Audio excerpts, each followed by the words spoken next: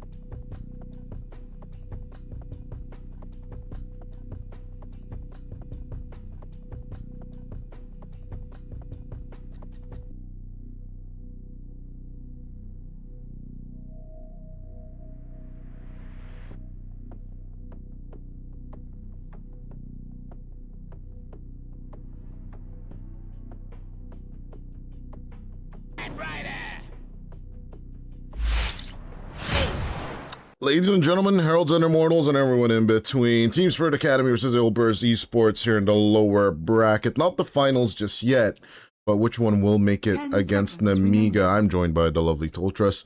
My name is Dodai, and yeah, they got really into it at pick number 2 and 3, right? They just roll through the second phase. As pick A team will be the puck against the Drow Ranger lineup. Yeah, I think we've seen a lot of the Drow Ranger, Dota. I think we've been seeing the Drow Ranger for like a few days now. It's a Drow Ranger and it's a Tiny. I feel like all of the teams now, the top 6, they just like these two carry heroes. But Ilbers do have the Axe against the Drow and the Puck. They have probably the best jump mechanisms to take the Drow out with.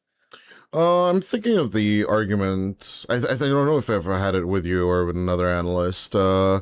The Drow and the Axe just don't jive well together. Like, in my mind, when they're drafted together, they have just this weird, the synergy or not. They just don't have, like, the two heroes together are not good. But against each other, I think the Axe has a really good catch, along with the Puck. But, like, correct me if I'm out of line here. Axe is one of the best offlaners against the Drow. Against the Drow. Like, you just put Battle Hunger on someone, sure, she can get that off her, but like her lane mate, which is more than likely going to be the Oracle, the lane partner, isn't gonna have like that great of a time.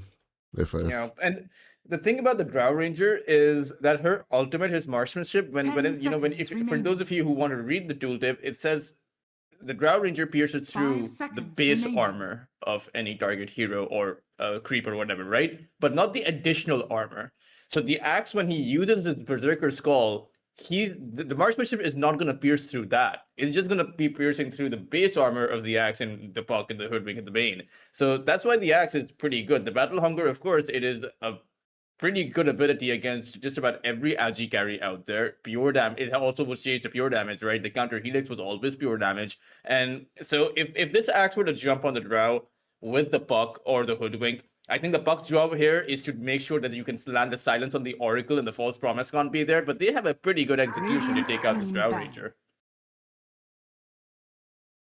Dire team pick.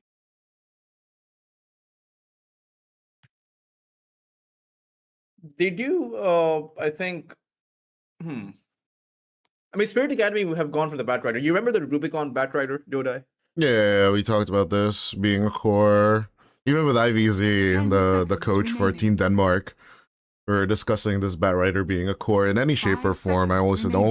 only mid. But he's like, trust bro. It can't be carry. Like, no way. You're messing with me. And then it actually worked. I was like, Yeah. hell no. But yeah, Radiant Ilburst with the pick team 23. They're gonna go the SF route.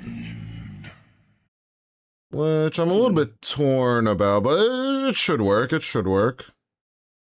Yeah, they don't actually have a strong offlaner on Spirit Academy, right? You have to send this Batrider as the offlane or the mid lane hero, 10 but seconds Bane remaining. plus Shadow Fiend destroys the Batrider simply because you can't Firefly 5 in. seconds remaining. If you get Nightmare, then you're gonna end up eating a triple raise, and it's hard. And Spirit Academy, they clearly want this Batrider plus Grimstroke combo, right? You see the Grimstroke, you're like, there's going to be an Inkswell on the Batrider, he's going to be diving in. Should be an easy kill for whichever carried Ilber's pick up, but this Bane puts a stop to all of those plans. I'm just wondering how Spirit Academy is now going to play around it. TSA, I'm not actually even sure. Do you need an offlane or do you need a mid lane? Because this Batrider could be either or. I don't know how well it fares against the puck, personally. But yeah, with the Huskar not addressed, actually, TSA could actually just go the Huskar route and try and wreck through the lineup as much as possible. What do you think?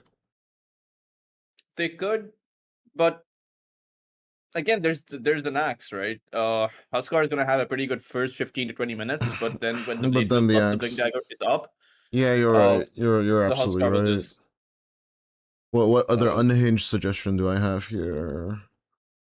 We would pick Leshrac, actually. That's what Team Hungary would do in the NC for sure. But don't you think there's also a pretty big lack of frontline potential? Like, where's the sustain on Spirit Academy's lineup? Like, No, who's no, actually? they need to go glass cannon. I don't really see any other solution here. Yeah, I mean, even if they were to pick a sustain-based hero right now, it doesn't really feel like their lineup actually holds together. Like, it kind of just feels like they're paper thin. Yeah, but this random team fight and go kind of deal, right? Like just throw in a Tidehunter or something like that is not going to work out for them. The good global solution was the Underlord, but I think Ponlo successfully addressed that by banning it. Other options. Let's think, Toltrus. We are smart. We both drove two teams to pretty high positions, but no. Other than these puck counters, basically, I don't really have any golden ideas. They go to Shaker up. 86 has done this before in previous seasons, and pun absolutely intended. It's a little shaky every time he brings this one out. He has a good lane, a really good lane, by the way. We'll give him that. But the mid-game transition to either the Blink or the Aghanim Scepter looks atrocious. And I mean atrocious. I don't know how I feel about the Earthshaker on as the core right now. I know that it used to be a thing. It used to be a pretty big thing, right? With nearly every team going for the Earthshaker. Not really all that much picked up nowadays, but I mean, I get the principle, right? The axe uses a Berserker's Call.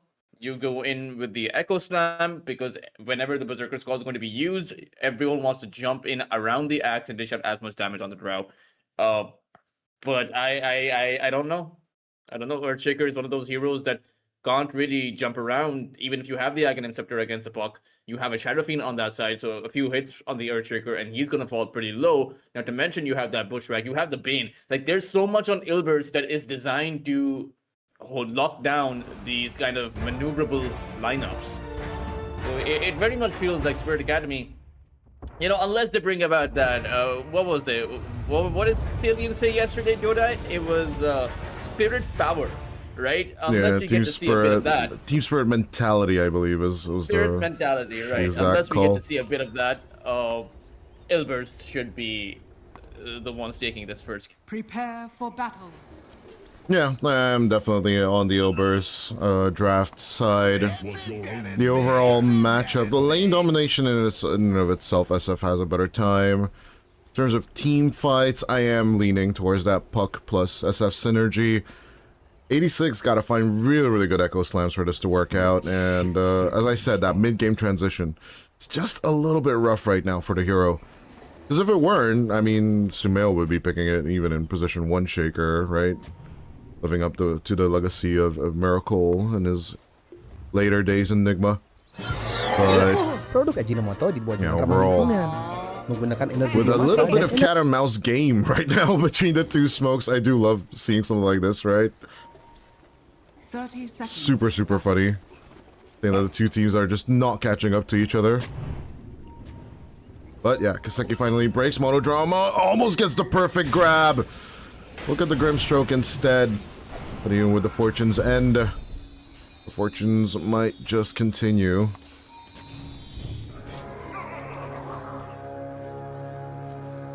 Yo, isn't over. Ponlo, you take a look at his position. He is waiting for the Drow Ranger. The battle Yeah, Shadowfiend, begins. everyone is nearby. I don't know if you can do this alone, but a nice little range creep grab or something like that could be what comes out of this. Saylin, hello there. How's it going? Pondo still not having leveled anything in his arsenal. What do we call this skin? What were the automaton skins called? Axe Automaton Persona. This is so vanilla. It should be called Mecha Axe or something like that, you know? Mecha Axe. Automaton. Yeah. But Automaton is... It just reminds me way too much of Helldivers. I'm not gonna lie. No. Mecha I like the key though on his back.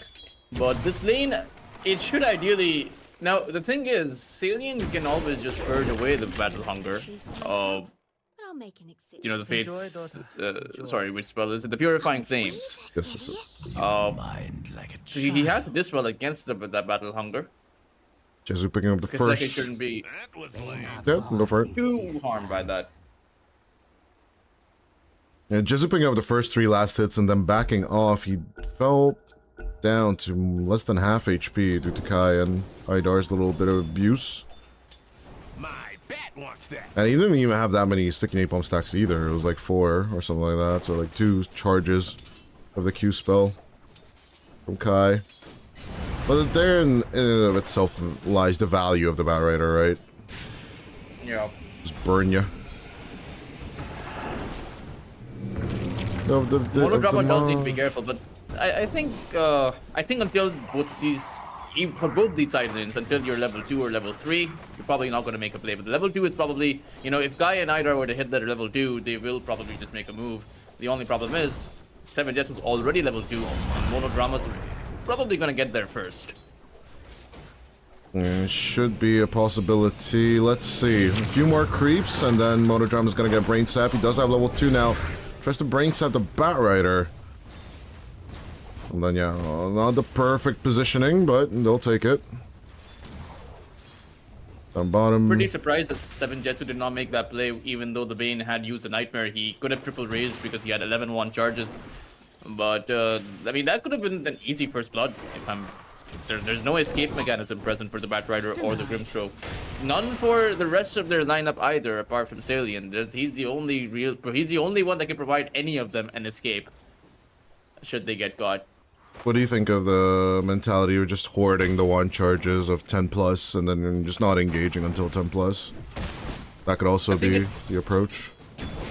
Yeah, I think it's a definite approach that most carry players also take. Most core players seem to want to go for that, especially when you're the defensive lineup, right? You want to bait. It's very easy to bait people in when you have several 1 charges. Oh, I don't because have mana. I don't have HP. Yeah, you would think that someone clicks on you to check, but it is surprising how many times someone gets, someone goes for a dive and then the dive gets turned around on them because someone just pops a wand.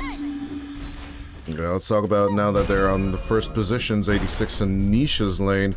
As you can tell, yeah, Shaker doesn't have a bad time on this mid lane. As first blood will be Idar up top. Good call it, but they did wait for level 3 and then Jezu just popped up the charges. Just burst through. I'm keep missing Bane first bloods, I'm not gonna lie. Like lanes where Bane is present. Brain Sap I just underestimate a lot. It's 160 pure damage, so it's also the fact that his Nightmare can be used at any time, right? Let's talk about it. Right now. Speaking of that nightmare, there's that raise. Good silence, nice long range raise, but the brain sap is not going to be enough for a second kill. Yeah, it's a hard lane. I mean, Kai has 8 CS. Dodai, that's going to be one of those lanes where Spirit.Acd, I mean, they might have the Spirit mentality. Ooh, Cillian finds Pondo. Found that little bit of Purifying Flames as Battle Hunger can be outwitted, of course, as you mentioned, with the Purifying Flames, as Butt Chick will also go down on another Purifying Flames to secure the kill on the Axe. Easy yeah, that's not good. dunkage. This is supposed to be, you know, as hard as the Batrider lane is on that top side, the bot lane is actually much easier. Pondo just died out of the blue. Axe saw that Pondo was dead and chose to still stick around. A big mistake by Ilbers that is going to cost them the entire lead they had. It wasn't that big of a lead, but the Batrider was just zoned out completely. Yeah, I think all we're truly focused on during the draft is the Axe versus Drow Ranger, but like the support pair, it's really, really hard to secure the kills on the Oracle, right? As you mentioned when the laning stage started. I'm not gonna lie, I might even risk impossible. Maybe now that the Bane is coming down to the bottom lane. But it looks more like strafe from Monodrama. Back and forth he goes.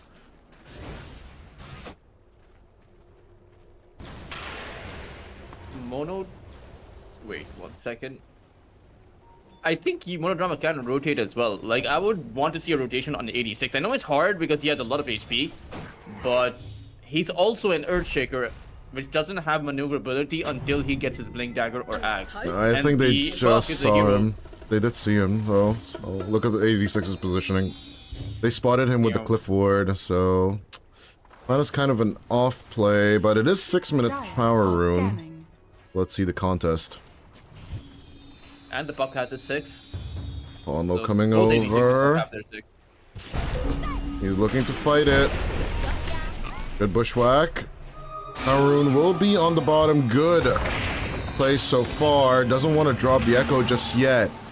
Niche diving deeper and deeper for the Oracle. Even with the Fate's Edict, that loser orb hurts like hell. It will be with the Waning Rift. He secures the kill, despite the Purifying Flames charges. Radiant's top tower is under attack. Nice play along with the Fate's Edict overall, but with an Arcane, it's kind of hard to escape the puck. Good Nightmare. Niche coming over. He wants to secure it fully. Goes in with the Illusory Orb, gets silent so he cannot Waning Rift, but with the phase shift, and of course, a few more right clicks, they will get the kill onto the Bane as well. Double support rotations and both the supports dying immediately. They regain what they had at the beginning of the game, and it looks like Jezu wants to go for the Shrine of Wisdom dive, and they will secure that double as well on Ilbers. Oh, they turned the gas pedal to the metal as they're looking to find Kai as well. Easy. What is this? This timing is massive. Kai? No, I think he was just stuck there. It's just the raises, right? Triple raise. Now he has level 4 raise. I mean, who's really gonna survive those 4 raises? The infused raindrops have a cooldown, right? One raise blocks the infused raindrops, but what do you do against the other 2 raises, which deal about 280 plus the stack damage? It's You can't Monodrama. do anything about that. There's that TP move in, but Monodrama does not get the Nightmare off in time. That's the neat part, Totros. You just don't do anything against it. You just die. Dire are scanning. Power of DSF, 22 baby. CS. Like, he's not doing anything for a guy. Now he is, or rather has, that recovery mechanism with that Firefly. You know, he has a lot of stacks in his part of the jungle. Just use the Firefly, recover back up, and eventually, you know, you talked about the timing for Ilbers. There is going to be a timing for Spirit.Acd. Radiant's top tower When that Blink is under Dagger comes attack. up for 86, when that Blink Dagger comes up for Kai, and when your Drow Ranger is farmed up. So you can make plays eventually. But around until 50 to then, 15 minute mark. the abuse just continues. Bushwhack, a nice ink swell in time for Maidar. Radiant's middle tower But is I don't know under if you're attack. gonna survive Dream Coil and Niche just chasing you. Haste Rune on the puck.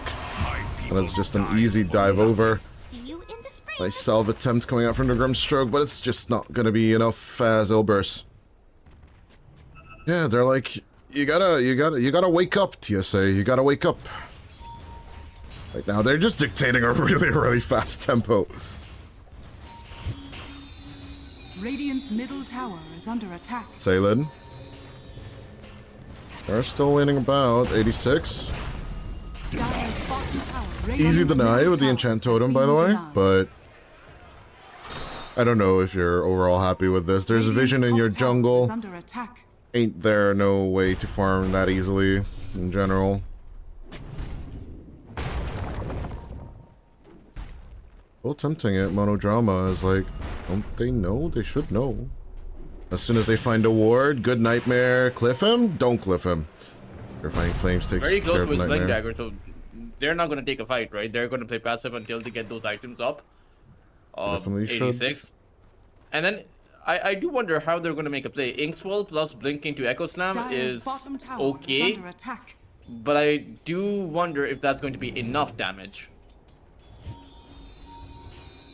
86. Oh, They see him fully. Good nightmare onto the back. Take the Oracle out of the picture. As they bushwhack him as well. They'll take care of Idar first, then take care of Salin. 86. Still not with the Blink Dagger, but he wanted to make a play. It's just under the vision of good old Ilburst. We're 11 minutes into the game, Teltros, though. Like, that's the kind of baffling part for me in general. I mean, it's this pick, right? The Earthshaker pick. It's great for the laning phase, but what happens when your side lanes suffer is that the Earthshaker can't do anything when the support rotations come in towards that mid-side and converge. Good silence onto Ponlo, but Niche moves on forward. They have Idar in the lock-in, but they kind of want Kiseki. Fate's Edict onto the Drow Ranger, as Niche is just dodging left and right with the spells, and the river will speed him up along. Well, that chick in trouble, but the axe will still get caught more than likely. Dream Coil onto the back.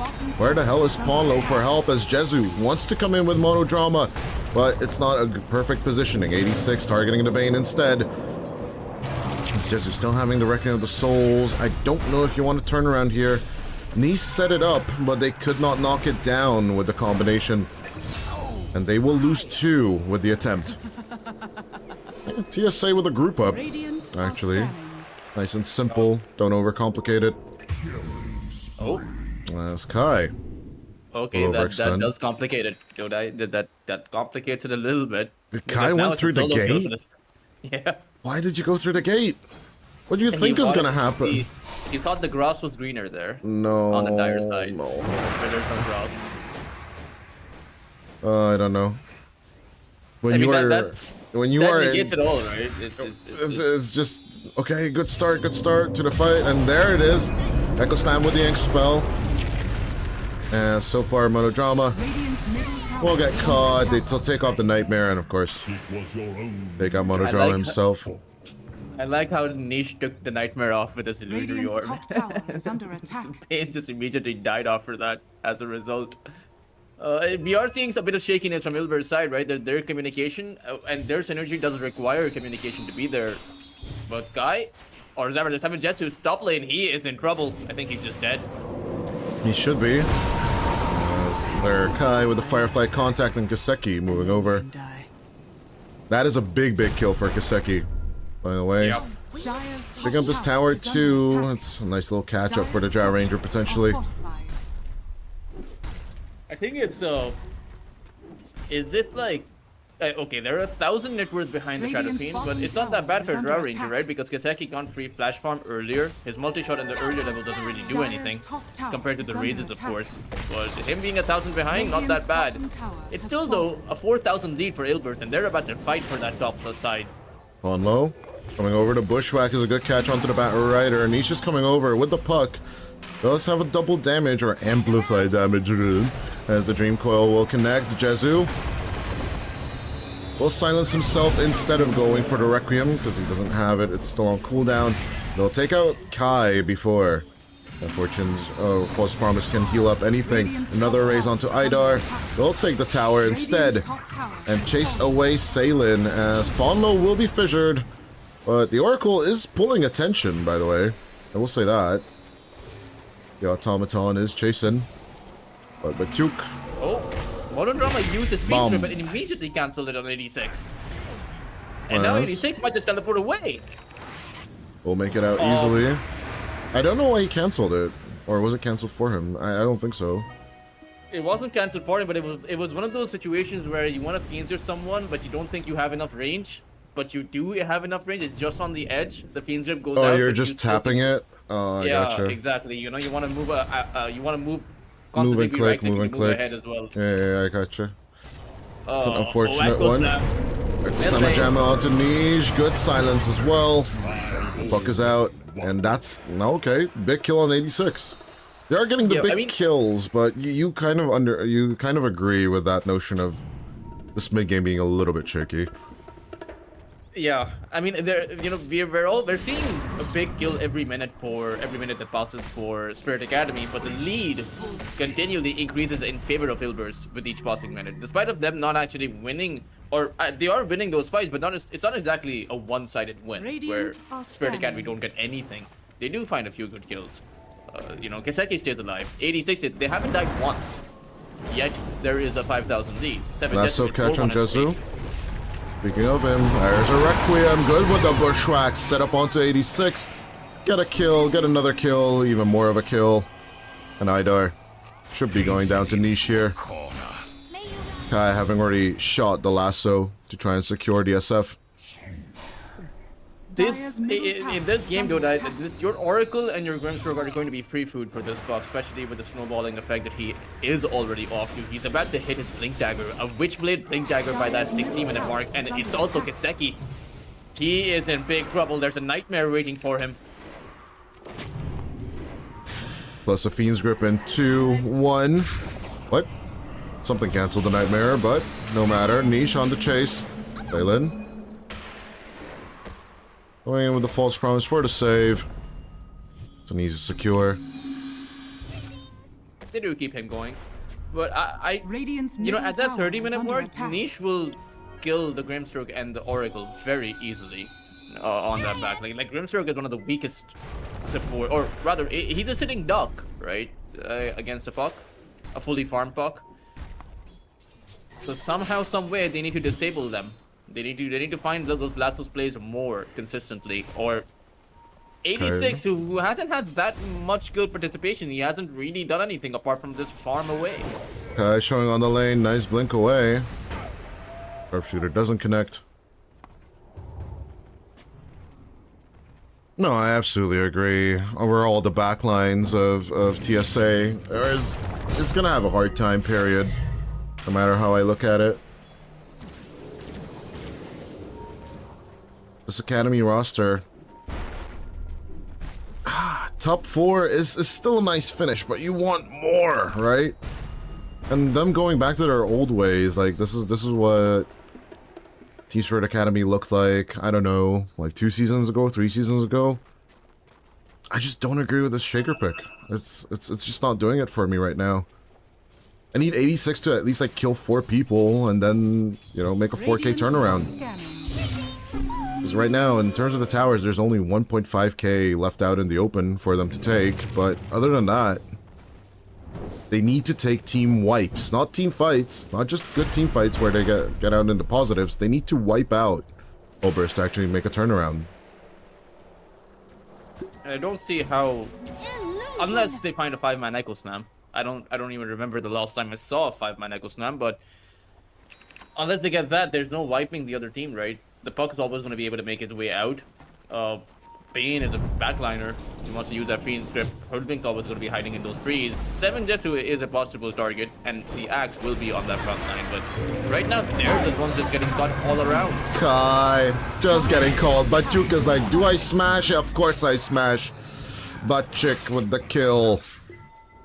Butt Chick killing the Batrider. That kind of sounds like cannibalism to some extent as Kiseki. Showing with the multi-shot, Monodrama with the fine niche with the blink and double gust.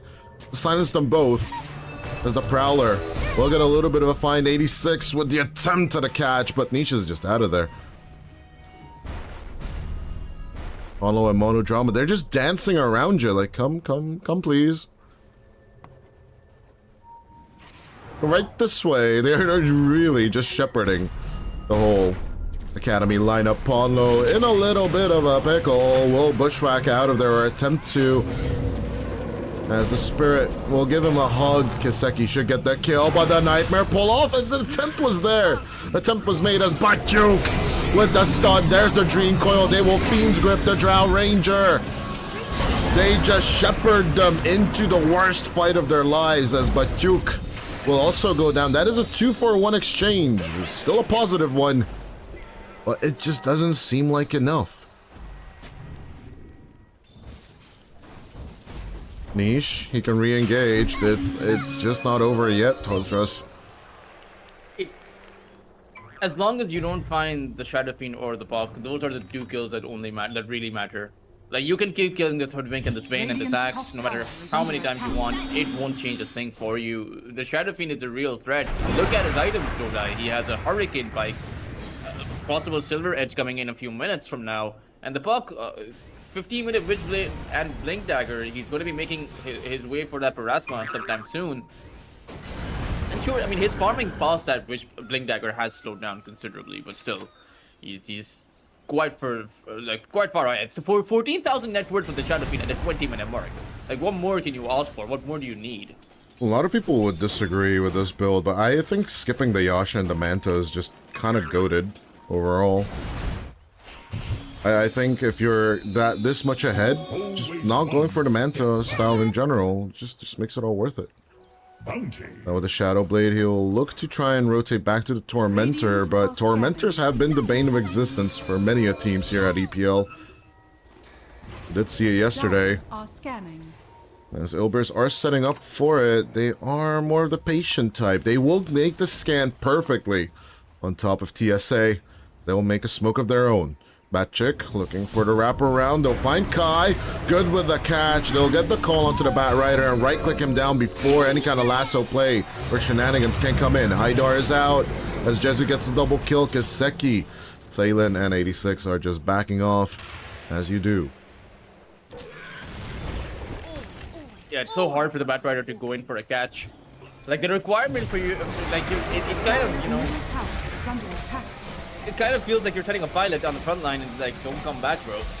Like, how is he supposed to go in with the lasso, drag someone out against a Bane, a Hoodwink, a Puck, an Axe, and a Shadow Fiend? Like, how is he supposed to make sure that none of the other opposing 5 heroes land their spell on him? He needs a BKB for that, but even with the BKB, what's to stop 7 Jesu from just right-clicking him down?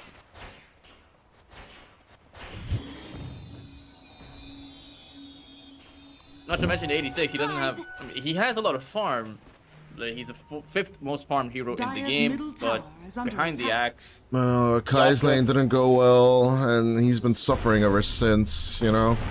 We talked about the consequences of your actions as Saylin just shows up on the lane and gets immediately deleted by Jezu. He's literally just free farming people. 9-1 and 5. It's insane. Yeah. 282 lost hits as well. Like, who's giving him all of this mana? I wonder. Sure, pup stats are great, but obviously, like, on the other hand, like, having this in a professional play at this level, it's kind of bonkers. Yeah, the only reason I've you know, warded off saying that this is going to be a win for Ilbers is that Spirit mentality has taken Team Spirit.Acd very far. Like, multiple comebacks in the playoffs against 20 or 30,000 leads. Can't be done. Yesterday, game number 2 was kind of a beaut to watch, right, from TSA. And it was there was a Shadow Fiend in that, if I recall. Was there?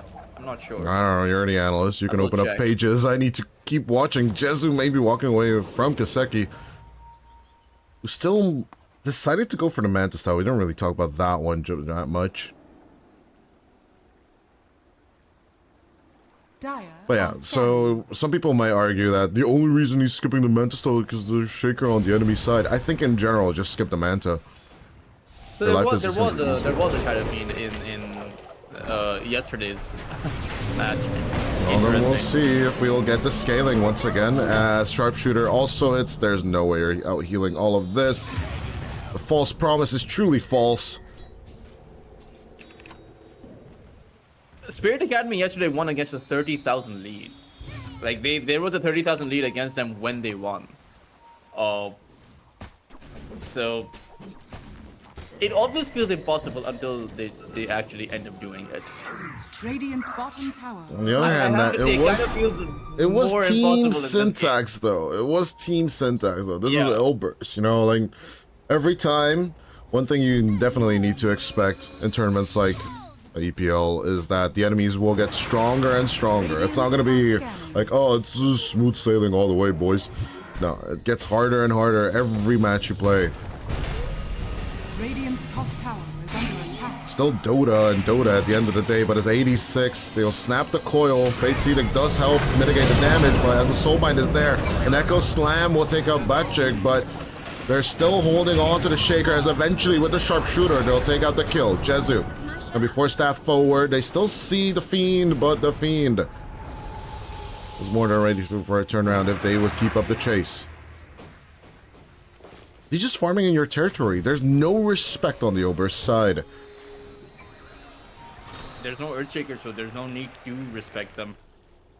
There's no, like, Earthshaker is the only one with the stun when Kai's Lasso is on cooldown. Sure, there's the Inkswell, but that's a build-up. There's no guarantee that the Inkswell will even pop before you're dead. Because 7 Jetsu, the amount of damage that he deals right now is just insane. 300 damage a hit.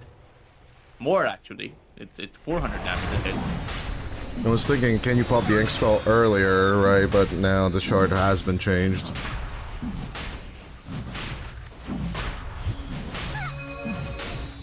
And they'll get Roshan for their troubles. No way to contest Roshan either. No Echo Slam available. They are particularly ultimate dependent as well. Like, they have a 75-second cooldown Lasso. They have a 120-second cooldown Echo Slam. And without those two abilities, they can't take a fight. Maybe without the Lasso they can, but certainly not without the Echo Slam. And on the other hand, the good old Dream Coil's cooldown is just too short. One of the biggest complaints against the puck is that it basically can teamfight every minute. Structures are fortified. And with the Ocarine Core, less so, right? It's even faster after that point. Oh, we're getting there soon. But yeah, that ever so loving Parasma is coming out soon enough, and then I mean, I'm seeing this itemization. Niche is actually prepared for the possibility of a good Echo coming through, so you did go for the Aeon Disc first, Tolchos. That was like super insured as the puck, isn't he? Yeah, I mean they have the Grimstroke Silence, Phantom's Embrace. They have the Lasso, they have the Earthshaker Echo Slam, and this Aeon Disc essentially means that no matter what you do, you're never killing this puck. Not with your initiation, not with your big ultimates. It's Monodrama. Quite the insurance policy. Niche going super deep into the back line. They get the call onto the Drow. As Kaseki will manage to force Staff himself out of there, but Bonlo finds the angle with the Sharpshooter. All they have to give up for this is Monodrama, and they're absolutely fine with this. That was without a single hit of the Shadow Fiend, mind you. Like, 7 Jetsu wasn't even there. That was just the puck and everyone else going to work. Jezu going for the approach. Batyuk. Interesting call. Radiant's middle tower is under attack. Yeah, easy turnaround onto the second tier 2 tower. Radiant's Two of those done. Mind you, Team Spirit Academy got that W against the 30k net worth lead at minute 57. So 30 more minutes at least of this game, right, Tolchos? Yeah, but it's also different the earlier the lead is, right? I mean, a 30,000 net worth lead at the 50-minute mark is a lot different than a 15, 20, 20,000 lead at 28-minute mark or 30-minute mark. Like, the 30-minute mark is when your Drow Ranger doesn't have farm. Meanwhile, the other Shadow Fiend does. Like, there is a 7,000 net worth difference between the two carries right now. And, make it 6. Math is still hard, but yeah. They need to drag this game out, but how do you drag it? Good question. What about dragging Monodrama? That's a start. That is definitely a start. Even if I fall, the earth will But he is also just a support. Like, how do you get these? How do you get this Radiant's fuck on this courier SF? has been will killed. hope that is What? enough. He's going for a Yasha. Oh, Yashikaya, my bad, of course. It's the standard build on the Shaker now. Brought to you by no other than, Radiant's top tower Literally is under no other attack. than 86, right? Because I don't see anyone else. No. This Say the build was secret. actually not developed by him. It's But developed it by is good old now Navi only Jr. him, though. I do wonder how that's has true. the Earthshaker been played at EWC? No, I don't think so. It doesn't ring a bell, but maybe Socks or an FY Shaker came out, right? But we just don't know about it.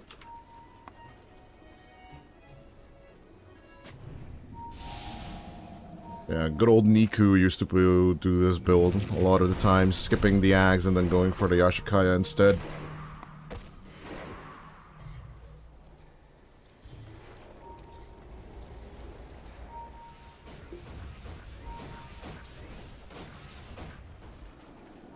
Let's see. High ground is always going to be hard because, again, we have had nothing but Drow Rangers, SFs, and Timies for the past 3 or 4 days, so we've had plenty of those high ground defenses come about. Radiant's top tower is under attack. Last tier 2 tower just absolutely taken. 30 minutes in. 24-14.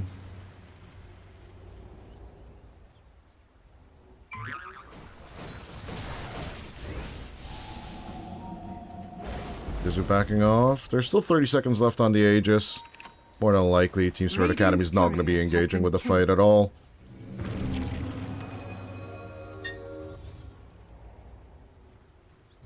$16,000 in the lead.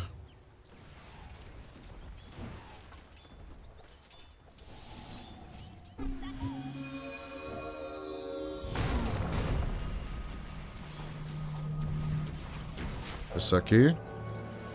Thinking of the Hellbear Smasher, but sticking around on this high ground, I just don't feel safe. Now, the lead has stagnated. Like, it's not as if they're, growing the lead. And that's surprising because Ilvers have control of 90% of the map. So despite of that fact, the lead has essentially just been drawn out, stagnated. And if the Drow Ranger can just farm away in these circumstances, as Kiseki is, like, he has his entire team huddled around him, on those front lines while he's farming away the backline spaces, then maybe, eventually, you get to a potential comeback. But it will always be a potential comeback until you're ready to make a move. But it seems like they are ready to make that move. But it can't be on that Smoke up, buff. they He find has an A niche. on this. They'll still manage to try and attempt it. They are sitting with the AoE spells. The Echo will be committed as well. And they'll find the big kill on the puck. Radiant's bottom tower is under attack. Once Things again, I learn it's a every day, start. though, that the Phantom's Embrace, it sticks around on the buck even after that strong dispel. Well, it's, I mean, any kind of dispel against the Phantom's Embrace, it latches on, just like Beetles, right? From the Weaver.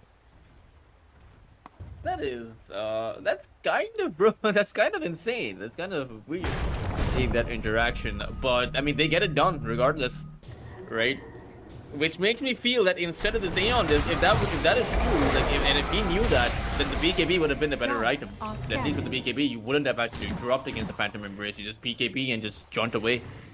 But it is a more costly item. I mean, it's 1,000 gold difference, but it's not that high. It's fairly certain that the Phantom's Embrace just keeps joining on, but I wasn't 100% sure, so that I didn't want to, put myself in that position of, see? But yeah, no, overall, despite the Neener effect, Team Spirit.Acd are not continuing the massive aggression. They're very, very defensive with this ball right now, aren't they? Yeah. A lot of pressure on Echo Slam, Kiseki right? here. True. Like, it's in order to get these kills, they have to use one big ability, and then they have to play passive because they've used that big ability.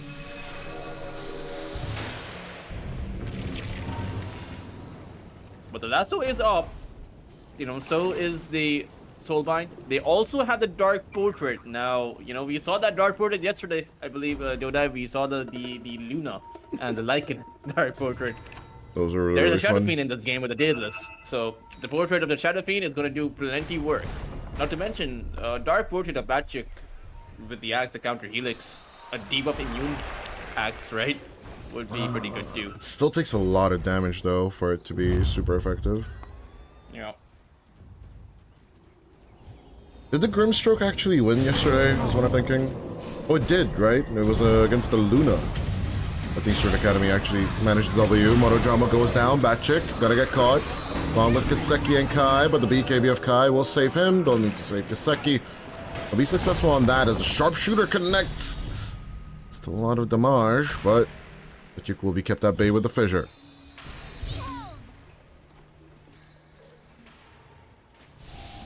Burst. They wanted a fast finish, but getting to that high ground is proving to be a little bit cumbersome. And this is how the Spirit mentality turns things around, right? It seems like they form a brick wall. You know, like They you shall not hold. pass. You, Like, they hold. Hold until you see the white of their eyes. you know, the spirit of Gandalf just infused in them at that point, and I do wonder how are they supposed to win this game? Because you have to go high ground at some point, and you have to go through the Drow Ranger at that high ground at some point. It's all about Batchick making the catch, isn't it? Like, even so, Berserker's Call cannot be dispelled, I believe. Right? Yeah. No, So, overall, it's just a good BKB call onto the backline. you know, the real problem isn't that Drow Ranger on that high ground. I mean, sure, the Drow Ranger packs in the most amount of damage. The real problem is that Oracle. And it's impossible to actually catch the Oracle on that backline because you take a look at his cost range and he can essentially sit in his fountain because he has a Blink Dagger. And if the axe were to go on a Drow, or anyone, if anyone were to go on a Drow, then Salian can blink out, false promise of the Drow, and suddenly you're stuck on their high ground having overcommitted. And you're dead. Soldiers, you definitely know this information. How much saline does a hospital use per day? Like, just a quick estimate. That's a very interesting question. I'm not actually sure. I got so, like, when I had my surgeries, I got so much saline. It's insane. They were definitely very. Kai, easy catch onto the back, dear audience. Yeah, but it's not exactly a big kill. I mean, sure, it's an offlaner, but That's something. how many times have they found that kill? Your And poor to be Kai. fair, lives on. it does enable them to go inside Roshan because I don't think you're going to drop an echo here. Yeah, you have the numbers advantage. Maybe if you'd have like a support that could provide the range or like a setup, would be a better one. But yeah, you have Ink Swell and False Promise instead. Look how quickly Roshan falls too. Even if they wanted, they couldn't come in. Okay, but surely like the amount should be like in hectoliters, isn't it? Right? I don't even know what a hectoliter is, Dodai. What? You don't know what a hectoliter is? I know what a hecto is, like 6, right? So it's No, like 10 to the power of 6, no. Hecto is 100 liters. There's definitely more than 100 liters of saline every day. Even though 100 liters is actually a lot. But 100, how much is a gallon? A gallon is 4 liters, right? A gallon is like 3 point something stupid. We don't use American. This is a European Pro League, bro. Imperial units, get that shit out of here. Hell no. So it's probably around like miles and feet and pounds. Get it out of my stream. It should be 1,000 liters every day of saline. at Just a least. ton of saline? Wow, interesting. Yeah. Yeah, like I use 1 saline ton. for everything. Yeah, 1 ton of water. Sometimes I would is use saline to wash my face, man. Like, a why metric not? ton. What? Legit? That is insane. Salty I'm water kidding. on your face? I'm kidding. We don't use it. I don't for even that. know the components. I mean, it's saline is just water, man. It's just sterilized water. Wait, no, it's distilled water? I thought saline is like water with minerals. It has a very specific, what do you call it? Mineral composition, I'm guessing. Yeah, and Radiant are scanning. Acidity, Oh, I'm I'm forgetting. guessing. No. I mean, yeah, it has all of those things, but it has a very specific what you call. I mean, it just flew off my mind. But maybe I'll remember soon, hopefully.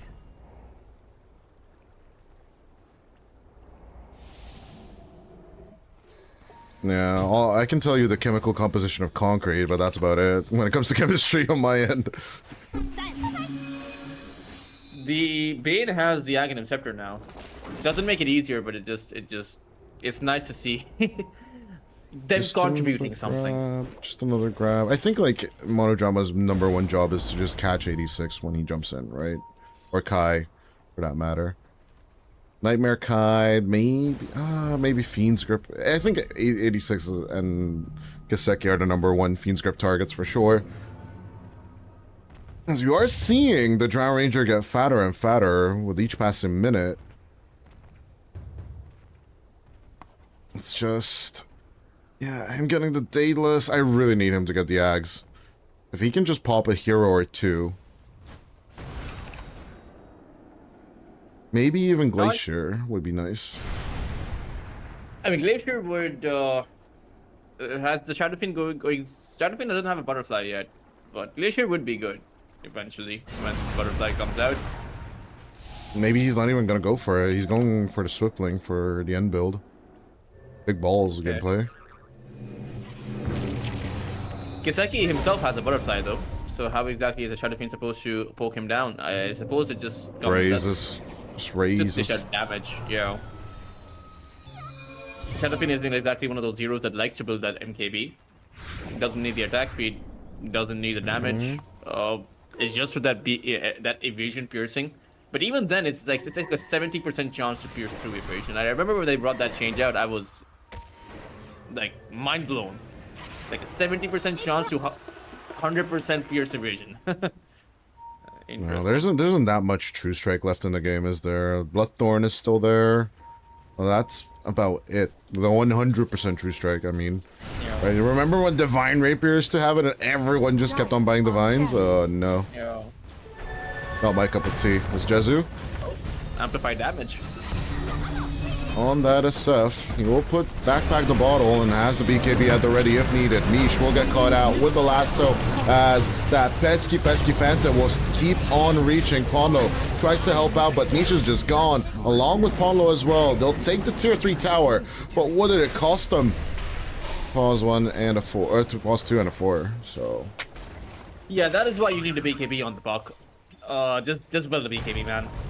BKBs with a silence. He refuses. Good. There's that catch. We talked about the Fiend's Grip going out onto the Bat Rider. Kai underestimates it. They go for a silver. Hey, I mean, it's just the silence, right? It lasts for so long. 5-second duration. And the buck, he's trying to break apart the silence, but just build the BKB and you won't have to worry about that. 9 attacks to destroy it. That is the big crazy part for me, though. Yeah, it's just he just trying to right click it down, and it just doesn't work. The item that goes through, I don't even think he knows. Otherwise, I don't see why he would build the A on this and instead of the BKB. Like either pucks for their third item after the Witchblade and the Blink Dagger. Historically, they've always gone for the Blink or the the A on this or the BKB, and it depends which one you go for. Maybe he truly thought that, oh no, I can phase shift out of this in time. I should be fine.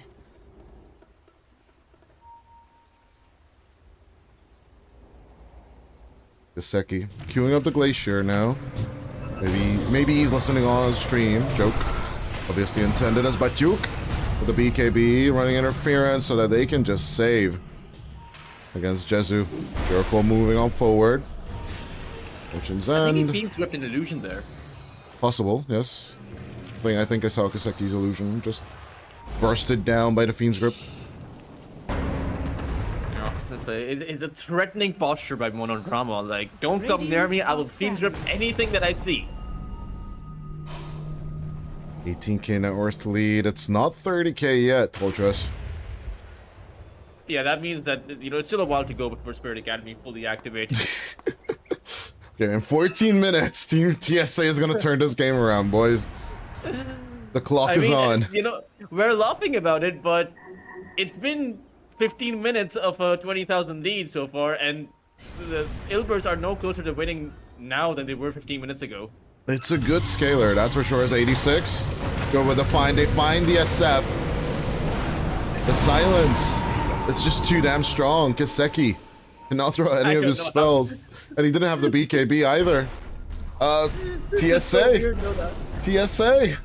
TSA. TSA. It's this even run chantable. needs to be documented by Dire's TSA. middle tower Like, is under attack. I they're think like- they play worse on purpose. Like, Fortified. they're like Super Saiyans, right? They don't Radiant's courier has they been don't killed. go Super Saiyan until they need Dire's to. middle You know, tower is until under attack. Gohan is about to get Radiant's pummeled to top death tower by is Cell, under attack. he doesn't Dire's need to middle go. tower has It's legit an fallen. anime. The whole TSA run is an anime. You know, we're like, nah, they're not gonna win this one. Nah, they're the academy Dire's team. middle Nah. tower is under And they're attack. like, no, they're Narutoing the whole tournament, being like, hold my beer, boys. We ate some ramen. Let's go. I talked with the old frog sages, and now I have the superpower of my father and his father.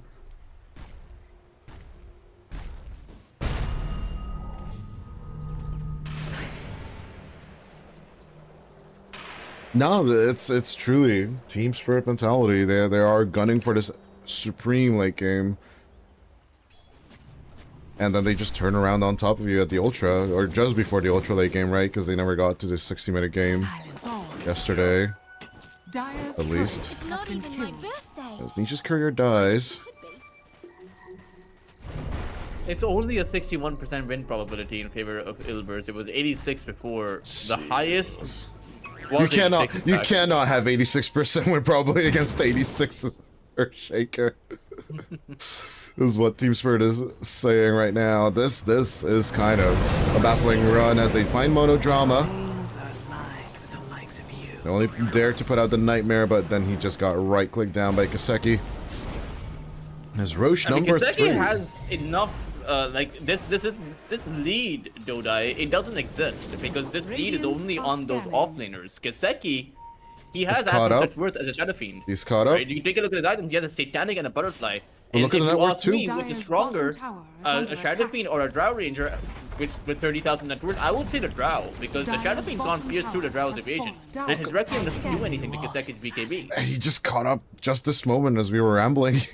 Dire's top tower Kind of is under bonkers. attack. Okay, Kai could stay inside the pit, but Yuk?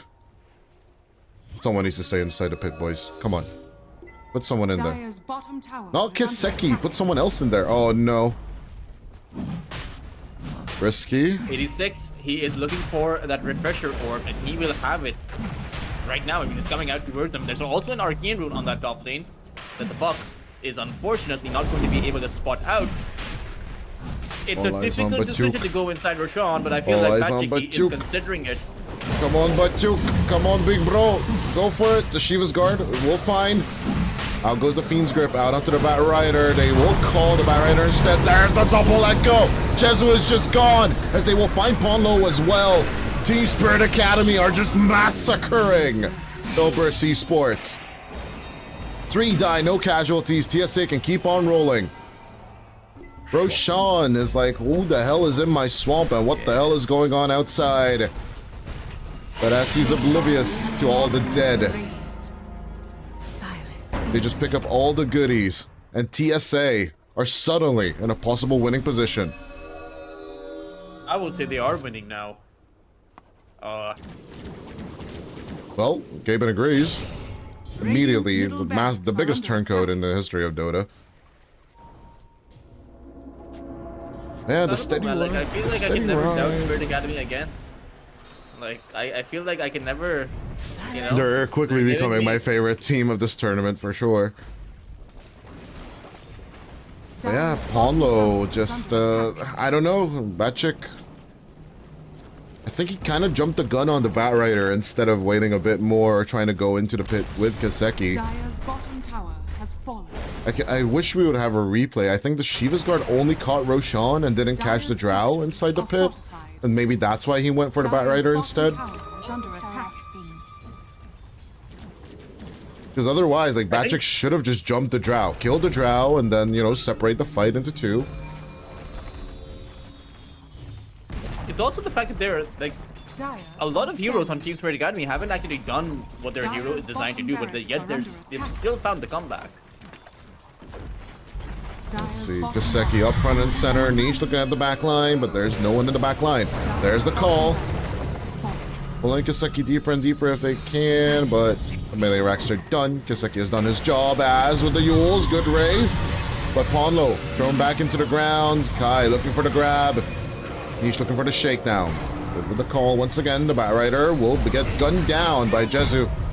As Niche jumps up forward, gets the Dream Cold. Multi-shot does not catch out the puck as Ponlo comes in from behind. It'll burst. They are ready to teach a lesson. Aegis is gone as 86. They are trying to keep a distance on the Shaker, but as they surround Radiant's top Kaseki, tower is under attack. 86 is not looking for the angle anymore. Oh, 7 Jetsu! He's 1v5! Kaseki getting Jezu out of commission for 97 seconds. I was looking at 86. They actually managed to turn it around with the Satanic for a little bit. Takes the carry with him.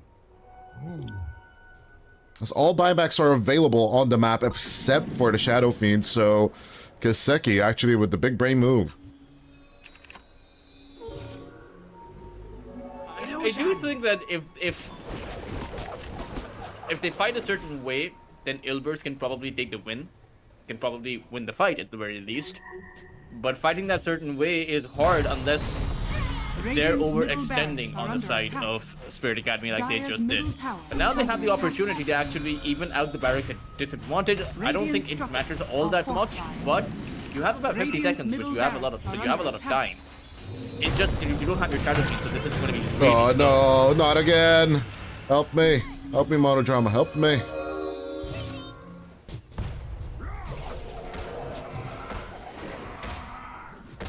So, yeah, maybe taking away the mid-racks would be a little bit nicer, right? Mid lane is the shortest lane. That could have helped you just a little bit of pressure. But overall, all this... I mean, Kaseki taking down the Shadow Fiend as he went down is that's just the golden play. That's the golden play here, yeah. Kind of sad we missed it off camera, but yeah, Satanic is golded. Not just the player in party vision, but the item itself. It's funny how the Shadow Fiend had a Radiant are Satanic of his own, scanning. but it's just I think it's a difference of the butterfly, right? Because Kaseki had the butterfly, a few hits of the Shadow Fiend are going to miss, and so you won't be life stealing as much as the Drow Ranger will. So despite of it being a 1v5, the Shadow Fiend dies. Yeah, Jezu still not feeling the force of actually having to build that MKB. At all. Yep, with the Swiftling play. And it is the better positioning option, right? And positioning is important against heroes like a Shaker. And a Batrider, of course, so... They're coming in with trouble. Niche is gonna break it. Good catch onto the puck, as they'll just delete Niche. Matters not to me. 100 seconds without the puck, but overall there's buyback available on the Fairy Dragon. Radiant are scanning. TSA inching off Kaseki. forward. Going in for the grab. That chick. They went for the Oracle instead, but the Undisc will proc through. Niche ball back for this. But can he get the back line? He is doing a lot of damage. Ponlo coming in from behind. Idar. The Echo will go out onto Ponlo instead of bigger targets. Refresher still available. Niche still moving forward. Grabs Kaseki. Good old Conjure Catalyst is doing the work. But as Niche finds 86 and Kaseki, Satanic activated by the Drow.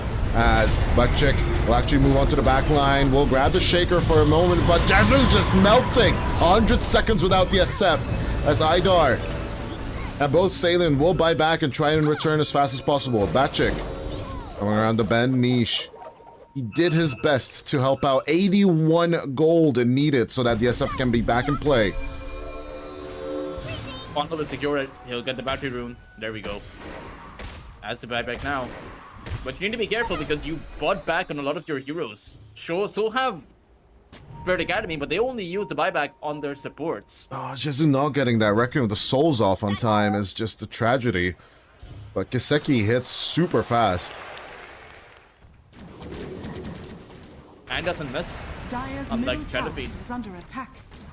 Dire's structures are fortified.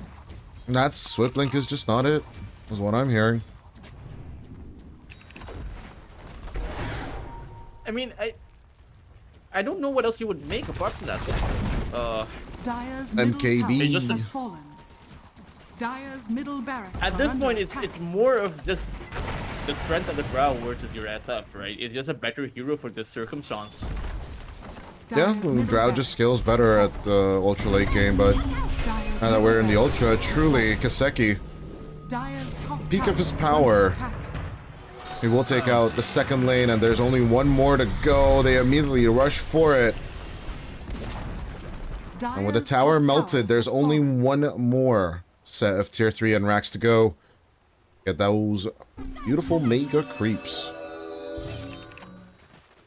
3 buybacks still in the pool for the TSA lineup. Team Spirit mentality is truly, truly winning right now. Jesu up front and center. As soon as he's away from his team by like 600 units, I'm Dire scared. are scanning.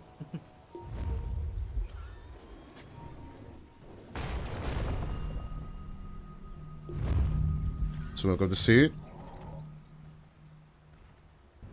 Kai, with the break, tries to catch Monodrama, but Monodrama will blink forward. Niche getting out of the play as the Echo Slamma Jamma goes through. The Bane is out of play for 82 seconds. Yezu, you need to get those heals, you need to get those plays. As the SF is stunned, destroyed. 100 seconds without him, needs 200 more gold for the buyback. Once again, the inches are what are missing on the Elburst side. Team Spirit Academy Dire's middle with a tower is under 45,000 gold turn. Maybe it was a little bit less, maybe it was 35,000. Doesn't really matter. Kiseki will go for the grand finish. Takes out the tier 4s with ease. As Niche, he just doesn't have an angle. He needs 20 more seconds until the Dream Coil will try and make an attempt with the illusory orbs, but it's only him and Ponlo left. No more fortification. Ponlo with a pull. They'll try and burn them as fast as possible, but Ponlo, there's just not enough HP. Kiseki, forced to survive with the false promise. Batchik types out the GG. As the Ancient will fall. Ilburst had this game, but it's gonna be 32-32 as Team Spirit Academy ensure victory in game number 1. Yeah, that's the type of Spirit mentality I have to say. I'm not sure. I can't go up there anymore. But again, just a representation of what Spirit.Acd does best, or what they have been doing in this playoff each and every single day. Right? You mentioned that it was against Syntax. Turns out that they can do it against better teams as well. Ilbers are definitely a cut above Syntax in that regard. I completely agree with you there. But just holding on mentally is a task on its own side, and I do wonder if this is a strategy or if this is just a situation they find themselves in. Like if they're just weak in the early game but really strong at the mid game. But I think sooner or it's later, that teams strong are going to that figure it out, right? There's no way this can be done consistently for a they really can't long keep time. getting away with this. You know, as the meme goes. But definitely. Team Spirit Academy, just this is like the 4th or 5th game I'm casting with them this season, where it's like surely they're gonna be falling out of the scale, and then there's this early game or late game rollout that they just cannot follow with. But apparently they're just built different. Team Spirit mentality all the way.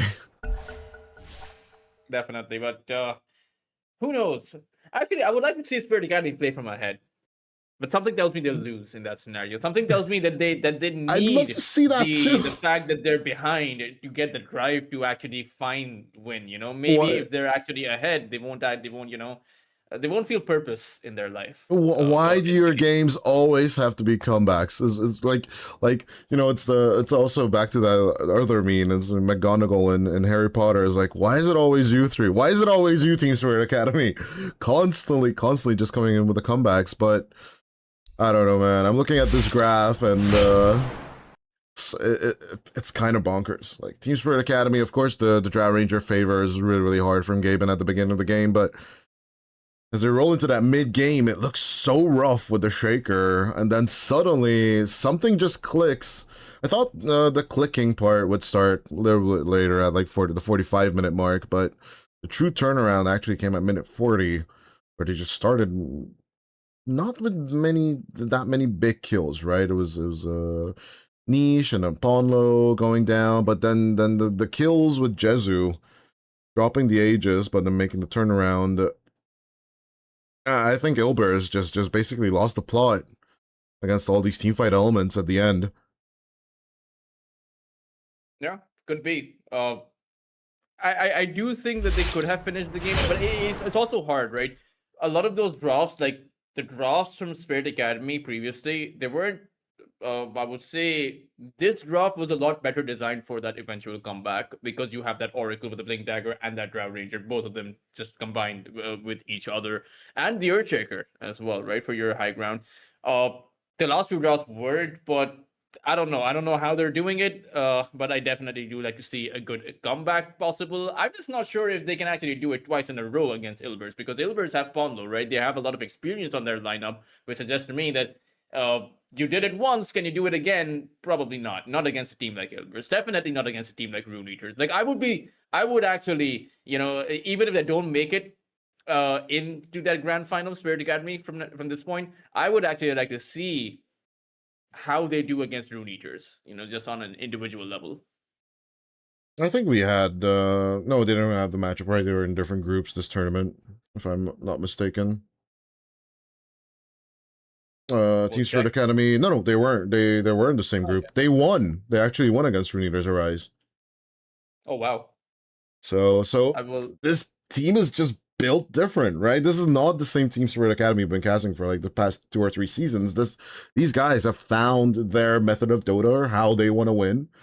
It's a little bit sloppy, it's a little bit comebacky, but honestly, I'm here for it. I hope the audience is here for it as well. As possibly we'll have at least one more game with them, but it could be 2. It could be 2, Ultras. But yeah, we'll see you guys right after the break in just about 5 more minutes. And yeah, Team Spirit.Acd take game number 1.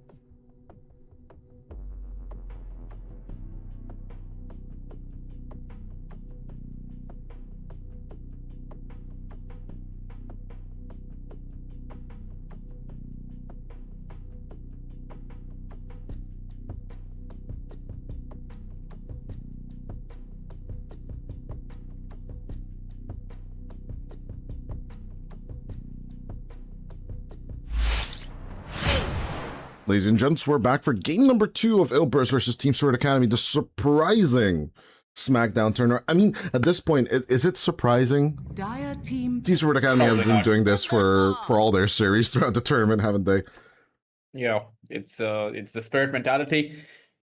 Although this time around, they're picking up heroes that like to play from ahead. They're picking up heroes that want to snowball, like a Timbersaw. Like a Timbersaw that's behind doesn't really do much, especially against the Drow Ranger and the Snapfire. The Timbersaw, his chakra, his his 5 armor seconds remaining. is in the form of base armor, not bonus armor. Or actually, I'm not exactly sure about that, but I do believe Drow Ranger is one of the better heroes against the Timber, especially that Radiant switch that Gus team will silence you down too. So I'm very surprised they go for that.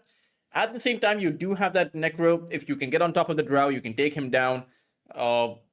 It's still Reaper Sight versus False Promise, right? That you have to keep in mind that interaction, since the Reaper Sight isn't an instant ability, it first latches on you. You can 10 use the False seconds Promise to keep someone remaining. alive. So I do wonder if Ilbers will make use of that. The same draft that 5 Spirit seconds Academy had. remaining. It seems like Ilbers really like that. You are following that line of drafting for sure, Radiant but team banned. is Niche thinking of the mid Snapfire, or is he even considering? Okay, Batrider for sure. I'm pretty much convinced. But Snapfire mid against all of this doesn't Dire team seem back. like the right choice. You could have a Batrider offlane with a Snapfire support, right? Pause 4 Snapfire, pause 3 Batrider. Because you have a Necrophos, you already see that. It's not as devastating of a lane compared to the Bane plus Shadow Fiend, right? There's no big threat 10 against the seconds Batrider like a remaining. triple raise combo. There's only the Death Pulse. So 5 assuming that is what seconds Spirit remaining. Academy are going to play on that carry role, they could still send the Necro on that mid side. But Necro versus Batrider in a 1v1 lane is too heavily favored for the Batrider. You need your supports beside you. So we'll see how that Radiant goes. A team Snapfire banned. mid could be a possibility, like you pointed out, but I kind of feel Dire like team you banned. wanted, I don't know, a different mid laner. Yeah, some laning reason. the Snapfire with the Batrider, I think sounds fine, and I agree with Team Spirit Radiant Academy's team bans, right? Like they're taking out mids out the wazoo. Sure, put like a different position 4 if your original idea was to put Snapfire on the mid lane. I think they have an idea as to what they want to lane into the Grandma Cookie. 10 seconds remaining. I think they 5 should, seconds or rather, remaining. they ought to be going for. I don't know. We've seen a few Earth Spirits here as well, but that's been banned out, right? So the only Spirit hero that's remaining is the Ember and the Void Spirit. So you could go for either one of those. I think the Ember is pretty good here against both the Necro and the Timbersaw. You know, those Searing Chains are going to come in handy. You Dire already have the team Oracle with the Root. You have the Silence. But no, Ilbers will go for a lot of magical damage at the back of a Drow Ranger with a lot of physical damage. Let's see what Spirit Academy will opt into. Huskar is pretty good against the Leshrac, so is the Viper.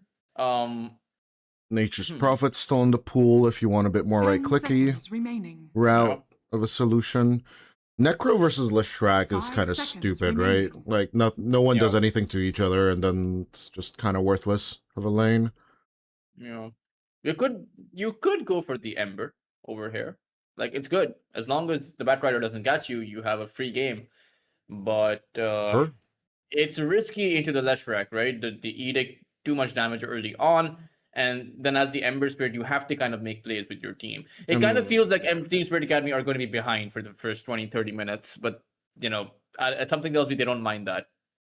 Kind of feels like a lineup we casted yesterday as well, right? A lot of heal, You may now but there's not select enough your right clickage overall. And now, yeah, Summer Bear, right, had this very, very heal-oriented draft. And then Ilbers was like, sure, have as much heals as you want. We have the right-clicking hero that will basically destroy everything. And This is a pretty bad start game, though, Dodai. This is... I think it's kind of weird. I don't know why Kaseki went for this one. Yeah, there's the Drow Ranger on the opposing lineup that can silence you down, and the amount of damage a Drow dishes out, Stark can't match that. Monodrama playing the Oracle has a Disarm, Snapfire Cookie, Mortimer Kisses, which means that you can't, even if you're in your Shadow Dance, your AoE heal, the AoE damage is going to outpace your AoE heal. And then you have a Batrider Lasso, which is always great against a Slark, and a Leshrac with so much AoE damage. Like, this is why every single one of Hilbert's heroes are good against a Slark. So it is surprising why the Slark is picked in this scenario. But maybe they know something that I don't. Well, Tortoise, it's fine. Just answer me this, though. We are 50 minutes into the game. Which team has the ultralight? That's what matters here, right? Nothing else matters for Team Sword Academy. It's just the late game. Like, But why have we not? We need to learn this lesson, Tortoise. No, they will hold. They will hold for 40 minutes. Even if they do, the Slark is pretty bad in that at that 15-minute mark against a Drow, right? That's the problem. Like, the Slark isn't exactly an ultra late game hero. It will have 69 essence shift stacks, and it will kill everything on them. I don't know, man. I don't see the future, of course, even though there's an Oracle in the game once again. But in all honesty, I kind of like that Ilbers were like, yeah, give me your draft, and then we'll see what will happen at the end of the day, right? But obviously, I also do wonder what kind of itemization the Slark would go for. I don't know why the Slark is being picked in general. It seems like such an ass hero, but I can't. We said this before we went to the break, Toltras. We can't not doubt TSA anymore. We're gonna be on. I find myself doubting them. Like, I have serious doubts about this. Stop doubting TSA, bro. If you want to ever make it, if you ever want to make it to the US and make it through customs, you cannot doubt TSA. If this was a Grandmaster Slark, right, then maybe things would be different. But he's not. He's a bronze. He's barely bronze. That's gold. What are you talking about? That's gold. Okay, it is gold. He's level 13. He's fine. Barely gold. But he's got like 2 immortals. He's got the taunt and the shiv. Speaking of, you still haven't played the minigame with the shiv, right? No. The jumping Slark minigame, the most useless thing ever is literally the shiv. Just get rockets, is all I'm saying if you want to get the 30k. Adios. Wait, is it a carnival? Yeah, the audience will know what I'm talking about. You know, you deadlock players don't know a this play. No, I'm just kidding, obviously. But yeah, JK dubs. You know, one of my play the carnival. It's fun. Is remember the Skywrath or the Vengeful Spirit comic that came out? What was it called? The Crownfall. Back in the day. Crownfall. I didn't read a single page of the comic. How dare you? You didn't play the events at all and nothing? I did the entire Crownfall, but I didn't read a single page of the comic. Okay, this comic though wasn't that super special. It's basically Legion Commander invades Hoodwinks. Oh, spoiler alert if you never read the comics, idiot, just mute the stream. So basically it's just Legion Commander invades Hoodwink's home, and then Hoodwink and his partner get caught. His partner says, I will tell you all the positions, I will tell you where the resistance basically is, right? Because like Hoodwink is like basically an eco warrior or like, you know, protector of the environment. That's the nature of the hero. The Legion Commander is like, yeah, I will torture this little Hoodwink, and then takes him into the forest. And then a mechanical kobold shows up and captures them. That's it. Presumably captures them, because even the capturing isn't shown to us. The first scene in the carnival train is basically that they wake up after being captured. I'm very proud of you. You know, Dodai, based on that kind of story, now I know why Dragon's Blood was so mediocre. You know, I can tell you if League of Legends came out with a comic, it won't be that bad. I can tell you if League of Legends came out with the comic, I would probably read a few pages, man. And not because I like League of Legends. I hate the game. But most derivative story ever. Arcane versus Dragon's Blood, bro. Like, I would still say I would say both are kind of trash, I'm not gonna lie, but obviously I'd say Dota's better just because I love Dota more. But on the other hand, like Arcane Season 1 didn't do it for me. Season 2, yes. Season 2 of Arcane is yeah, like that's League of Legends, thank you. But Season 1 of freaking Jinx being called Powder, like powder your nose, you stupid idiots, like holy shit. It's so derivative of a story. And it's in the character descriptions of the two heroes. I really hated the story of number 1. And Season 2 was so much better, like way more focus on Echo. Way better focus on Vi and her relationships back and forth, right? I'm still waiting for the new Warcraft movie. I actually don't know if there's. Going You to be a new one, think 2 is coming out? I liked 1. I'm gonna tell you. I'm gonna say I like Warcraft, the first movie. Yeah, they had this statistic where they showed like the percentage of people who like Warcraft the movie, from the general audience, and versus the percentage of people who like the movie based like for the percentage of Warcraft fans that like the movie. So the percentage of Warcraft fans that like the movie was a lot higher than the general audience.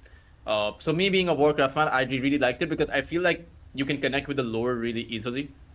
I'm a Warcraft fan. I'm a massive World of Warcraft hater, so I'll say that. But in general, yeah, Warcraft is a nice lore when it was managed well. So No, just obviously, I'm just waiting for the other shoe to drop as we're stuck in this pause. But yeah, when a Warcraft movie could be nice, I would definitely be in. I would subscribe, like and subscribe for sure. I don't like and subscribe. I some occasionally like, but I never subscribe. You know, it has to be.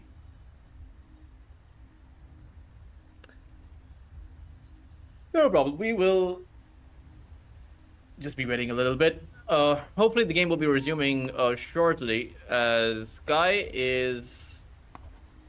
There are 2 Grandmasters in this: the Timber plus the Dark Willow, and actually quite a few players on the server have a very high level on their heroes: Drow Ranger, Batrider, even the Leshrac. So it's definitely going to be an interesting game. I do wonder, Dodai, if they're going to be able to, if they're looking to play the game on Ilber's side the same way that Spirit.Acd played it, you know, because they have 3 of the exact same heroes. Getting into late game though, I don't know. It seems rough, right? Because at the end of the day, how many kills will 86 get with the Reaper's Scythe? What is the itemization on the Timber Saw? How do we need to go through it? Is it going to be with magic? Is it going to be with physical? There's so many questions unanswered, and the late game, Slark, it's such a question mark to me. Like, I haven't seen this hero, or I haven't casted this hero in ages. Like, what is it? Dark Pact, Pounce, Dark Water Shiv is the third ability? Saltwater Shiv, right. Yeah. And then Shadow Dance, but it's been ages since I needed to even talk about these spells in general. Yeah, it's more of a, definitely more of a, I would say, right now a Southeast Asian thing with 30 seconds. Yango to go. Galacticos, or the former Yango Galacticos. KSH really likes to pick this hero up, but yeah, no one else picks it. No one else plays it. No one else has any success with it. Slark is, of course, just not a good hero in general. Even though I really love the Slark, it is, I believe I am a Grandmaster, or close to a Grandmaster, level 29 on the Slark, but I just don't play it. I feel like I'm griefing my team every time I pick up the Slark. Yeah, no, generally, I always look at Saxa, or in the old days, of course, you know, remember the old SA teams of Chris Slug basically just mid-laning the Slark. Those were the days for the little fishy. But, yeah, I don't know. The X-Shark isn't really that great, despite, you know, in lore sense, it's pretty funny. That's how much he's, and how much screen time he's getting overall. He's really heavily featured in the event, is all I'm saying. So, if you ever dare to, yeah, I'll go into the Dark Carnival and finish it, you'll see a lot of Slark content for sure. Yeah, that doesn't convince me. I'm never looking at the comic, Dodai. You don't need the comics, just the conversations. The conversations, the dialogue is so fun. It's just little banter. It's little Dota banter, back and forth. It's stupid, but it's all awesome. And it even possibly features the new hero, which I'd be really happy about if it was truly the new hero. I would rather play low priority than read the comic, Dodai. Damn, silent. This is definitely gonna go into a priority for a little bit. The Dark Room, right? As we used to call it yesterday. First blood immediately for Ponlo and the boys. No. Yeah, and it's not as if, it's as if Kiseki is playing a, you know, the Slark needs his support beside him to be able to create an opening to also survive, because he can't take harassment. He has no HP regen at that level 1 mark, especially if he doesn't go for the Saltwater Shiv. Then goes for the Dark Pact instead. The regen steal in general is basically what will keep you on the lane after you run out of tangos, but how do you approach a Snapfire and a Batrider? You don't. You pretty That's the basically main stand back. point. You don't. Oh, Oh, Kiseki. good with the sleep Bring it pounds. up. Dark pack for the kill secure, but shotgun straight into the face immediately. Still no shot water shift. Kiseki will still take the kill. The first essence shift. He didn't get the first essence shift stuck. Sailing got the kill. He gets a nothing. A good day, sir. It's not exactly the ideal start since Alien also got the kill. So like Kiseki's death actually would probably make him lose gold, but no, he gains about 37 gold passes there, so not exactly a good lane, but he does come back with full HP and mana, and is level 3, almost level 3. Sailing needing to play this active is just not the Bane's MO. But the mid lane is working out evenly between both these two heroes. That's not that bad. We did kind of talk about that neither one will be truly killing each other. Eventually, once one of them leaves, the other will start damaging down the tower, but the Leshrac has just a bit of an advantage with the Diabolic Edict, doesn't he? Yeah. Radiant Lightning Storm structures helps. are fortified. Good against the Ghost Shroud, to be fair. But still, you can Lightning Storm into that, so it's not an ideal situation. Dire's courier has been Plus, killed. of course, the important part of the Ghost Shroud, you do slow yourself down, so hitting Split Earth is going to be easier. Yeah, I'd be surprised if 86 actually uses the Ghost Shroud in a scenario. Like, the right click don't actually do much. Even though it is plenty of damage, but nothing compared to the magical damage of the Leshrac. From bottom, Idar and K. Every time they move forward, I'm a little bit scared. But obviously with Idar making the connection, there's the fortifying flames. Monodrama still healing back up, surviving by 25 HP as Kai continues to chase. A multi-shot for what, Jezu? Keep hitting me. Hit me. Stop trying to hit me and hit me. This guy diving deeper and deeper, whirling death on top of it. There's the Bramble. There's the catch. It's not going to be enough damage, though. With no Timber Chain, it's going to be hard to make contact. Idar gets the right-click kill onto Monodrama, as Jezu 7 is... just is so low. He's just ringing But around the top lane will rosing with that one creep. Radiant's courier Top has lane, been killed. back at it. Silent actually surviving with a sliver. Dire's top tower That's is under Kiseki. attack. Level 3, still no saltwater Shiv. It's just like this guy's just allergic to sustain. There's the cookie catch. Ponlo with the contact. Scatterblast does more damage up front and center. As Kiseki will dark pack himself to death, as Batyuk will be more than happy to just right click him down. So far, not so good on this Slark. Yeah, it's not so good for the Drow either, but the difference is 7 hasn't exactly died now, has he? Stark has gone down Dire's twice top tower with nothing is to show under for it. attack. He has the boots of speed, and he's going in for a TP. This kid's going to be punished here. Batchik, very low. Good catch as Idar came around the bend to secure that. 2 kills, Kiseki. Where are the essence shifts? Don't you get one when you get kills? I think it's the range. You need to be in melee Duration, range for it. steel, radius 300. But Radiant are what? scanning. What? He got the kill on Punlo. What? That is true. I'm actually not sure then. Why? I'm confused. I'm confusion. Wasn't broken. While having the essence shift debuff, so he needs to at the very least Essence apply shift. once. Oh, he one got the debuff. kill with the Dark Pact and not with the right Yeah. click, and he didn't get the debuff. I see. Radiant's middle tower is under So attack. circumstantial, so Sounds like cumbersome. such a, yeah, Well, it no. sounds like such a big technicality just to not give the. Just get him in range, bro. Nah, it would be way too OP if you just need to get in range. Zydar goes down for the power rune on the bottom lane, or the bottom side of the river.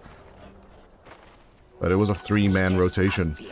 The Monodrama, Ponlo, and of course, good old Niche sticking around his mid lane. Arcane Boots almost at the ready. Possibility of a GG Boots build on the Leshrac. You know, it doesn't sound super ideal. It is kind of a solution as down bottom, Jezu. He's just playing the Benny Hill song all over the place as nice little Fortune's End to clear it off. Shadow Realm right click will get Jezu pretty low as Salen will just need to keep contact, and the Bane should get the kill with the sap or the right clicks. 7 Jesu's dead. I mean, that's the first skill on the Drow Ranger versus the numerous skills on the Slark. So not too bad from Spirit.Acd to build up a space for... Well, it's not exactly space for their Slark, but it's some space for their Timbersaw. And he is a Grandmaster Timbersaw, so this is one of those games where if having a Necro plus a Timber, you can dish out plenty of damage against the opposing lineup against Ilbers, who aren't exactly tanky heroes outside of the Leshrac when he eventually gets his Bloodstone. Let's just be frank here, neither carry is having a good time in the first 8 minutes of the game. Both of them under 3k for the 7-minute turn. But it is Jezu. Is he on those? Oh no. It is. Go on and magic too close by. It's for sure Jezu having the worst close time. to his level 6. If he gets that, he can then look to fight. Fully skipping Shiv though is just bothering me. I don't know how it's not sitting well with me that he went for this. Is the cookie contact? Isn't gonna happen. Ponlo trying to protect something he's already taken, as the Shrine of Wisdom was even Steven. Both of these teams, but Duke on the other hand does not want to go on Salen. No full well that Nightmare is just a pound setup for them. From the mid lane, the second rune will be an arcane, and Niche will use it wisely, as he will just pulse Nova the crap out of 86 and Idar. First Reaper Sight stack for 86 though, so there's a little bit of a bright side to all of this. Top lane. There's a little bit of sleeping Bat Rider. Writing Snotty the Bat Rider. Something from Crownfall. Well, if you would be actually playing those events, then you would know what I'm talking about, but you don't. I don't. But Duke, There's a bounce. go for the cat, just sailing. Gets the Bat Rider down to half HP. Once again, just put them to sleep as in comes the jump. Salen will go get low, but a two-man rotation coming out from TSA. Or literally the TSA here, as Kiseki thinking of contact with the Shadow Dance, but goes against it as 86 will melt in the Pulse Nova with the Ghost Shroud. Doesn't sound like the brightest idea, but TSA keeps on following. 3 kills for the price of 1, as at the end they'll need to let go of the Snapfire.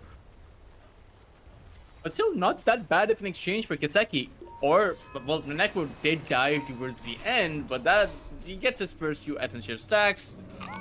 They get a bit of farm. The only downside is the Drow Ranger is also farming up while that entire fight is going on. Good lasso catch onto Kiseki. There's the cookie follow-up with the shotgun to the face. 86 comes around the bend. SK managed to stick around. They'll look for Ponlo and his kill, as Reaper's Sight will not be committed on the Snapper just yet. Eventually they will go for it, as Kai cannot survive against Batyuka and Niche at the same time. I think the Slark will need the Mage Slayer this game, even though he's not going for it. You definitely need something to mitigate the magical damage coming out from the Slash. Or even the Bat Rider eventually, or the Snapfire. Like, there are so many heroes that dish out a lot of magical damage. But no one to... I mean, the Slark's the only one that can build that. But 86 does have the routes of travel. I do think that one of the factors that makes this all work out for Ilbers, you know, that entire exchange where they did lose a few heroes, is the fact that their Drow Ranger is continually farming away. Right? The Drow Ranger, you know, it has 3 farm now, which isn't exactly great for... Oh, they do want to go on the Drow, but I don't think so far away. I think Jezu is just gonna casually walk this off. We'll give up the tier 1 tower with ease, as they are taking the objective on the other side as well. Pondo, look at the top lane, Kiseki. I don't know if he's truly in trouble. He still has the Shadow Dance and the Dark Pact as well. Yeah, they just want to mess with his farm. Dire are scanning. Kai and Idar having the right idea, the siege creep. Back up the hit for as long as possible, and now the Timbersaw. Just move into triangle or the enemy jungle and keep up the farm. As Niche coming over with the Diabolic Edict will blink immediately on top of the Timbersaw. And with the Pulse Nova and the multi-shot from the other side, it's a nice mixture of damage. As the Timber will need to sleep with the trees.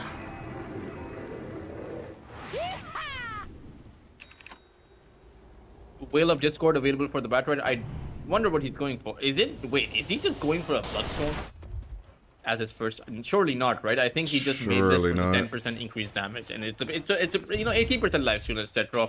He has a Blink Dagger now. I didn't see that one. It came in as Courier. Remember when So Whale now of with the Blink Discord Dagger, was... with the multiple Blink Daggers, Dodai, one on the Leshrac as well, they can instantly jump on this Necro or the Stark or the Timber, anyone they want, and take any of those cores out. Remember when Whale of Discord was part of Shiva's Guard? I remember. Those were good days. I miss old Dota, Toltras.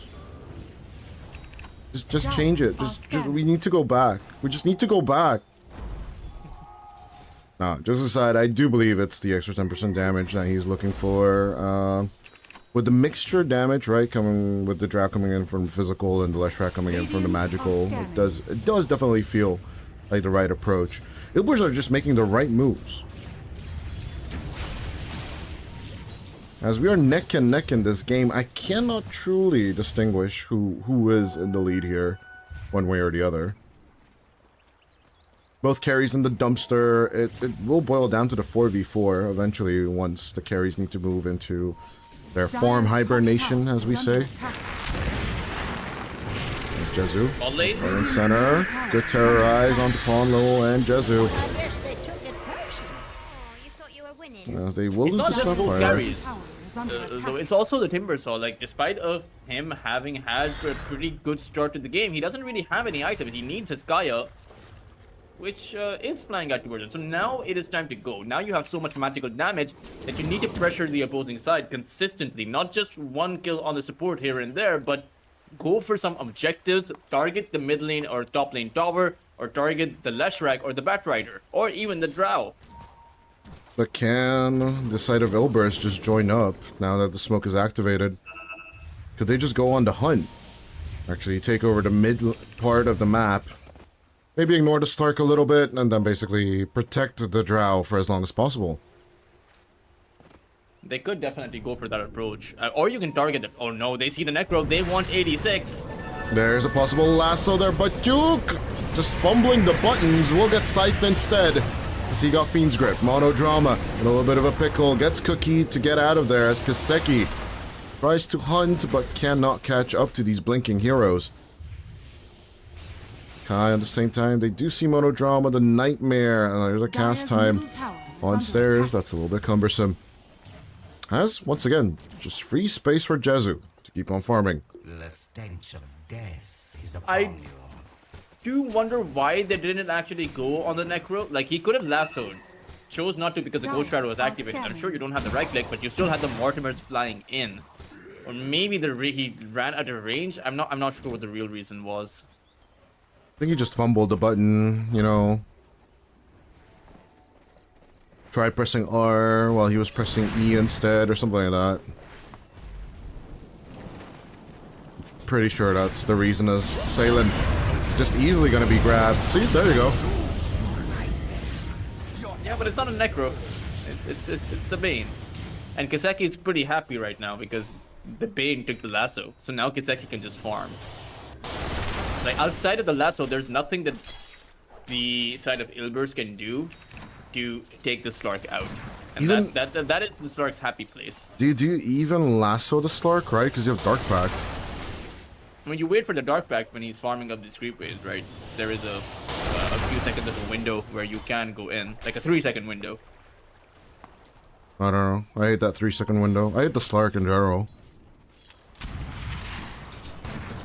Well, yeah, at least both carries are still in the dumpster, so...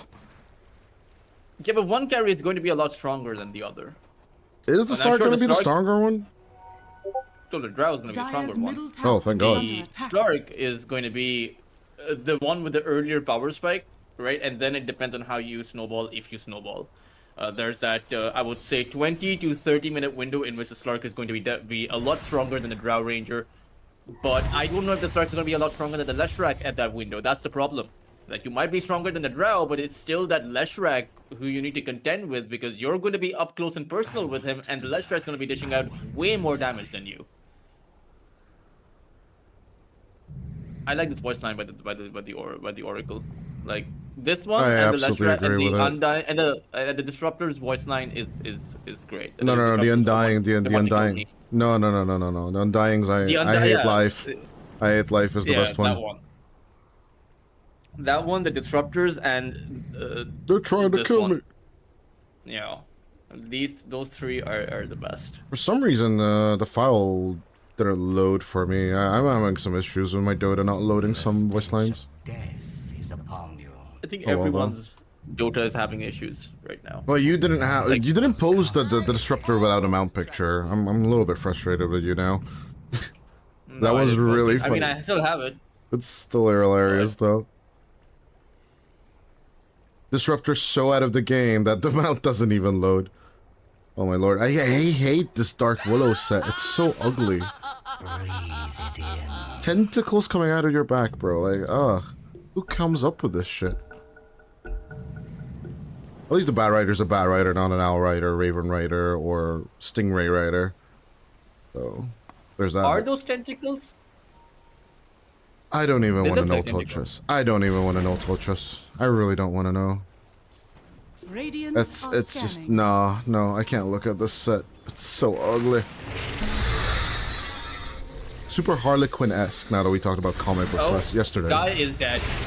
Should be as Niche with the grab. Good terrorize, but the Pulse Nova will still tick through as Niche will Radiant's take middle the tower easy is kill. under attack.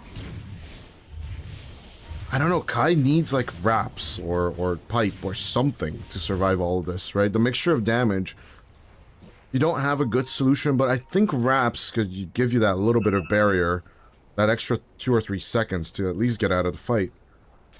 I mean, you need a BKB, Bloodstone, Songe, and Gaia. You need several items to survive the Leshrac. That's the problem. It's not just the Leshrac, right? It's also that frontline magical damage plus that mortar magical damage that's flying in on top of you with that Snapfire. I just don't get, like, bulking up will not solve this issue. Like, you can get your Heart of Tarask, sure, but it's just not gonna help. Pixie, broken, Ponlo, put to sleep a little bit.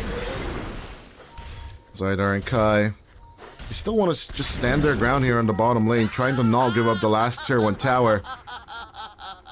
It's just that 86 will then pivot to be the defending line on the mid lane. Everyone's just holding their lane at minute 18 on the TSA side.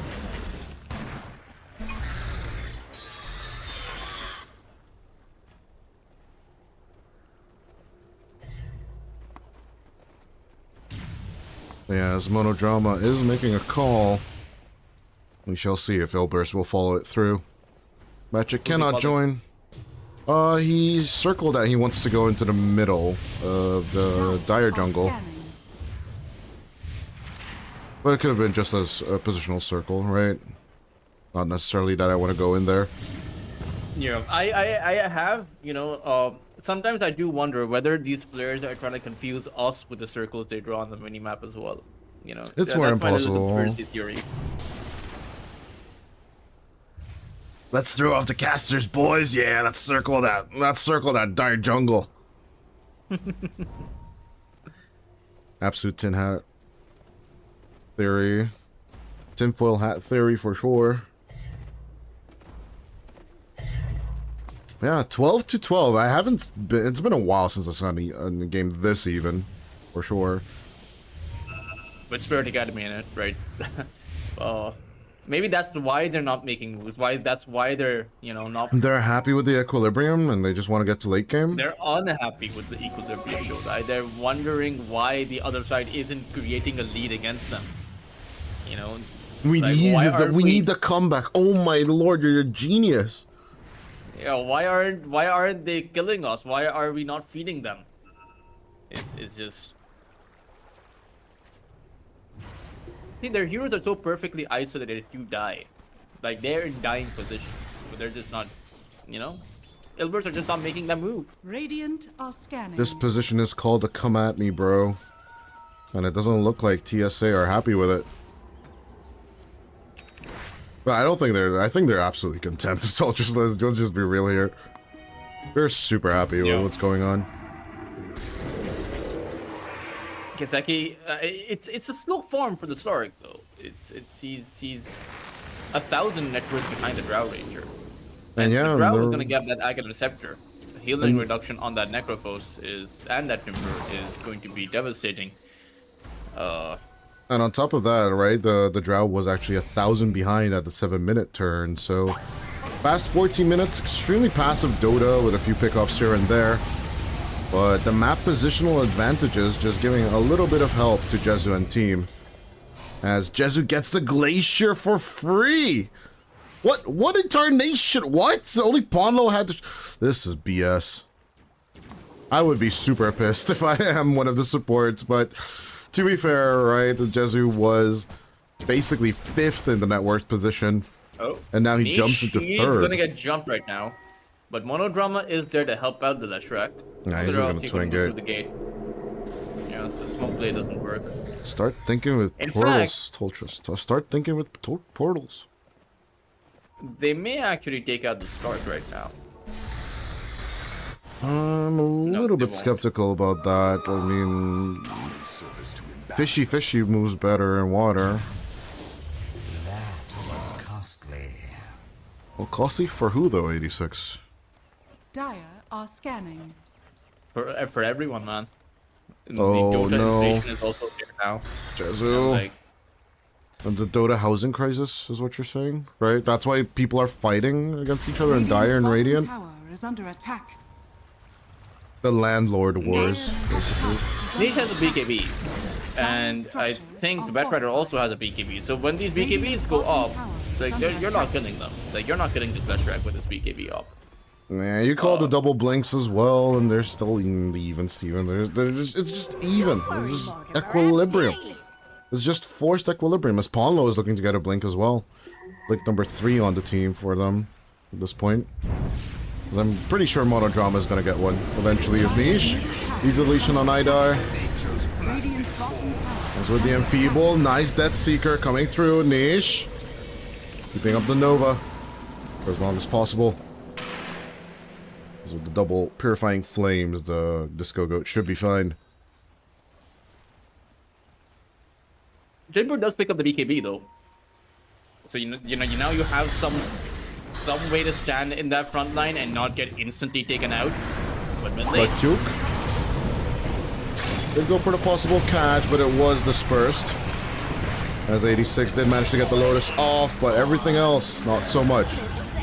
False promise forward, but Duke is looking to fly. Kiseki will miss the pounce as Niche still with the Nova. It does mean that Kiseki will need to back off. Kai running an interference onto Ponlo. As with the Gust, Jezu joins in for the right-click damage. Idar goes down again. Tier 2 pressure coming out at 24 minutes in. It feels deja vu-ish, doesn't it? Yeah, but every single time I see this, I think that in this game is head Dota. This game is the one in which Spirit.Acd are not going to mount up that comeback. No. We can't. Don't you cast her curse this. Don't you cast her curse this for my boy Ponlo. I'm doubting that. Don't you cast her curse my boy Ponlo. Never gonna happen. Ilvers have it in the bag. I mean, they're going for Roshan. They have the Academic Scepter. All 3 cores at the very top of the network chart. There is Ladies and gentlemen, he just cast her cursed it. He just cast her cursed it. They're gonna lose now. They're gonna lose now because you said so. Jezu at the same time picking up the Aegis. Will it mean anything? Kiseki. The Fusel Blade and not even the Axe just yet. He bounces the wrong direction. Oh no! Kiseki though, getting a lot of the multi-shot, but Duke has the lasso but cannot use it because of the Shadow Dance. Nice little beatdown from Kai coming in with the Chakram. And he will do a bit more Chakra magic. BKB through, that little slices Jezu. The Drow Ranger trying to survive all this, but the backline just dies as Niche. With the Pulse Nova just keeps on pulsing. Aegis will be ripped open by the Reaper's Scythe. But can they actually make a save? Ponlo will attempt it. As onto the Glacier, all fortunes end. Will need to come out on time as with the false promise they'll manage to save the Drow. The bait is successful as Kiseki will burn. Triple kill for the Disco Goat. As Disco never died, Leshrac just kept it. Clark never jumped on the Drow Ranger with his Necrophos and his Timber Saw. That would have been the opportunity to take out the Drow. Sure, he would have still died, but that happened anyway. That happened regardless. they still got wiped. Might as well have Dire's taken out the structures are drow as fortified. you went off, because you committed Dire's to an top Aegis tower fight. is under attack. Right? You committed to fighting 6v5, so you want to see it through rather than just dying on that backline. And again, it does feel like Ilbers, Another triumph. they are potentially looking to the ones that are going to take this to a game number 3. Like, I just don't see how a Slark wins against a Drow Ranger. Like, I genuinely just, it's a 91% win probability. Sure, Spirit.Acd have done it time and time again, but I don't know, man. If they win this game, then I'm done with casting. I'm done with casting. I'm just kidding. I'm gonna think that I know nothing about Dota at that point. Like, how are they finding that comeback? But I Sheer don't know if it's willpower. like there is a certain amount of damage they have. We saw that in that fight, but this is more like Ilber's game to lose rather than Spirit.Acd's game to find a comeback in. You know what I mean? Okay, massive question when it comes to the Drow Ranger. Reaper's Wreath or the Arcana crossbow? Which is the cooler one? The bow. Bows bow are is so much cooler better. than the crossbow. Crossbow is lazy, man. Like, Damn, is cool. Bow I'll is tell like that to my your- ex-teammates that were crossbow shooters. You know, but you load up a crossbow and the crossbow does the work for you. In the bow, No. You need you need to add work so that the crossbow works. So that's I'll protect my crossbow brethren for a little bit as an archer myself, or former archer myself. But at the same time, yeah, no, I gotta say the Reaper, the Wreath looks just a tad bit cooler. I can't help it. The taunt looks much funnier with the crossbow, though. I will say that. The tier 2 will fall pretty quickly. Dire's top tower is Ain't under that attack. much that Team Spirit.Acd can do against Dire's it. top tower has fallen. impurities.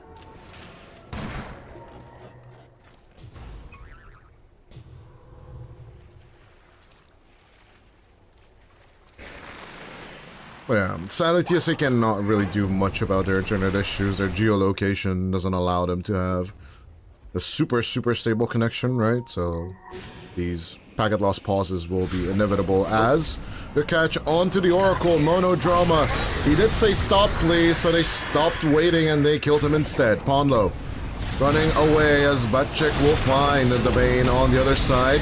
But it's a 2v3 fight as Niche comes in from behind. He could get Idar out of commission, but Batyuk still sliding around. The Timber Saw and the Stark Kai will mess up the Timber Chains, but we'll get another one in a second. Batyuk looking to block it off as a little bit more of a contact. Jezu is about to get the kill, but onto the high ground Kai will go. Niche finds the contact, kills off Kai. How the hell did Batyuk get that kill? It was beyond me. and they lost 3 heroes for just the 2 that they did gain. There's still 2 towers to get through for the side of Ilbers, that bot lane tier 2 and tier 1 that's still standing. But with the Drow Ranger this far ahead, that should be easy enough to take down, Radiant's top and tower Ilbers can is then under start attack. to work on their high ground. Dire's I do think that they're bottom gonna wait tower is for under the attack. next ages until they go Dire's high bottom ground though. tower has They should. fallen. They It would definitely be should. quite risky. Yeah, at this point, there's enough prevalent trauma in the EPL Dire's teams to bottom go tower high is ground under preemptively attack. against Spirit.Acd. So I doubt they'll take that risk, especially in the lower bracket, as they're 1 game away from elimination, so definitely not worth the risk.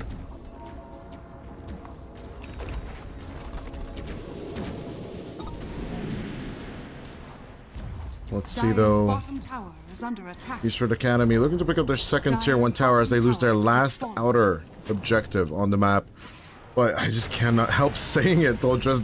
We've been here before. 86. Good grab with the lasso. Lasso on lasso action as Niche will look to burn down the Necrophos as fast as possible. We'll get the Timber Saw to 1/3 HP as well. At the very same time, ring around the Rosie. Kaseki has committed BKB and Shadow Dance to survive as Jesu's absolutely healthy, surviving through all of this.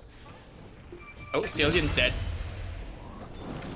Easy grab onto the Bane as they are only 3 defending their own high ground.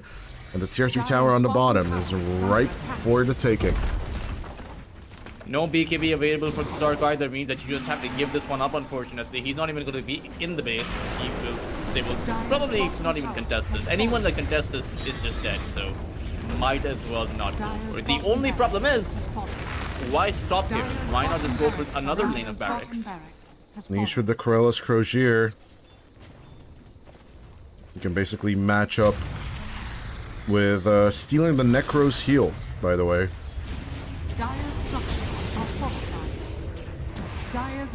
So all the regen you have on the Timber, on the Necro, just goes to your good old friend, the Shrek. I was calculating how the hell did 40 Flame Break actually kill off the Timber Saw, but now with the Corellis Crozier, everything makes sense now, right? You don't get your own regen.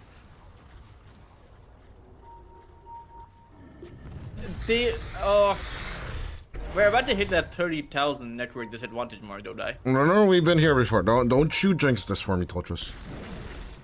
I'm not jinxing anything. Ilbers have already won this. It's just the events haven't taken place because we're not in the future. I need to see the Ancient fall, Toltrus, you know? We cannot celebrate up front and center as this is exactly kind of the way it happened last time as well. But Tuk or Batchick will lose on the Bat Rider.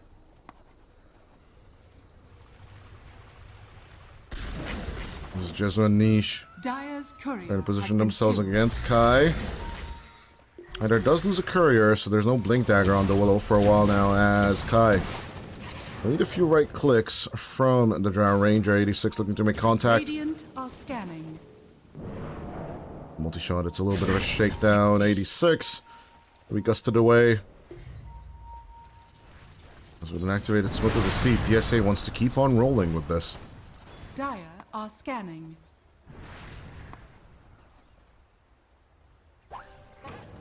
They are gunning for the Radiant jungle, trying to search for Jezu, but Jezu's not there at all. Smoke break positions taken, Ponlo at the defensive. No more Skisses for 50, mind you.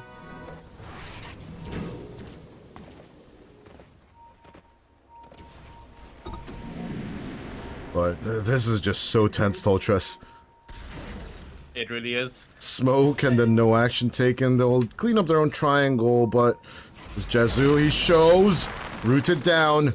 Does have the Hurricane Pike. Come at me. Come at me, he says, as Kai will make the jump first. Niche and Batchick will go straight on the Timber Saw. The Lotus just a little bit too late. Nakai will still manage to survive with 100 HP. Immediately heal her back up as Kiseki running away with that Shadow Dance, but eventually Niche will make the catch up with the Disco Goat once more. Jezu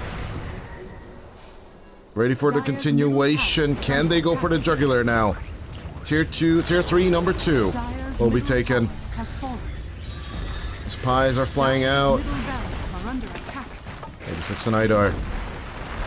I'm pretty sure Niche and Jezu are just calling on Batuka's just having fun, but it's a really tense moment for Ilbers. As they're playing. It is, but at the same time, there's not that much pressure because there's no way they die right now. Unless they make a massive mistake, but 86 gonna get caught. Kiseki with the buyback. Is the Slark gonna do anything here? Good lasso catch out onto the Necro as 86 will get 86 or not. The Lotus Orb at the very last second will be the save against the Flame Break damage. Kai still trying to sit Jezu as much as possible, but the Fate's Edict will disarm him. He doesn't even have a Satanic anyway, so it's fine. Kai at the same time. Another Chakram. He just wants to sit the Drow Ranger. As Kiseki tries to make the approach, but will get multi-shot. August away onto the Timber as they will finally find Jezu. Out of commission, Kiseki makes the jump. And 86 will try and keep up contact. Batchick and Niche, the only survivors of the onslaught, but they still at least took the double racks. And they have opened up the top lane as well. And, you get the Drow, you get the Oracle, but it's not good enough, is it? You had to buy back on your Slark. Well, you got the snap as well. It's fine. But yeah, buying back on Kiseki didn't feel necessary. Felt necessary to protect the top racks, but overall, I mean, getting the kill onto the Drow Ranger is nice too. I'm just a little bit torn. Bounty. The Snapfire has as much net worth as the Stark does at this point. And the Stark is 10,000 behind the Drow Ranger. Like the Drow Ranger has 3 items ahead. He is 3 items ahead of the Stark. Meanwhile, Kaseki doesn't even have an Aghanim Scepter. An Aghanim Scepter doesn't actually help him do more damage. It just enables him to be more maneuverable in those fights, get in, get out, or maybe even chase better. But who's he really chasing? But check.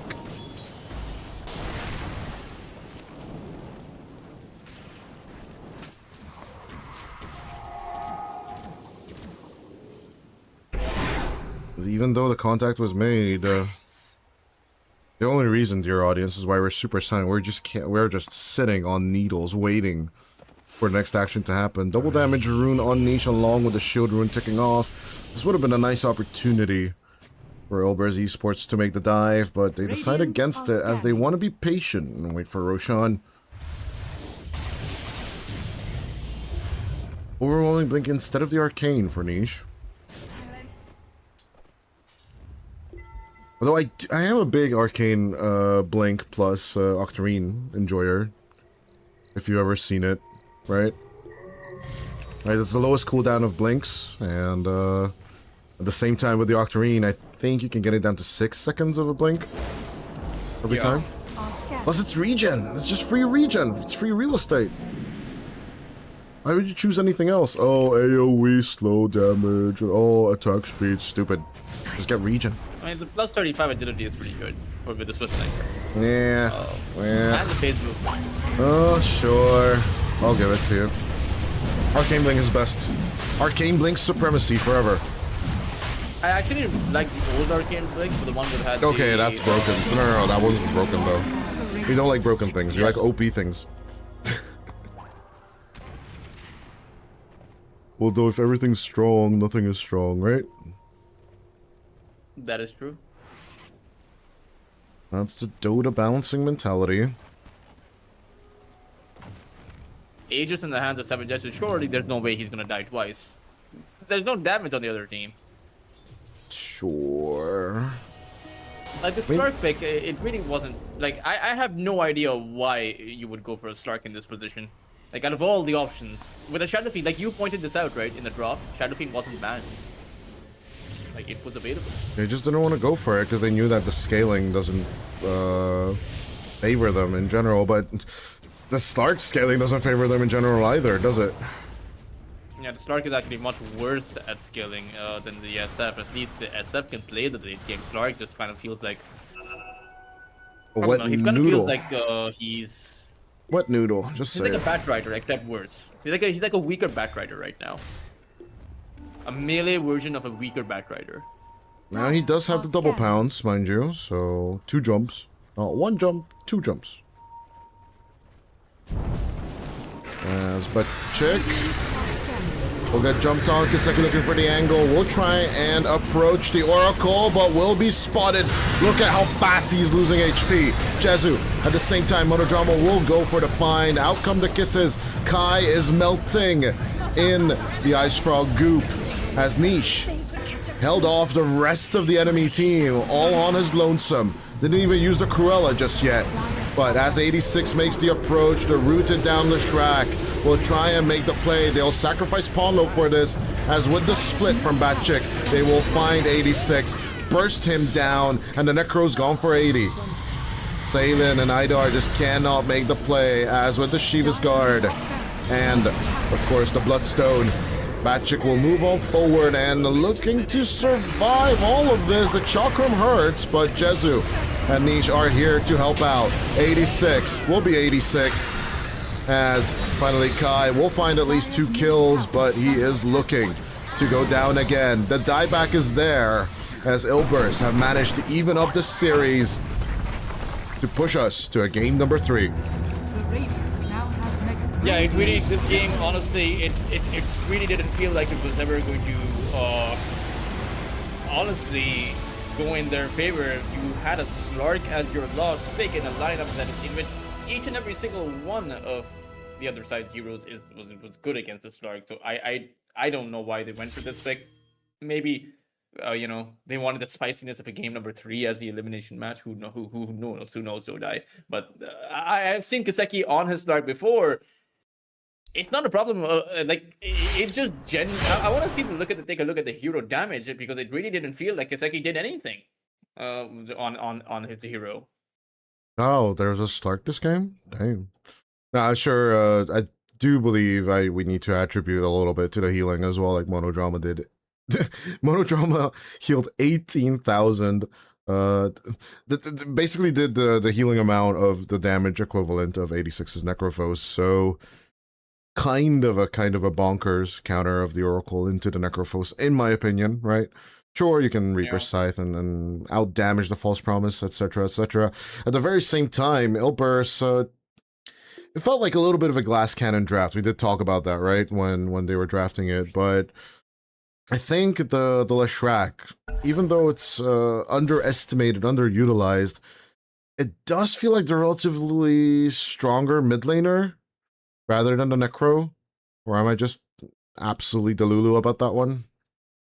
I think the Leshrac was a lot stronger against the whole lineup, right? When you have this Timber, when you have this Slark, when you have this Bane that wants to, channel an ability, Leshrac is great against those heroes because you just go in with the Edict and the Pulse Nova and you can't stand your ground. That Necrophos, like you pointed out, wants to stand his ground. And anyone that wants to stand their ground is, the ground underneath you is lava at that point against the Leshrac. So it just doesn't work. Slark himself as well. I mean, you take a look at his hero damage. Kiseki has 10,000. Kiseki has almost the lowest amount of hero damage in its game. He only has 200 hero damage above his position 5. I don't know what you want me to say to that. Like, no, the start just wasn't it. We were doubting it from the beginning, but after the fact that Kiseki never truly caught up, and Jesu's Drow Ranger was even behind 1,000 gold, right, at the 7-minute turn is what we mentioned, because he had to do a lot of Ring Around the Rosie plays during the laning stage, but then evidently, it just fell flat. The Slark never got its Aghanim Scepter sub the 30-minute mark, never truly caught the backline as you would have planned, but that would have required a Shadowblade build, that would have required more kills together, but the lineup just never truly provided you kills, such as the Batrider or an Axe would, for example, right? So yeah, Ilbers Esports, they stick to the regular Dota, they're unfazed by game number 1, and supposedly, maybe if they have their stuff together, right, they can go for the repeat for game number 3, maybe. I would actually say that Ilbers, this should be their game to win. They are the stronger team, As impressive as Spirit.Acd is, as great as the comebacks have been, we have to keep in mind, for everyone watching, that Ilbers is historically the better team compared to Spirit.Acd. They have the more experienced players. It's just Spirit.Acd love to give us, for some reason, the show. The comeback potential is, I would say, a lot higher for Spirit.Acd, so we can never discount them out. Yeah, but we'll see. Maybe it's the youngins' talent. Maybe it's a little bit more skill. At the end of the day, we'll just have to see in game number 3.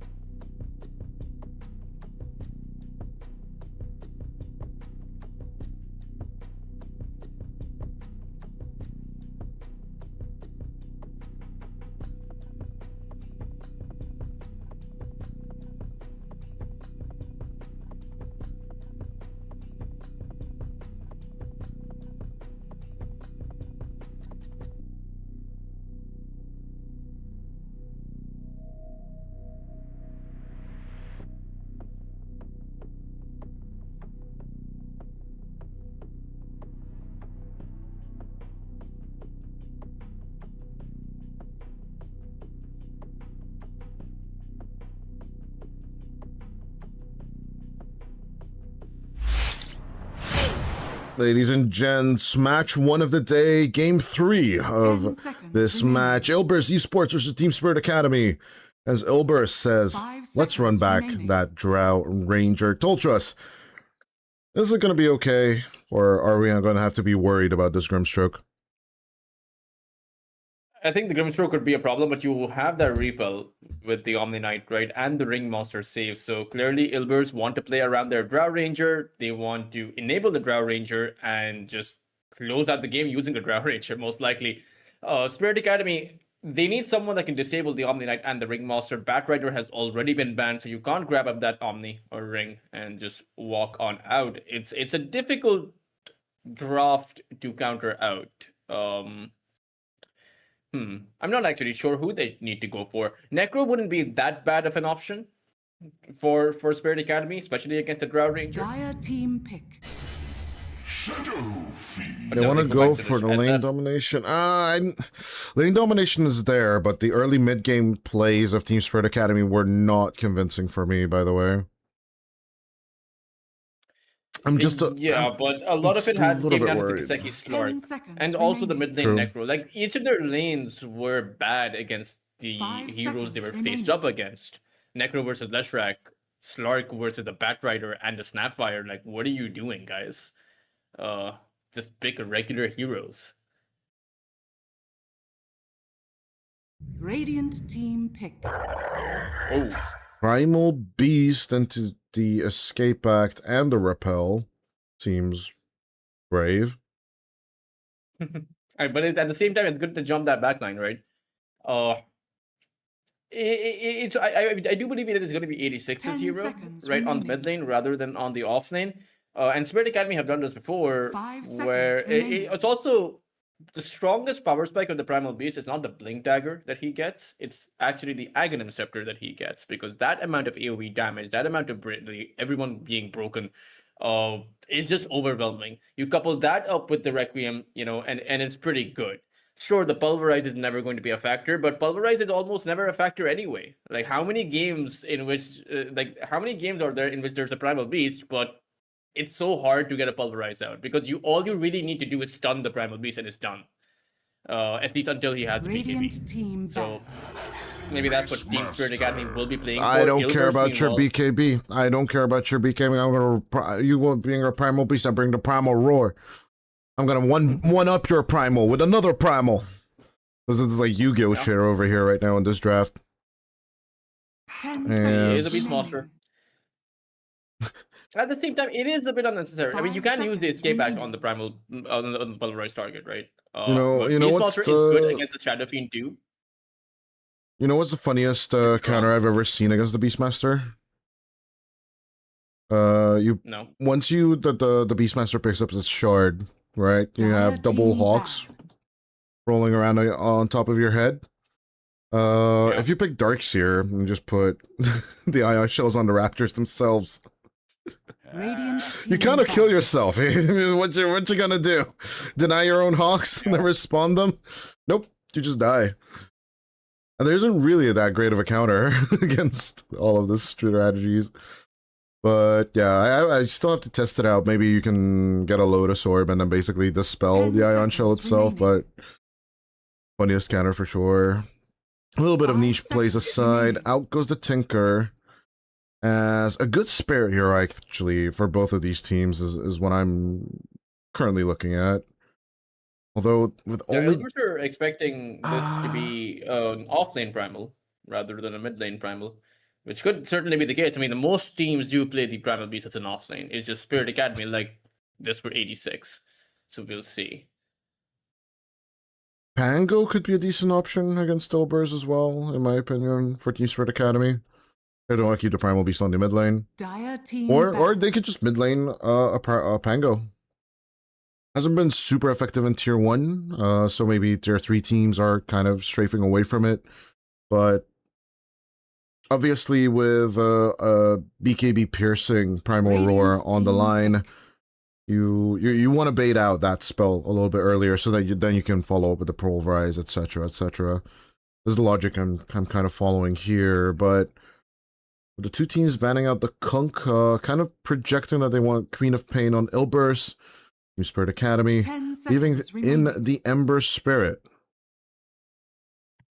5 seconds They remaining. might be going for the Queen of Pain on Spirit Academy. The ban at the Pulse, ban at the Storm Spirit. Sure, the Ember and the Void Spirit are still open in the pool. But a cop wouldn't be bad. Pangolier is also an option for both heroes. I agree with you on that.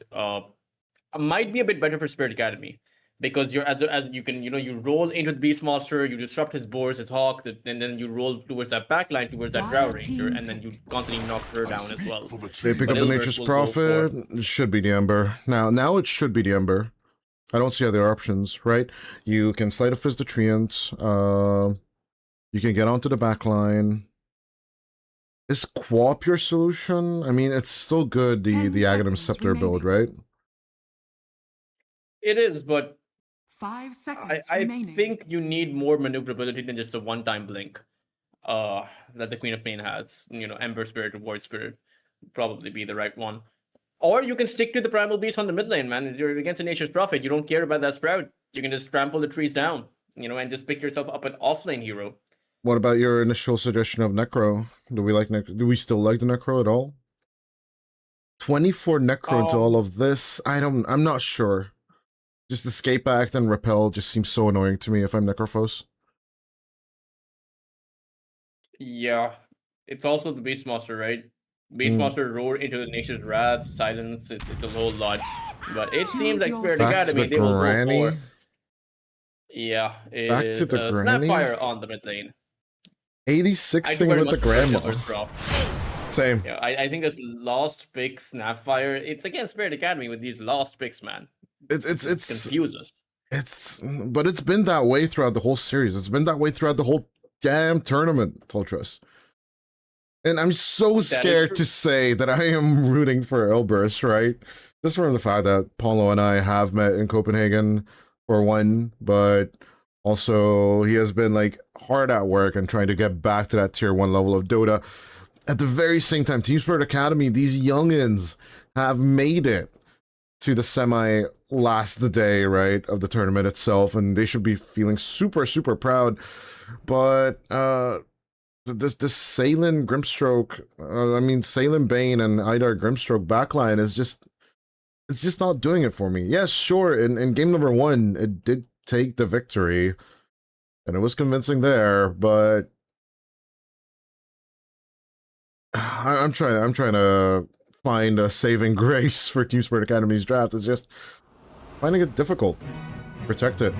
As to some extent they did play something like this in game number 1, right? It was just that they had the Oracle. Now they pivot to the Bane SF, and it just rather depends on the outskill. Can you outskill the experience and better timing of Ilbers Esports? Prepare I mean, you can try. I think that is the idea behind picking up a Snapfire. 86 wants to, be that kind of snowball. But at the same time, Spirit Academy, when they play the Snapfire, it's not exactly oriented towards snowballing. It's for that comeback potential as well, which I always think a Snapfire core, or rather even a support, is really good at, right? You're far behind, but you have the Mortimers, you have the Cookie, you have the Scatterblast. A lot of these spells are hard to predict, are hard to account for in a fight, because you never know the angle from which they're going to come from. So, even though you have the Repel, even though you have the Escape Act, you need to be careful on Ilbers, because if you're a team, like as you mentioned, Pablo, trying to get back at that tier 1 level, if you're a team like Ilbers who are looking at some of the other teams like Level Up who have made it to EWC, you want to be there too. But you can only get there if you take the championship away from everyone else.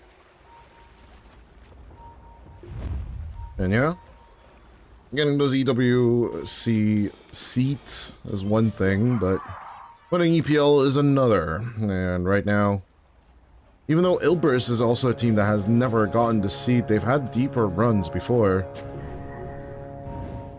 And as the smokes break, as Team Spirit Academy did the Yandex move, it will be a 2-on-2 as Batchick will secure rune number 2 as well. Kai, going for the standard Primal Beast play, as from the other side, Idar will take it with the Stroke of Fate. Needed to. The creeps were both in deny range, but Kai, he is going to struggle making it back to his tower. He can always just teleport away, but doesn't need to because there's no creep wave, right? He just needs to roam around here for the second creep wave that he can trample.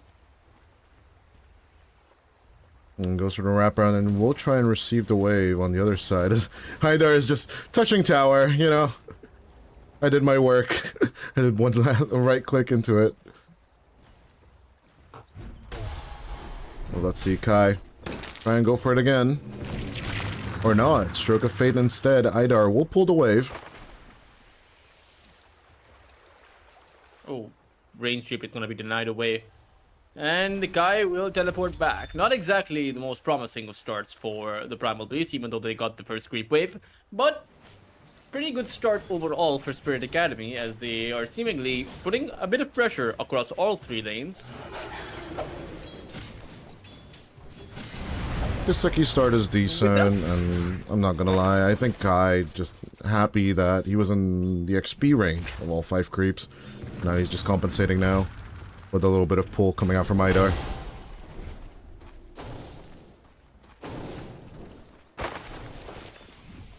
Pretty good position for the Primal Beast though, I'm not gonna lie. I would be happy with this. It's just getting onslaught. The Primal Beast is...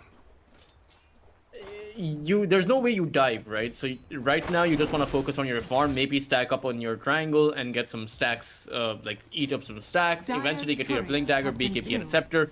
Or even the Blade Mill. Like, I don't think the Blade Mill is actually bad in this game against a Nature's Prophet and especially Drow Ranger. Yeah, I was wondering why we didn't see Blade Mill come out from Batchick in game number 1 with the axe. But overall, you know, Batyuk things doing Batyuk things. Oh, Nightmare? Okay, no, Pomlo's too far away Almost for him to fine. be affected. Yeah, pretty much. Okay. Meanwhile, Niche is also pretty much fine. As long as you have the Treants in front of you, you should be able to absorb that Scatter Blast damage. So... Use them as tree shields? How's that okay? Yep. Someone called That the is Tree Rights Protection Agency. I don't know if there's such a thing, but it should be a thing. There is. There's a tree not for right. the little- What? There's a what? No way. Tree Rights I mean, of Protection course, Agency. yeah. You're kidding me. The deforestations and stuff. You want to prevent that. Oh no, no way. There's people. Oh god. I majored in tree right protection. Imagine being a lawyer like that. My I think parents it would would be more disown like me. environmental studies rather than... My parents something would like that. disown me. No, I like agriculture way too much for me to protect the rights of trees. Get all them fruits, plant more trees, then cut down those trees and make them into firewood. And paper, because paper is awesome. And then recycle that paper, because recycling is awesome. But protecting the rights of trees? No, trees shouldn't have rights. Done. But yeah, There is only these offlaners are struggling. 13 CS for the Primal Beast, 15 for the Beastmaster. So it's not exactly working out too well for him. I mean, it's hard against the Razors, right? Like you have Magic. good nightmare, Geseki. Gonna go for one. Close one is not available, and it will be first blood on Batyuk, but Geseki kind of stuck inside the trees niche. Making the early rotation will secure kill on the SF as Salen. First to get another brain sapping onto Paulo, but the Ring Master, the evil mastermind, will keep his distance. A one-on-one, it's a decent 5-minute start to the game. Yeah, and they got the first blood from what was supposed to be... Well, it wasn't exactly supposed to be a play coming in by Ilbers, but they did bring their Nature's Prophet in, so it was a 3v2, and it got turned on them. Not to mention, 86 got a free lane for a little bit, for around 10 to 20 seconds. Oh, Idar. Going to be able to run away. Monodrama chasing in after him. Is going to be able to at least block away one of these camps. Either the Ancient Camp or the Hard Camp. Or Small Camp. Actually, no, he doesn't. Okay, he's thinking about it. There's that early ward on the stairs. Good find for Monodrama. interesting. He could have blocked the. He knew where the ward was, so he could have blocked the camp and also found the D ward. But he chose to plant the sentry here. He has an observer ward kind of in an exposed position, right? So if he would get that D ward, I mean, it's a tough one, right? It's a bit of a ward mechanic debate. I don't know how much vision mechanics you guys discussed back in the day when you were training Pakistan. We looked at some positions, some players, but that's about it for us. I knew that I had a lot of experience with how, you know, Krish and the teams he's played for, right? Execration, Ivory, etc. How they like to ward. So we did have some experience with potential warding that the other side was going to use. Yeah, I don't know how much of it was useful for us because we basically stomped that third game, but probably helped. No, our ward maps were extremely outdated. Like the earliest one I could find was like 2025 Dire are scanning. June, basically, and the map has changed so much, right? In terms of camp positions, in terms of map mechanics, everything has shifted ever since then. So 1-year-old ward maps, they're really useful, especially with teams that you don't really scrim against and don't really know. So we were rather focused on our own warding, and just basic warding mechanics in general. So I'm very curious, will that last right click connect onto Monodrama? Did it go through the gate? No, it won't. It should. Come on. It's still on the way. I'm keeping an eye on him. Is Still it on the way? It should be on the way. Oh, it hit. It's so cool. I love these mechanics, right? When it's just cross map. Yeah. Radiant's courier Tormentor has been shots. killed. Courier goes down. Kai and Idar. This Inkswell onslaught though is still in my head, Radiant's right? middle tower is under Usually attack. called it the bus. You know, the bus is coming. You can hear the bus coming with the roar. Don't get in front of It the is a bus. bit hard to get the kill though, right? It's not just the heal and the repel from Monodrama, it's also the fact that Nature's Prophet will show up. So it's the heal, the repel, plus one hero that will come in alongside the Nature's Wrath. So it's so much punishment, which we don't want to go in with. There's the escape act. It is effective, but the kisses will kiss oh so sweet as one last nightmare. For that close one. It's going to be an easy kill for Kaseki. 3-on-1 on Playing it really TSA. well with the Shadow Fiend. And yeah, the kisses. I'm really surprised that that early ward worked out so effectively for them here in the outpost, or below the outpost. But they knew the position perfectly on the Beastmaster and just shut him down very quickly. And also got most of the Mortimers down on him.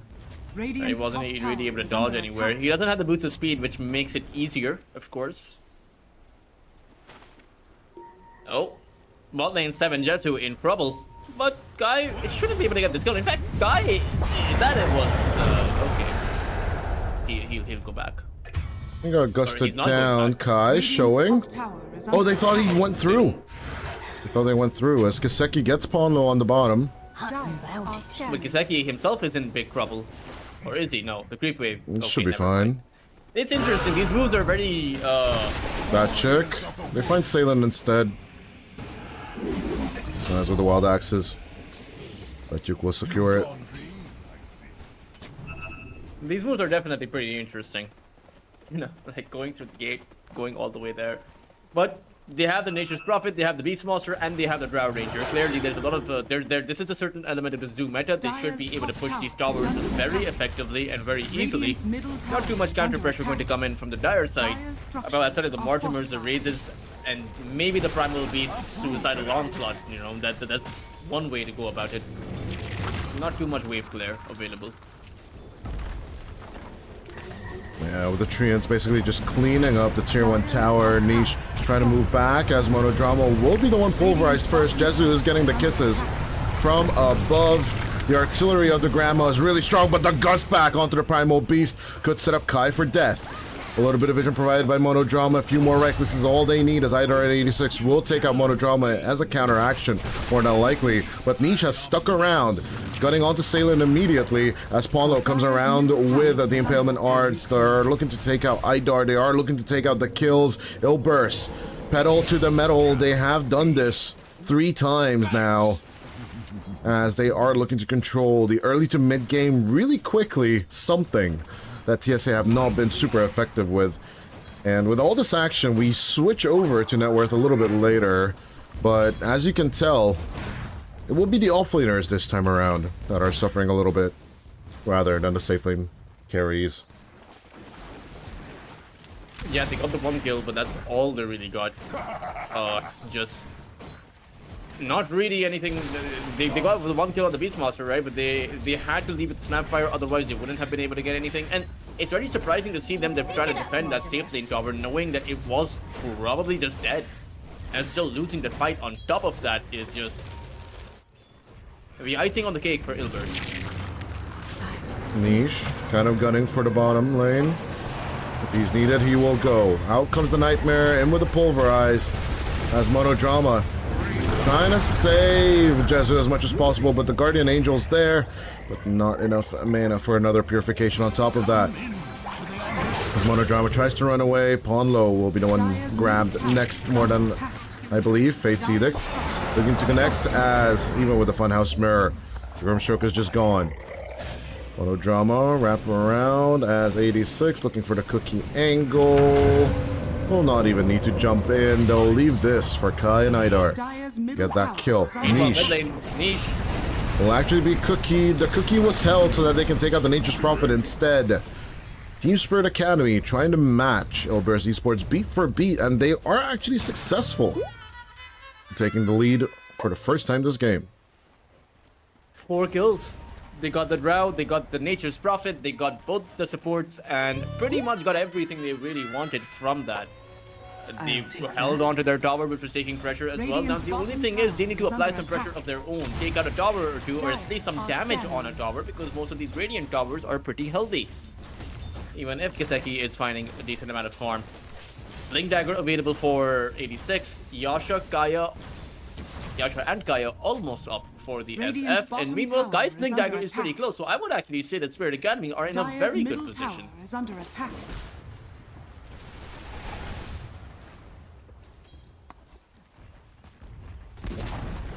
Dire's middle tower has fallen. There's Jezu shooting some apples and looking to go on to the bottom. The smoke of Kai is on the hunt with Idar. They do have the onslaught. As Kai is wanting to go in with the bust. There's the Ink Swell, the combination. It's a good one. Niche will shake off the Spirit this time around as in comes the Wheel of Wonder. They'll pick up Idar, trying to be the free kill, but Kai is truly the one they really want. The phase boots, speed boosted, Primal Beast will be jumped on. 86 going in for the cookie as the counterplay onto the Nature's Prophet. But the silence down, and Grandma will sacrifice itself just so that Kai will survive. What in tarnation was that animation?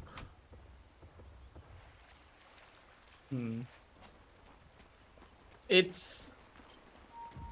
I mean, getting the Snapfire, getting the Grimstroke is obviously really good, but you need to take towers after that, and they will be able to take this tier 1 tower. I think for the side of Ilbers, finding these objectives is probably what makes them a lot happier than finding these return kills. As long as they're keeping their own towers up, they're slowly closing the map on Spirit Academy. That's how they will eventually overtake this game, or at least plan to overtake this game, rather than finding kills. Because kills are always going to be back and forth, Dodai, in this game, right? You have a Snapfire, you have a Primal Beast, they have their items. So it's always going to be a back and forth exchange, but objectives are the one thing that you can control if you're Ilbers. And objectives is the one thing that Spirit Academy are going to struggle with. All I know is that I'm extremely happy with the funny number on the scoreboard right now, and I'm just an immature little idiot laughing at it. But at the very same time, with double Shrine of Wisdom secured for Ilbers, I just cannot do anything else but agree with you. The early pressure coming out from the Radiant side is just going to be a bit too much to handle, and the question is, you know, every time we look at the scaling matchup of the SF versus the Drow Ranger, the Drow's just better. Eventually, we saw that in game 1. Yep. And Jezu's about to teach him that, yeah, you were right about that lesson, but this is checkmate, because I've got the drow now. And despite the SF leading in the early game... Maybe it's also 7 Jesu versus Kiseki, you know? There is that fear factor of the... this We'll kind of 7 see. Jesu perhaps having a more We'll distinguished see. career. With Kai, oh, the early blink reveal. The gust this time will not be perfect. Sold by now onto Jezu as there's the leash. Monodrama coming over to bend as Kai, stuck behind enemy lines, will be murdered instead. Ilburst not afraid of rotating 2 people as Team Spirit.Acd does not want to stop. They want to move over to butt check on the top lane. Radiant's There's a counteraction. middle tower is under attack. But the Beastmaster, ever so elusive. Monodrama and Pawn Low coming through. There's a very, very sneaky ward from TSA, but it doesn't see Radiant's the Twin middle Gates, tower per is under se. attack.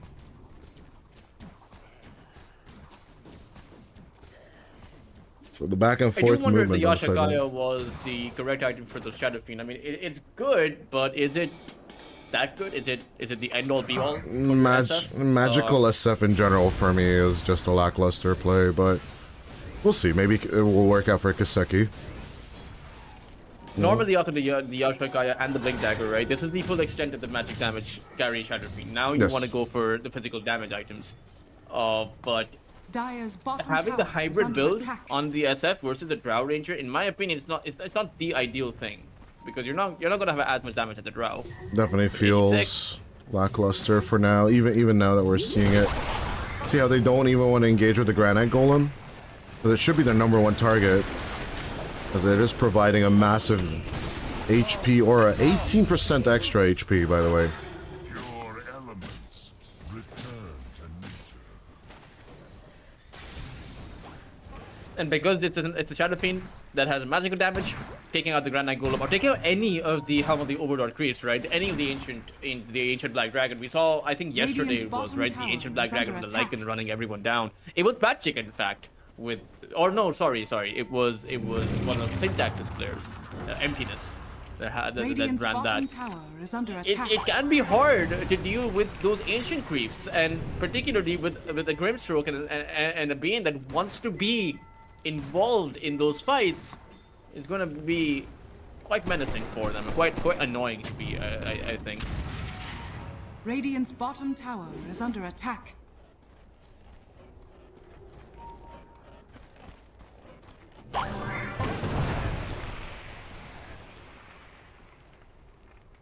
At the very same time, Dire are scanning. let's see.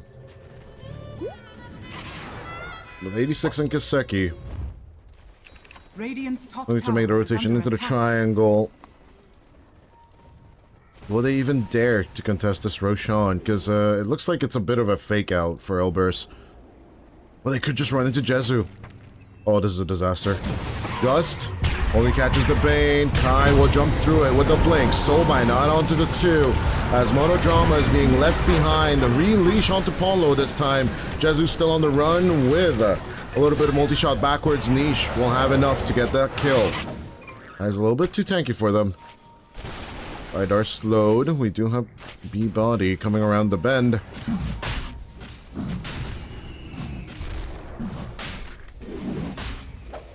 But with the numbers advantage, they should be able to take this Roshan fairly easily. There's no Requiem, there are no Kisses, there's no Soulbind, there is no Grip. And it's very much a few Roshans. Radiant Requiem used to no avail, Mortimer's used to no avail, pretty much everything gone by. But still, not that bad. It's not as if Spirit.Acd haven't been in this position before. It's just the pressure of now being the ones on the brink of elimination is going to be a tough one. We gotta put that out of your Yeah, mind, right? it's- In these games. No. It's BO1s. It's BO1s. It's all it is. It's just a BO1 game. And what makes it worse, Dodai, is, you know, when we talk about the comparison between the SF versus Drow Ranger, it's not just the comparison between the SF and Drow. It's the comparison of also the Nature's Prophet, who is itemizing like a carry against the SF, because it is, at the end of the day, a Nature's Prophet. is So under you will attack. have two very heavy physical DPS carries in that 40-minute mark, at that 40-minute mark. The timing at which Spirit Academy love to play in, right? That's their comeback timer. That's their Spirit mentality timing. Yeah, speaking of But spirits, let's see if their Spirit... Niche is building a little bit like a spirit, right? Because he did get the vessel, but I think it's just the perfect item against the Primal Beast, and even decent against 86's Nest Snapfire, isn't it? Yeah, just take out the big tanky heroes.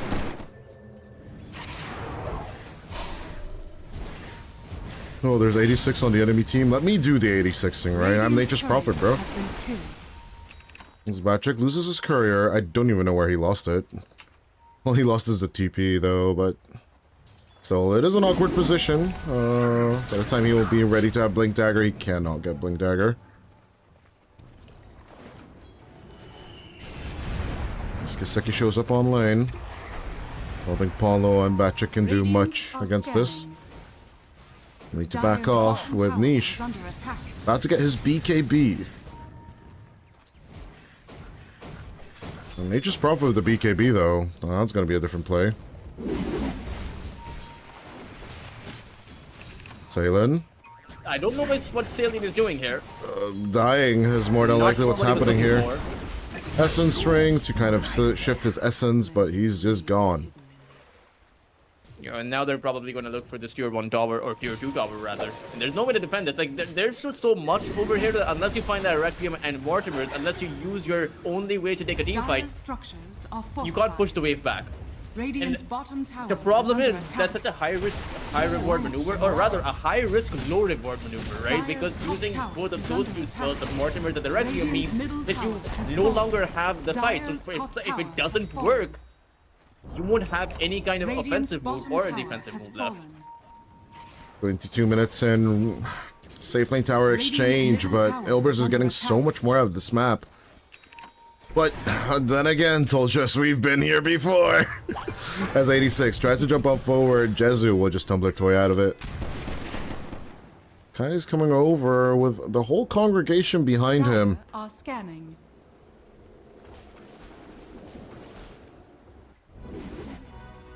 But yeah, I guess all they're gonna get is some 86 Mahi Mahi. As 86 will at least gather a few creeps, but this smoke gone up in smokes. Kiseki is now starting to push. Radiant's top tower is under Should be attack. able to take a taste of all 3 tier 1 towers out by now. So not that bad. 23 Radiant minutes in. structures are Considering you are playing against a Beastmaster and a Nature's Prophet lineup. But they need to try and force this still team gonna set fight. up Top some tower is under attack. vision around Radiant's this top tower this has triangle. fallen. So if you push on further, you will have perfect control of the triangle. Maybe you can even find a Dire's trade bottom of tier tower 2 is towers, so under it won't attack. be in that they won't be in that bad of a position. Unfortunately, they just have no intention of actually pushing up, Dire's despite of the massive structures amount are of trades that fortified. they do see. Dire's bottom tower I is just under don't attack. see how you can try and force out the fight. Even once the Aegis is down, approaching the enemy feels way too risky for me. If you are TSA. Sure, you can do the secret strategy, take over the enemy's Dire's triangle, and bottom then tower is under attack. keep trying to stay here for as long as possible. Dire's bottom tower has fallen. But as your second tier 2 falls, Radiant's middle tower is under attack. that's actually the perfect answer. Ilbers will do the exact same, but on your territory.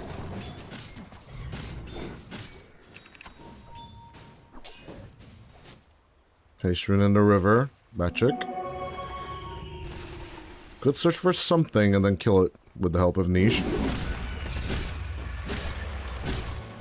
Aegis expires. Let's see if anyone's brave enough on the Team Spirit Academy side to venture outside.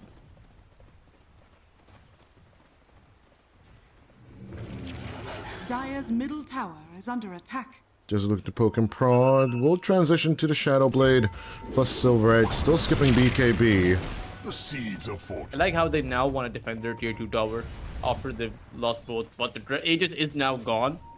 So if they win a fight right now, they can potentially turn this, and it's not that big of a lead, right? We do have to consider that it's just a 4,000 to 5,000 lead.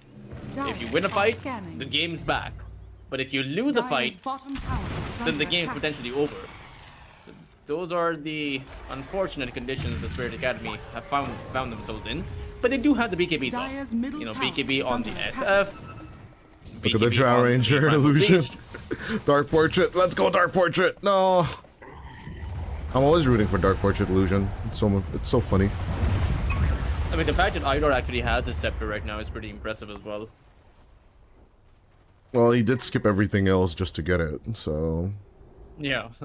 Radiant's courier has been killed. Ooh, good catch onto Nisha's courier. That was his Mjolnir. It was basically the ads clearance, now that we talk about Warcraft as well.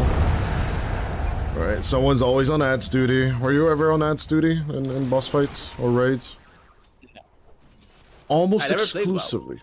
Almost exclusively, I'm always on ads duty in any MMORPG I play. Like I've played this clone of World of Warcraft called Allods Online, but I never had the money for to like Right, to play the I actual have it now, one. of course, but yeah, you know, the subscriptions and stuff. Like I was broke, man. But I usually I can play it now. I just won't go into it now. I usually played into other people. I usually played on other people's accounts because they had, oh, this is the boring stuff. This is the raid I never liked. Can you do it for me? I'm like, sure. It's easy as hell. Yeah, no. After Waddle, I was kind of out of it. So after Wrath of the Lich King, it's just not my cup of tea. Burning Crusade was best, and then it went all downhill. And plus, where's Warcraft 4? Hello, Blizzard? Are you listening? I don't think there's gonna be a Warcraft 4, man. Oh, well, that's where they messed up. RTS is the best. Why do you think MOBAs are the best? Because RDSs are the best. Easiest logic of my life. Speaking of RDSs, that's exactly what Batuka's playing, right? With all these little boars and even Niche. Bring all these treants to the party. And he's about to get his Mjolnir. I think with the split push of death, eventually they should be able to take over the mid lane. But yeah, the Manta-style illusions are perfect fodder to actually make the Dark Portrait illusions, which are then in turn used to take out waves.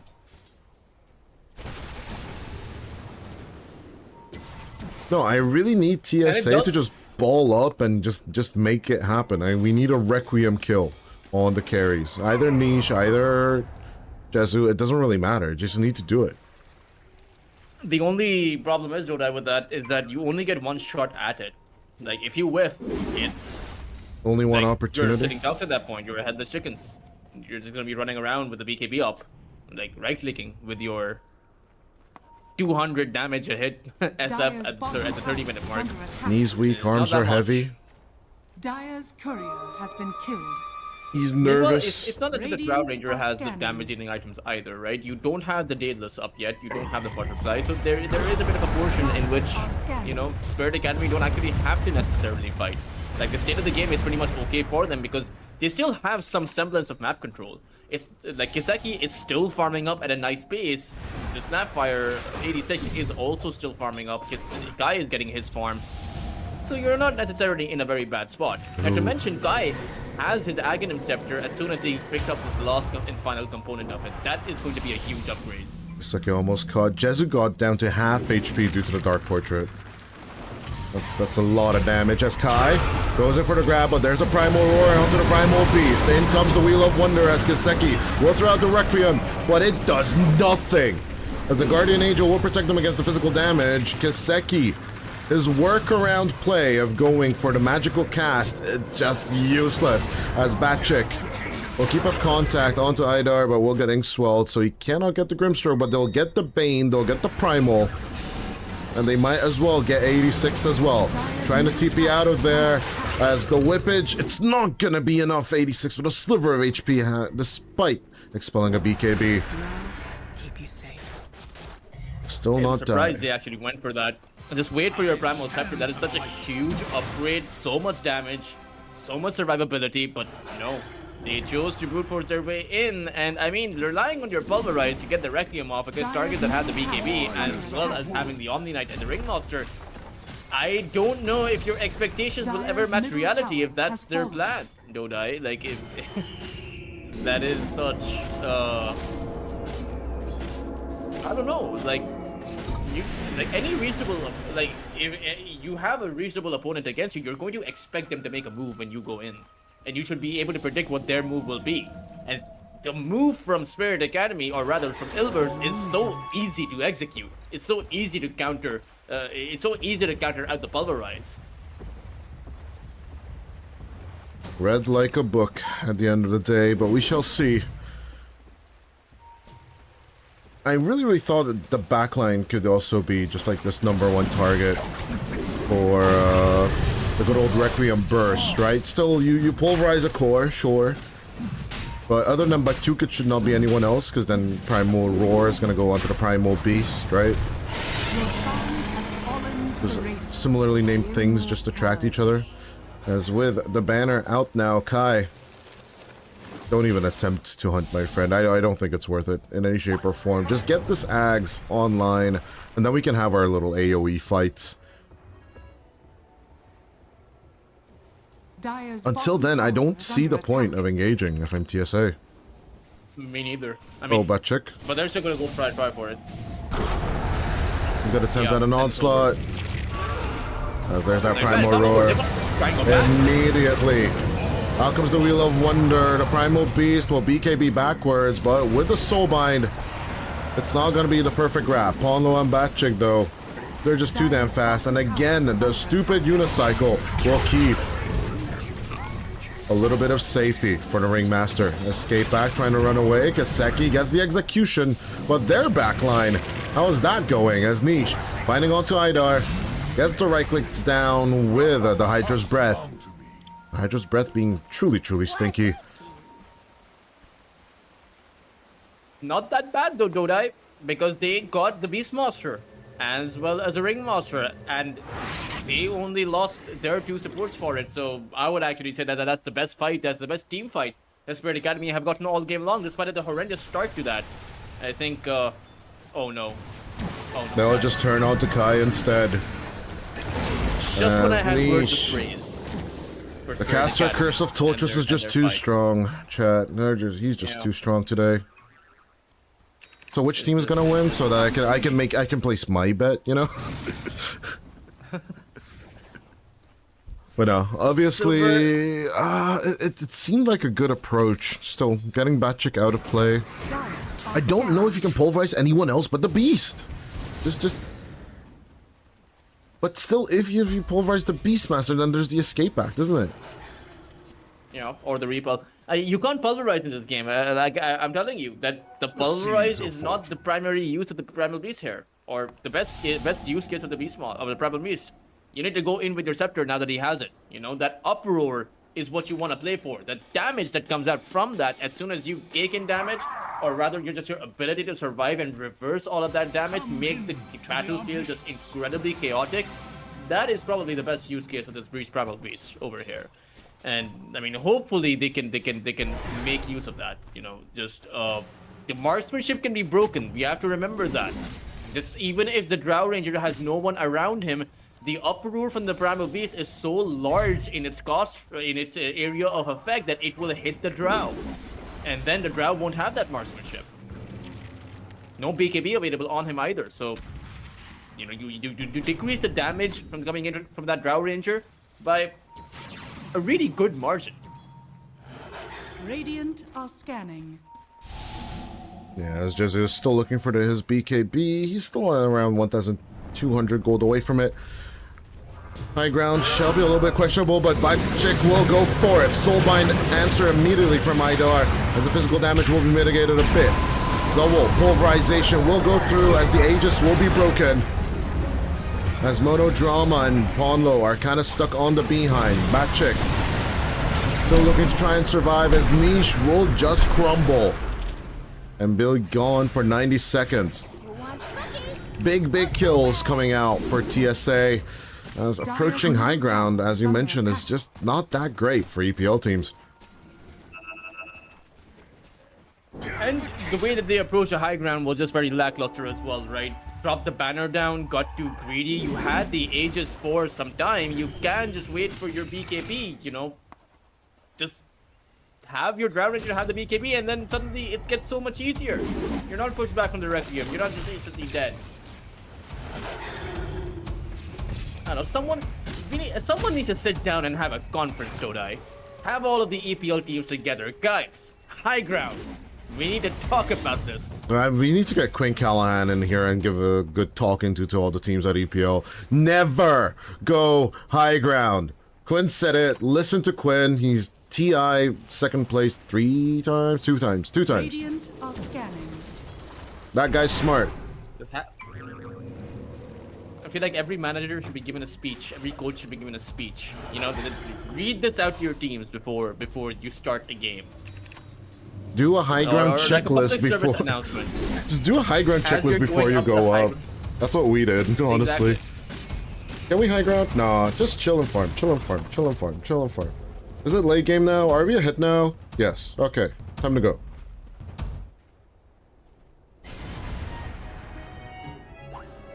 Can we stop throwing away with solo offlaners in the jungle? Thank you. Yeah, Team Spirit.Acd, they will always try and hold either the jungle or the triangle all to themselves, and right now they are holding the triangle.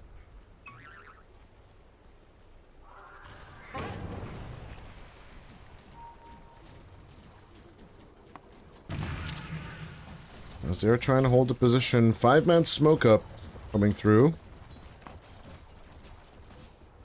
This does feel like another one of those 50-minute games.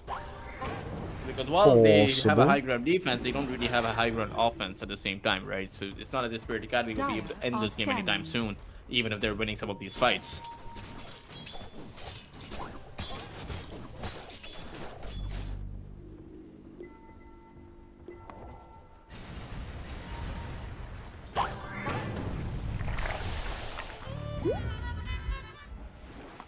Radiant's middle tower is under attack.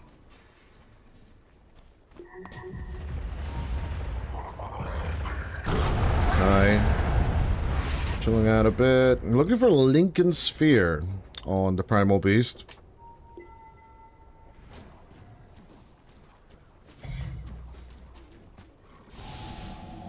Would save you from some targeting, that's for sure. Well, have we actually seen the Primal Beast team fight just yet? Maybe on the high ground hold, right? On the bottom lane. We saw the Aghanim Sceptered uproar, didn't we? Yeah. Well, other than that, they've been just chilling on the side of Team Spirit.Acd. They're like, yeah, they might come at us. Well, when they do, we still have our team fight plays. Kisses, Requiems, all them goodies for overwhelming magic damage. Also have the invisibility rune, so to be fair, he already has a silver edge, so it doesn't really matter. Will be interesting to see how you actually approach that high ground now, because the BKB is there down to the 7 seconds for most of these heroes. Nature's Prophet 7-second BKB, so is the Beast Monster. I can hear has the 9-second one. I can hear the pub warriors already crying. Look at this build on Kiseki. What is this disgusting BS? What do you mean AC Kayayasha?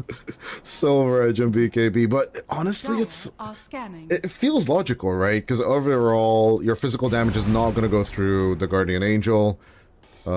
Get me a faster caster Requiem of the Souls. Then let me get into position, break someone, and then kill them off from those merits, right?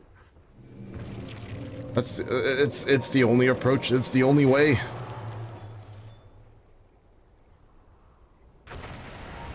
I would love him to get a Satanic, but it doesn't really fit the build anymore.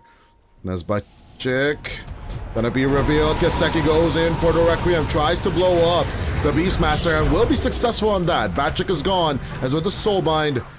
They're gonna be trying to chase out Monodrama. Yeah, they want more because Roshan is up. They know that. Both teams know that. So one team wants to disengage, the other team wants to go in. Niche working on the split push on the bottom wave at the same time. Could TP in to help out the fight. But as Team Spirit.Acd are still on the search, 86. A little bit of a nibble, but not truly an effective tickle. So, time to rearrange the top side of the map according to Kiseki. 15 seconds until the transition of Roshan. As Kiseki's silver edging was under vision. And that he is touching the wave. Radiant's middle tower is under attack. Still not under threat. There's Niche. Now having removed the teleportation cooldown, will just constantly be all over the map. That's his job. Just be a nuisance. Satanic on the Nature's They Prophet. should take out these observer wards in that triangle because they've set up for Roshan. They need to set up back if you're Ilbers. Deward these observers, make sure that they don't have an easy jump on you because that pulverize can come in, that uproar can come in. Oh, you gotta be Red Beam is fast. going to be off of cooldown soon. They are starting to deny things, but in comes Idar and in comes Kai. Pulverize attempt going through, but Kai with the BKB will try and smash on forward. Jezu trying to reposition himself, but Batchick, Ponlo, and Monodrama are gone. Buyback coming out from Monodrama as Niche in trouble. Will BKB Satanic immediately, and then there is the Guardian Angel protecting the Nature's Prophet. Out of there goes Niche as he's looking to continue his little split push project on the bottom. 3 kills for the price of none. TSA have actually won a fight and will take Roshan too. That observer ward though, right? Like they were just hanging around, right? Deciding, hey, what do you guys want to do? It's not a picnic. It's a lower bracket. And you need to deward before the other side come in. Whose job is it anyway? Monodrama with a suicidal play will get pulverized into the Roche pit. I had to censor it out with the banner. That was so brutal. I don't know whose job it is to deward Jodai, but What a misplay from Ilbers. Failure is the team's failure. That is at the end of the day, it is the team who will be eliminated, not the player. Beat a team down. Beat Roshan down with a player. Damn. At the very same time, I absolutely agree. Vision gameplay is just so essential here, and one mistake. One bad mistake, and the enemy team will punish you hard, and TSA are really, really punishing team. What is it with these comebacks? I just can't. Look at this. No, it wasn't a 30-minute. It wasn't a 30,000 comeback. Still. What was it? I'm ticked off. At its peak, it was a 10,000 comeback. That's not impressive. Sure. That's boring. Sure. You can do much better, Spirit Academy. Like, what is this? Boring vanilla Dota, but the Nature's Prophet at the same time is kind of becoming crazy. Swift Link at the ready for the NP. And now... He is pretty much massive. And, I mean, they do need, I think, their Drow Ranger to also become massive. Like, Chrysalis doesn't cut it. Now he has the Daedalus built in. The only problem is, when that Primal Beast jumps in, applies that break on everyone, you know, the uproar gets sent out, everyone takes in just so much instant damage that your initial reaction is to just get back. But your Beastmaster can't hold his ground. Your supports can't hold their ground. There's only one repel and there's only one escape act. At the same time, Ilbers just annoying Yazoo! Finds him under the Sentry Ward, tries to keep up contact with the Drow Ranger. Geseki just casually walking under his own Sentry Ward. He's like, this is my territory now. But Batchick, at the same time, trying to play the Hail Mary rat play. In come the Treants, out goes the Wildwing Ripper, and tries to force out a base race. Geseki, in the meantime, they've finally taken out their first tier 2 tower on the TSA side. But they need more. But Niche just constantly cutting the wave behind them. It'll be hard to reach these objectives. There's one to contact, Pono and Niche moving forward. The Soulbind on the top of them. As the Bullrise goes on through, in comes the Uproar. There are the breaks. They are working overtime as Jezu and Pono are dead. Geseki will just casually try and get the right click onto Monodrama. In with the Shivas, 86. We'll set up Kai for a blink kill. Arcane Rune as well for 86. Oh man. This is looking like it might just be over. Despite the overwhelming damage that the Nature's Prophet has, the Drow Rangers damage, they can't stand their ground. And they don't have a big tanky frontliner. They have a Beastmaster, but he's overused. Like, his purpose is done in this game, right? They had to split push, and they've done that. You can't push up that high ground anymore. That's the job of your position 1 and 2. Geseki going for the jugular. Radiant's middle barracks Tier are 4, under attack. dude, these bastards have 40 armor. As Giseki with the AC and the Aegis is feeling confident, we'll at least get the first tier 4 down to half HP. Niche. This is dead. Leash just absolutely executed. There's a little bit of Fiend's Grip play, as it will be an escape act save, but here comes a second set of that. But Duke and Ponlo just gone, as they are just deleting the enemy. Team Spirit Academy, they want to face Nemiga, and they are overly aggressive, as with the Drow Ranger returning, they will respect that a little bit.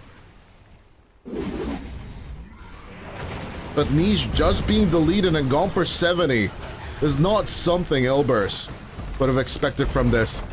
Full set of racks gone, one last glyph remaining. The brute force level of Team Spirit Academy, it's this needs to be taught in schools. Kindergarten, man. They're just playing they're playing caveman Dota. Dude, I hit my timing, I hit my build, and we just smash them. Okay, let's go. It's so dumb yet so effective.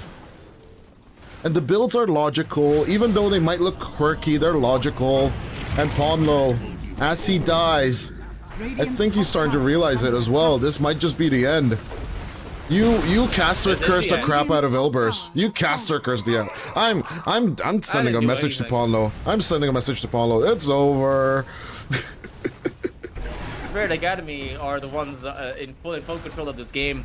Oh Like, no! There's just nothing. Can't go high ground. I told you don't die. Radiant's top tower As soon as that Primal Beast hits that scepter, It's so the strong. game will just turn. It's just so strong, and you just blink in with that ink swell, do a little bit of dancing with your uproar, trample around anyone who's under your feet. Just go full Godzilla mode as Giseki gets a little bit of attack speed coming out from the Feast of Souls, and he's more than content with that. He's just gonna wait out for the Feast of Souls. Goes on forward. It comes to Requiem. Jezero Monodrama gone. That is the game, ladies and gentlemen. Bat Chick types out the GG. As Kai and Salen will even tip him.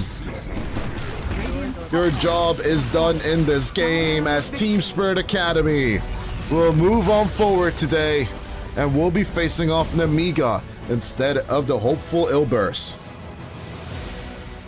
Yeah, that was a very impressive game. That was not the result that I was expecting. I really do think that Ilbers are the stronger team. I just think that this Academy roster, man, they are playing out of their minds, not just in this current season of APL, but in the previous tournaments as well. Remember, Spirit Academy, they made it all the way into those qualifiers at the back of the open qualifiers for the international. And I have a feeling that this roster will have a very long way to go. I do wish Ponlo and his team, the rest of their team, Patrick, everyone, really, Seven Jesua, we've been seeing them for a while. We know what their potential is, and I hope that they too can stand amongst the crowd of the EWC teams that have made it at the back of playing over at EPL, playing over at the Tier 2 and Tier 3 level. Yeah, with that, I mean, Team Spirit Academy pulling off the upset and the surprise again and again and again. But that's what a Dark Horse team does. You underestimate them, that just fuels them. They'll bring out their weird Kaya Yasha builds, and they will smack you down despite you having your TI experience, or I don't know what you want to call it. But even their damage numbers are not that impressive. What I'm truly amazed balls by is that they hit those builds, right? We are just waiting, like, build that Aghanim Scepter on the Primal, build that Aghanim Scepter on the Primal, and as soon as the build comes out, they just go ham. They find the perfect timing, they'll be patient about it, and then it's basically like this weird checkmate where the enemy just keeps on giving you pieces, but then you just realize your king can't go anywhere, and with a little bit of chess metaphor, but it's just beautiful to watch, and I really hope TSA can just improve on this. And just a little bit sad that Ilbers are going to be eliminated. Let's just be honest about that. But yeah, no, I cannot deny Team Spirit Academy, better vision gameplay, better team movements, and once again, that word mistake is something I want to point out at the very end, towards the end of the game, right? That's the one. I think that's where it truly slid out of your hand, as Ilbers just let this one go. sadly, for the very last match of the day. For them, that is. But Team Spirit Academy move on. What do you think? Can they beat Nemiga? That would be the true test, isn't it? I mean, at this point, anything could happen, right? They've already beaten Rune Eater's Arise in the group stages, like you pointed out. So can they beat Nemiga? I'm sure Nemiga, I think it's a bit of a mentality game now, right? It's less about skill. It's more about the absurdity of Dota. If Nemiga are coming in with this, thinking that this is going to be an easy win, if they have a 20,000 lead against Spirit Academy and are thinking that if we have this one in the bag, they're going to lose. I think Spirit Academy are a team that almost, there are teams that want to be underestimated. There are teams that like to be underestimated because they know that if the other side is underestimating them, then they're going to be able to take advantage of that. And that's what happened against Ilbers in both game number 1 and game number 3. I kind of want to say that this is what Navi Jr. used to feel like, but Navi Jr. had a different MO when they used to play, right? It was all about got the juice and Niku's outplaying of the enemy. This one, the Team Spirit Academy feels like a whole team, right? I cannot, or I cannot really truly focus on one player or one player's beautiful performance, right? Like there was either Days making really good ganks, Niku making very deep dive plays, or Got the Juice just having these godforsaken builds, Here, Team Spirit Academy are an identity of their own. They rather feel like Chinese teams used to, right? Back in the day, you don't fear the player, you fear the team. And now it feels weird to say. It's just there's this timer in their head, their massive power spike of the 5-man power spike, and if they hit that, boom, game is over. Oh, it's the fear of the comeback mechanic. Fear right? of the comeback you always have to be mechanic. wary of it. Fear Yeah, of the comeback mechanic. Damn, that's a good way to put it. But Yeah, we with that, still have one more series, I think. we still have one more series of the day, and we will let you go because you definitely have something else to attend to. But Nemiga and Team Spirit Academy will be back. Will Team Spirit Academy continue to roll this train? Find out with me after the break. But until then, TSA versus Ilbers Esports 2-1.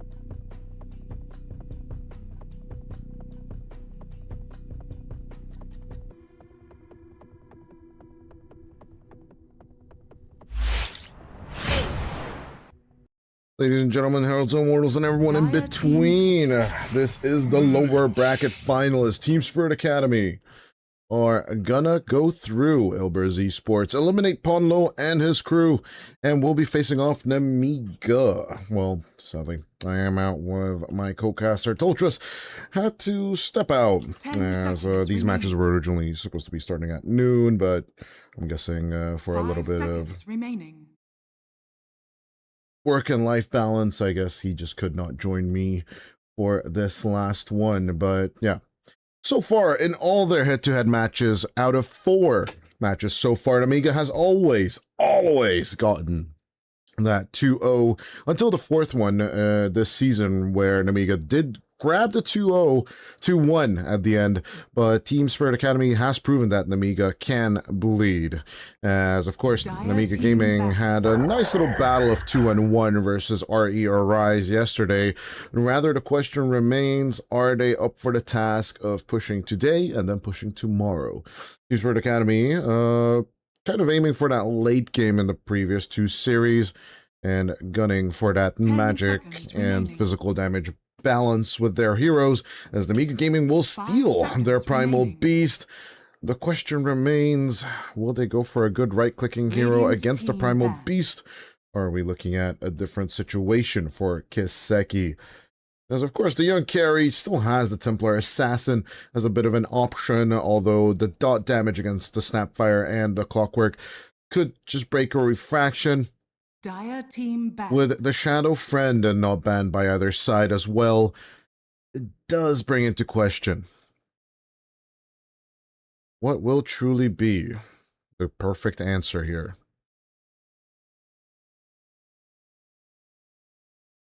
Yeah, as both teams still have plenty of time to think things through. Team Spirit Academy throwback supports straight along their way. Not really believing that the Snapfire could be the position for the enemy, they ban out the Hoodwink just in case to protect the Timbersaw against the break, and then a Rubik ban immediately thrown back into Nemiga's face as they ban out the Tinker.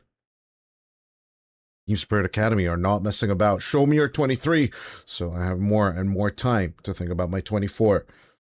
That is, of course, 5th pick and 5th pick on each side, but Nemiga Gaming has to go first. 5 seconds remaining. Honestly, I don't really see any good Young G optional heroes. I would say Storm could be fine. Cookie plus Primal Beast is a decent lane. Clockwork and Drow Ranger is a decent lane. Way more active heroes, maybe the Ember, but getting into that backline against the Necrophos doesn't sound super great with the Ember Spirit. As, of course, Tolchus did point out in the previous series what the problems the Queen of Pain has. You blink in, you get ink swelled, you get silence, you get everything. There's really much of a way of dodging out the spells against your enemies. Void Spirit doesn't sound too bad either, by the way, but that does once again open up the can of worms of the Templar Assassin. If you dare play the Templar Assassin into all of this, then it actually makes a lot of sense for Kiseki. Although if he picks up the Necro for himself, then 86 has the option to counter a possible mid lane pick that Nemiga could be busting out any second now. 6 seconds left. They go for the Invoker teamfight. Pulverization and Cogs. I don't think we are going to be seeing Cataclysm, as it has no true AoE setup right now on the side of Nemiga, but the Meme Hammer and of course the pushing power and spell variation that the Invoker brings in should be the number one thing that makes it viable. There's a full minute for Team Spirit Academy to think this through. A very comfortable and massive counter to the Invoker would be the Clockwork. Do you dare play it into the Snapper and the Clock? Overall, right? Because you are facing off Invoker. Can you be kept safe with the current heroes of Team Spirit Academy? And I would argue that there's a team fight reaction if the Sniper gets jumped on from the Lich and the Grimstroke. They are not necessarily your fastest backline ever. And the bus, aka the onslaught of the Primal Beast, can hurt a lot. But at the very same time, I would argue that it should be worthwhile.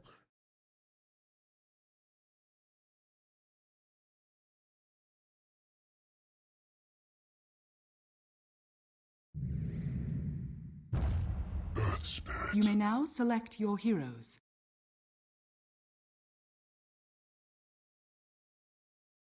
First Spirit comes out. I'm not necessarily agreeing with it being a lane dominator against the Invoker. Of course, if it would come to no one, sure. This pick in and of itself should be effective. But I'm kind of doubtful in the general sense. You know what I'm saying? I'm just questioning everything and everyone, including my own sanity for sure. But Team Spirit Academy believes in it. Should I believe in it? Is rather what it comes down to as TSA. The underdog team right now, the stats, the odds, and the whole world against them. This is their deepest run. This is at least third place secured for the Academy team of Team Spirit. And of course, I do believe, and more than likely, they got a little bit of the boot camp experience from Team Spirit itself.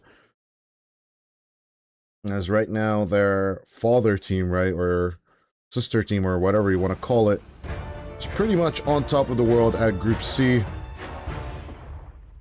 But yet the question is going to be tomorrow in P-Vision versus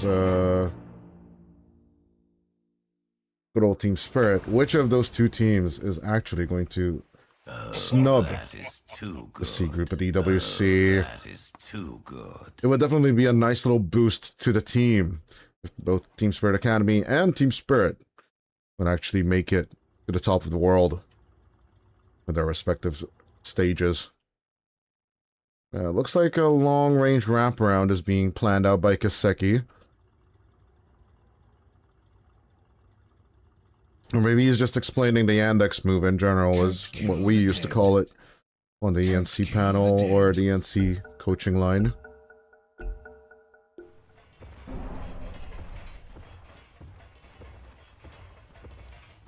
But we shall see.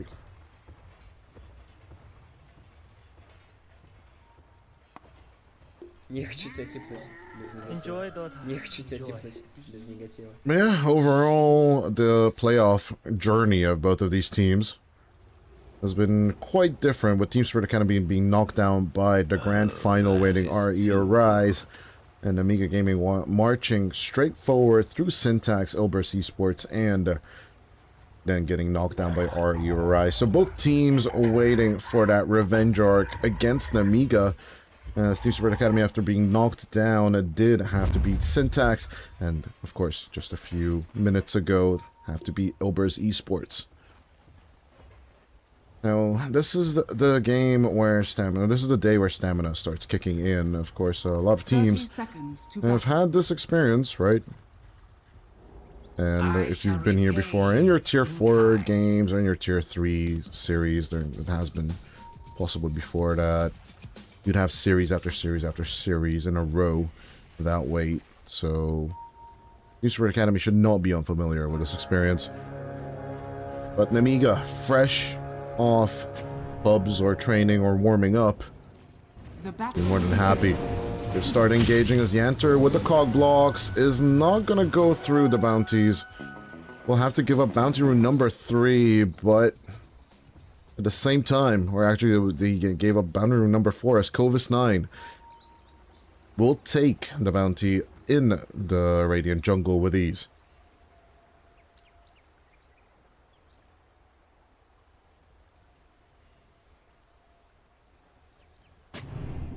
All TSA get is the 1, as another thing that has to be stated, the Drown Ranger, just up today, is on a 2-1 so far at EPL. It'll be an interesting question to see. This time around, Kaseki, not on the SF, but on the Necrophos, will be effective enough to actually take out Young G. A totally different approach of a carry than, of course, good old Jezu, as, on the other hand, Young G has played for higher level teams than Nemiga, namely the gold Evola stack. Even Back is not even as far as last year, I believe.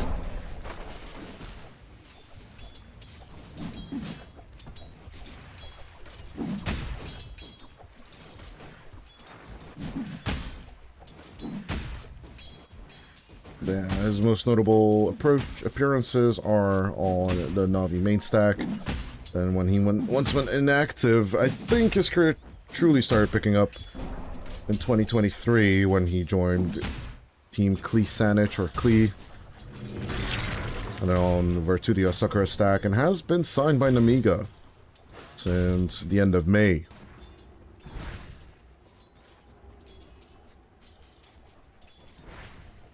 Dire's middle tower is under First attack. throw is Kovis 9. Gets probed low. He will be bait and switch. The Sunstrike from Natty Narwhal will secure first blood on the Lich. I am first in everything.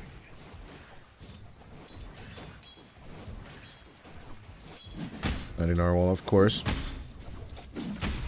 With the double immortals so far. And a little bit of compensation with that first blood is about 5-ish last hits. Make it 6-ish last hits, of course, because it's 300 gold. Straight into his pockets from the Sunstrike. Yeah, as 86 is ramping up those last hits on the other hand. Pretty much ahead of the Invoker, no matter how you look at it.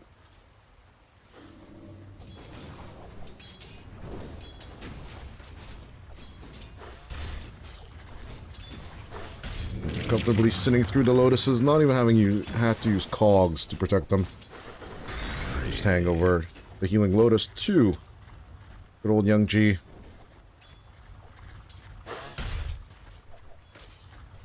And so far so good though on the last hits. It is not the be all end all. Spirit.Acd always decent on the laning stage. And then in the mid game they seem a little bit lackluster. But such is the way of the underdog.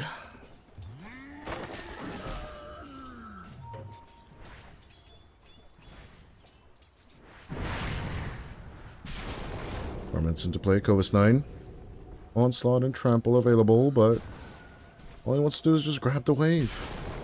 Let him just grab that wave. Goes in for the attack, Salient cuts through the trees, and we'll just go for the casual pull.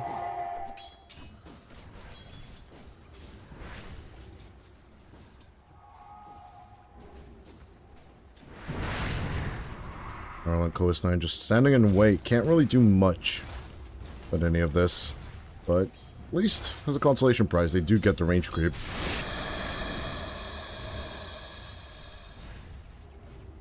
It's Salen. I think he's just slowly starting to realize that he's just not on a Bane.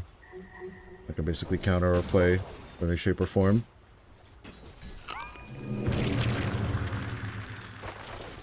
I said no!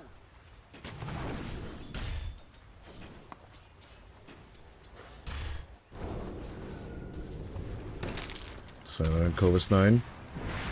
Dire's courier has been A killed. little bit of contact back and forth, but ultimately no kill on the good old Primal Beast. TPI back home to the tier 1 tower. Kovis 9 kind of achieving what Kai did with his own Primal Beast in the previous series.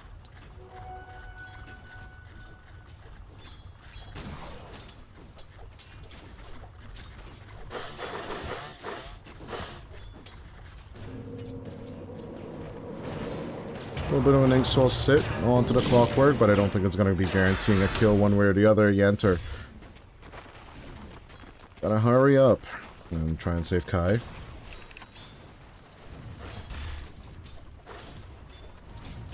I'm not gonna lie, despite the successful season, only Kiseki has a 50+% win rate overall throughout the whole Team Spirit.Acd lineup. And it would be interesting to see if the underdog team can keep on performing against the teams such as Nemiga. He has 86. Radiant structures are fortified. Throws out the boulder, but does not get the geomagnetic grip on it. As with the magnetize, Yanter should go down nice and slow. Even though he has the extra HP coming out from the Magnetize, eventually 2 supports will fall as Idar dies to a Sunstrike. In a better position, and Kovis 9 will get cut down by Kaseki under his own tower.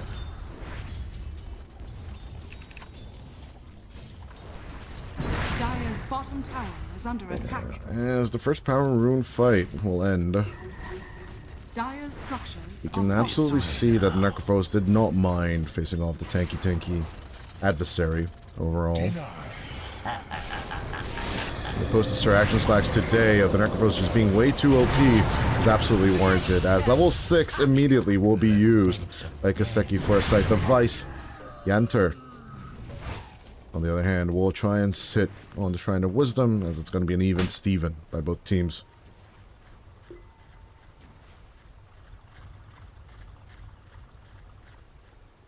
Dire are scanning. Radiant's middle tower is under attack. And then with the swap is Idar. Are looking to rejoin up on Tiangji.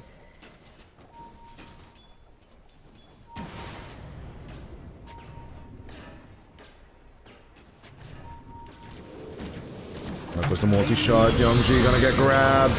But as the remnant, or the spirit, will embrace Youngji, the chakram will be enough damage. Dire's courier has been killed. Along with the Frost Shield of Protection, Idar will skip out on the Sunstrike. No thank you, Netty Narwhal.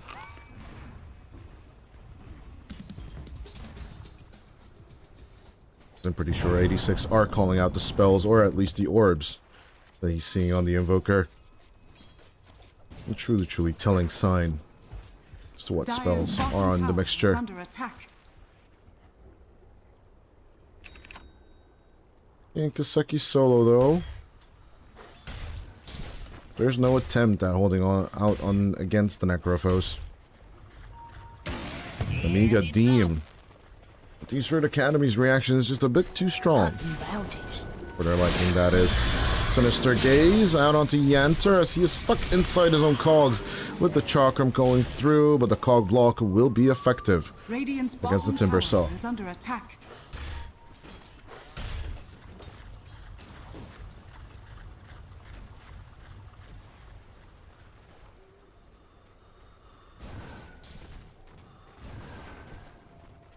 Mass recovery stacks for the Timber Saw and possibly the Earth Spirit.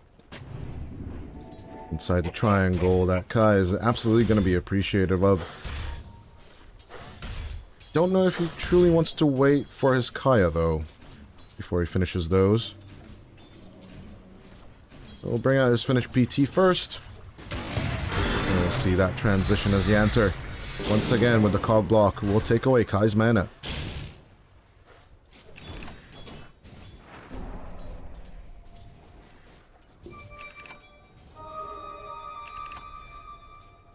The back way.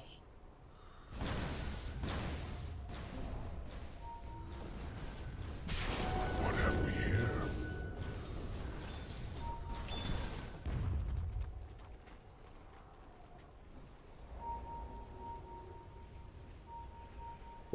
Support action with Ariel and Nidar as the cookie jump is there. Good with the Sunstrike, even better Scatter Blast as the Grandma will gladly take the kill. Don't be afraid to leave your friends to die.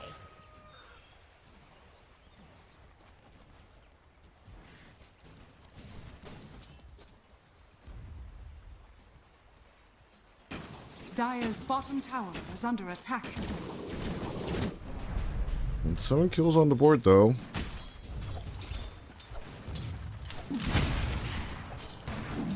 Doesn't seem like Nemiga is truly missing Self-Hate in any shape or form. Yeah, more than ready. Just keep on performing with Young G now on the carry position and Netty Narwhal standing in for the mid. Don't know what's up with Self-Hate, by the way, but we hope everything's alright with him. As Netty Narwhal's Invoker actually with really good meteor hammer timing, better than what you can actually witness in some of your bot games as well.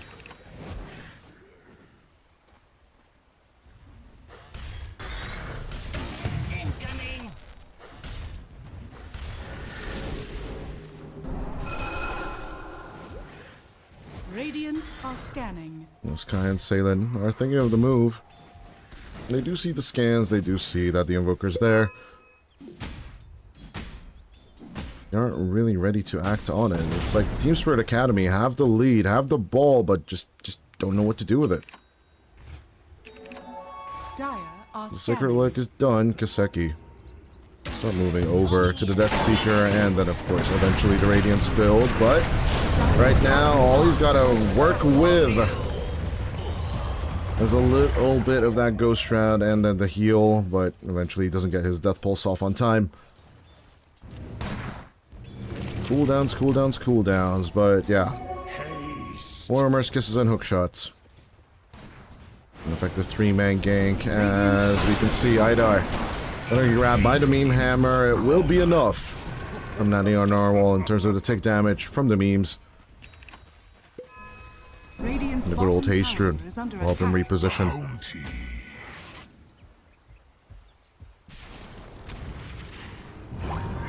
As 86 looks to roll in, the Chain Frost is bouncing back and forth.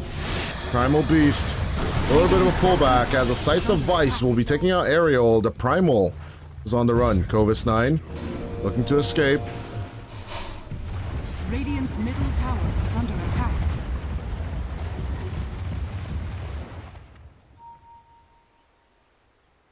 The Primal Beast alive. It seems to be, all in all, in a good shape. Yeah, Reaper Scything another target, Kaseki. Dire's Proving to be bottom tower is less under than attack. squishy for the enemy. When he held on to the past healing Lotuses, they are looking pretty solid on the Necro. And with the Radiance finished at 13 minutes, this farming journey will truly start, as Young G's is only beginning with the finished Yasha.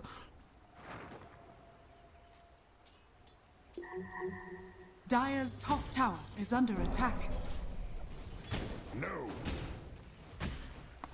Only having one tower fallen so far in the game. Actually, not even one. See? Yeah. The tier 1 on the Dire side. Just ever so elusive under Yanter. Neither team truly playing for their objectives just yet. Just kills, kills, and kills. Yanter, hookshot connection. Out onto the Lich as the Cogs will push him out of the Sunstrike. Salen actually surviving this one. Radiant's bottom Thanks to a little bit of a tower is misplay under from attack. Yanter, but here come the rotations. Dire's middle Kaseki tower is under attack. coming in with a vengeance. As they see the Invoker, Natty Narwhal is pushing for the tier 1 tower. Trying to get the deny off Radiant's Idar. middle tower has fallen. Will not look to break his teeth, as it's going to be double tier 1 towers coming out for Nemiga. Onslaught away as Yanter with the block. Just lay it out onto 86. He goes on through with the Angswell roll. Does not make the catch, but Salen will keep contact. And another Reaper Scythe stack. All the way to the Necro. Plagued me long enough. Boots of Travel next, along with the Death Seeker. Is under attack. It's Natty Narwhal. Gonna be silenced up. Idar will at least take the courier, if nothing else. And the Invoker will look for another Sunstrike potential, but not find it.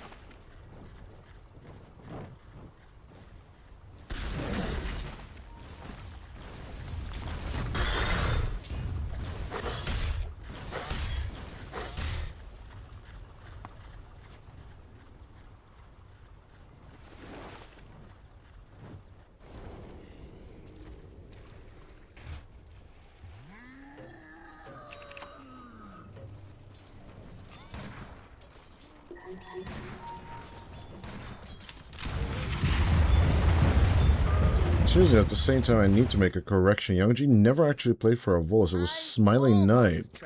They used to play on that carry position for the Avulus side.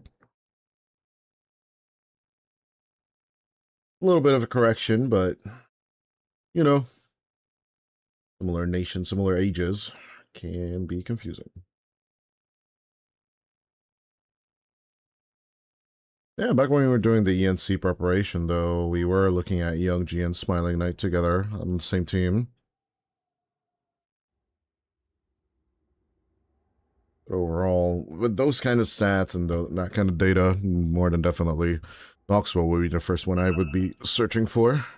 He knows these stats and numbers out of the wazoo. Out of my head, by the way. That Dota is just a really, really good archive. As to matchups, pairings, and player pairings as well.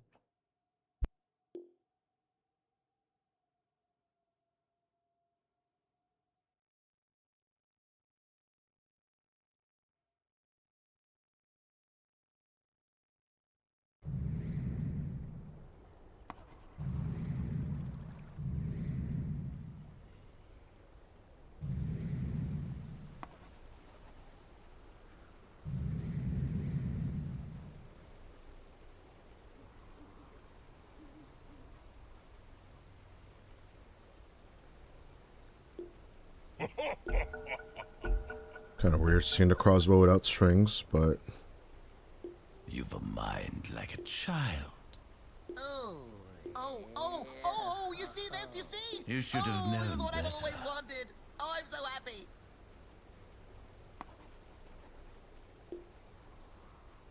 Perfect timing. Actually trying to find the pull lever on this crossbow.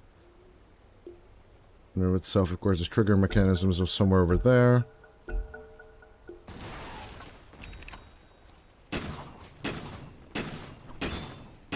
Oh, so the pull trigger mechanism is up top. Interesting.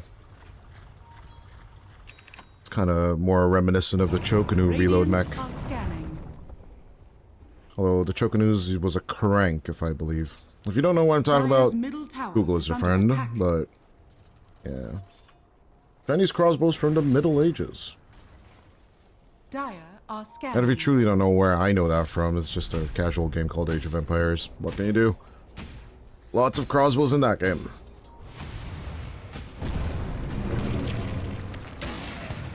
Snatching Narwhal, in with a hook shot. Another grab onto Idar. Once again, the Sunstrike kind of messed up, but will be enough this time so that they will get the Idar kill. At this point, it's a broader question. Who is messing it up? Is it Natty Narwhal? It's not used to Yantar's antics. Yantar's antics. Or Jantar's antics. Or is it Natty Narwhal just not placing the Sunstrike perfectly as it should be? And Yantar messing up the cogs. You gotta jive with the player you're playing with when you do play the Invoker. Radiant's bottom tower. Right, re-anticipate as to what your players will do and what the enemy players will do.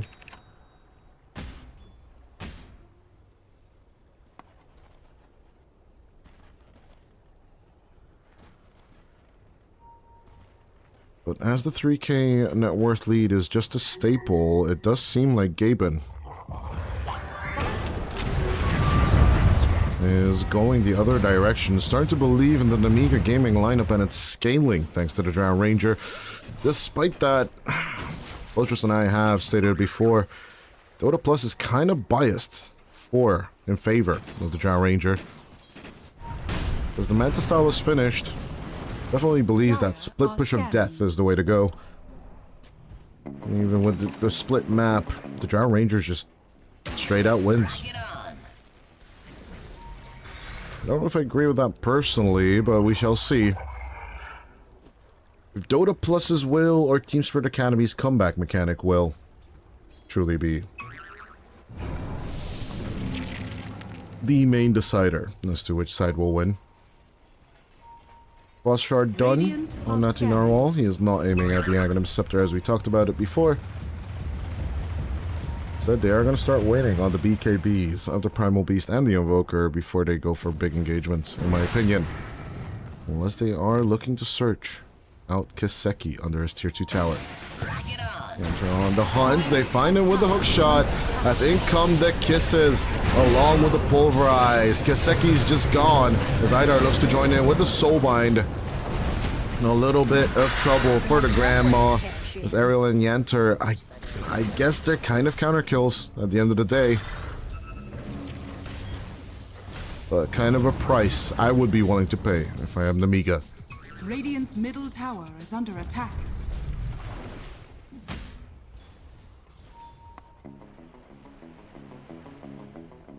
Lotus Orb next queued up for the Necrophos. No wraps, interestingly enough.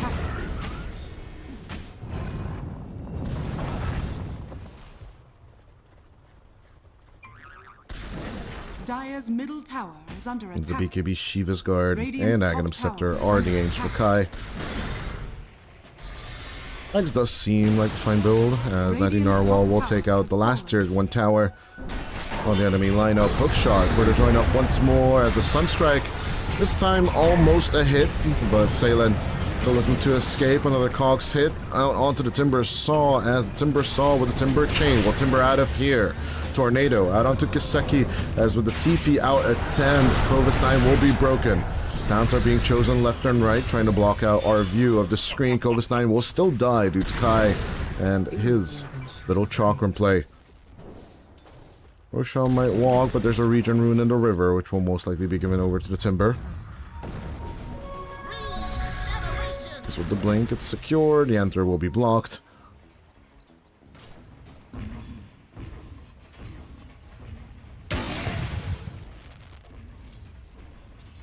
But 21 minutes into the play. Arms for the dead. Cracks are starting to show on the Team Spirit Academy's lines. Keep in mind, throughout this whole ordeal, Young G is just casually farming and farming and farming away. He is looking to start building his BKB on and of itself. And once you have triple BKBs versus just doubles, it could be a little bit tricky. Yeah. Either at the same time, working on the Dark Portrait, as we talked about in previous matchups. And as Ariel gets picked off, 21 minute Shrine of Wisdom will be taken over. Dire's bottom tower is under attack. A little bit of a steal, as Kiseki, instead of going through the gate, will need to TP down bottom. Not the fastest Tormentor timing in the history of Dota, but it should be sufficient, especially with the Death Seeker. Of course, the Death Pulse, but they do see Yanter's TP over. Radiant's top tower is under attack. Do it with flair. First tier 1 tower will fall on the Dire side on the bottom, with the mid lane and the top being pressured. Radiant's middle tower is under attack. A little bit of waste of time keep doing this Tormentor, but Radiant's top tower they will is under secure it. attack. And Saline, the Ice Spire.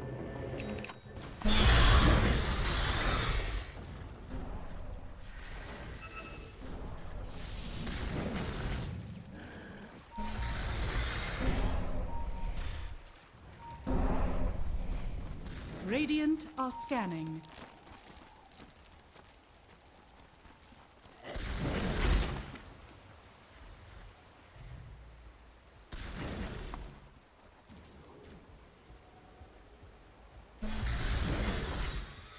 Six moving on over. Natty Narwhal in his Ghost Dire's top Shroud tower is under moment. attack.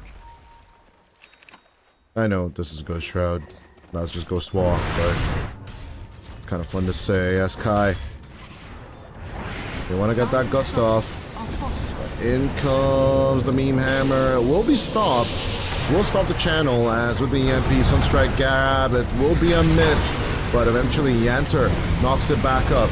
In come the Murmur Kisses, and with a little bit of blocking, Kai and 86 are on the Divulge. They will get Young G out of play as they stop him under his own tier 1 tower. But with Clovis 9, Natty Narwhal, and Ariel that want to keep on going, they'll take out the Primal Beast. Another EMP, another set of plays, but their BKBs are ready. Pause 1 and 2 die for 2 support kills. And it looks like Team Spirit Academy are just happy with the Magnetize being dropped and securing those cores. Radiant's top tower is under attack. I will say this though, Kiseki did most of the damage on the side of Team Spirit Academy, and they are extremely surgical with it as well. More than twice the amount of DMG was done by Nemiga, and it didn't really matter. And Team Spirit Academy are on the hold with a 5k net worth lead. It looks like they just want to hold nice and steady and eventually just wait on the Drow. They just committed so many spells on Young G and it was effective. Kiseki in the net worth lead, and Young G just being impatient, not waiting for his BKB to come out. Well, Kiseki didn't even need to pop the 9-second item. For 86, and of course, I had to use a charge, but it's not that big of a loss.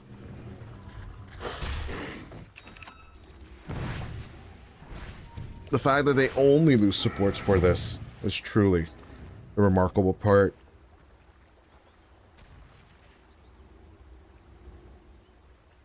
While TSA is behind in objectives, this is just basically effective gold that they can just pick up them on their own.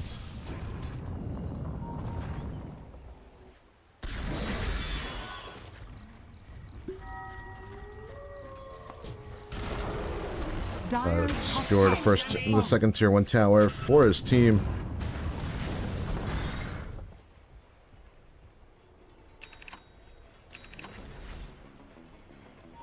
It's Kai. Not really committed either to Kayasha or to Kaya Sanj just yet. Just hang on to the item for as long as possible. Radiant's middle tower is under attack. Boom! There it goes. Spirit Academy gambling with a little bit of tower damage all over the place, but not really deciding on a uniform move. Middle tower is under attack. Just pick-offs, pick-offs, pick-offs. Aggression after the other. As they see the Invoker, they will go for the Hypnotize. Good with the gaze. Even better with the Dust. With the TP committed, it does look like, though, that the Invoker will manage to get away. Death Seeker play coming out from Kiseki as he tries to escape, but will get right-clicked down by good old Young G. The Dark Portrait. It's just not going to work out that well. Idar denying a double damage room, but it doesn't really matter. I think Roshan is in the open as Nemiga just make a statement.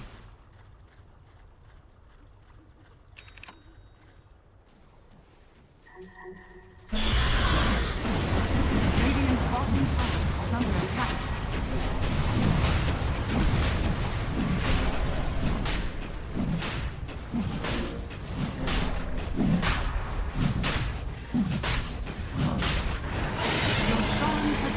It's 27 minutes into play. We do have our first Roche taken, and it will be given to the Drown Ranger. Middle tower is under attack. With Young G opting in to continue and try and roll in with the Hurricane Pike.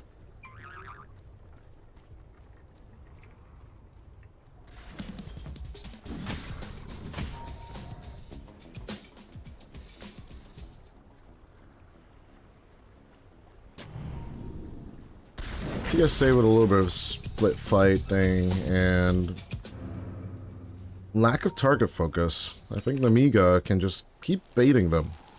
These big mistakes. Dire's middle tower is under attack. Nanny Narwhal just not dying on that bottom fight is definitely what secured them the victory over on the mid, and then of course the Roshan. As soon as Idar's seen, there's the hook. There's that play, being ping-ponged back and forth by Cogs and the Gust.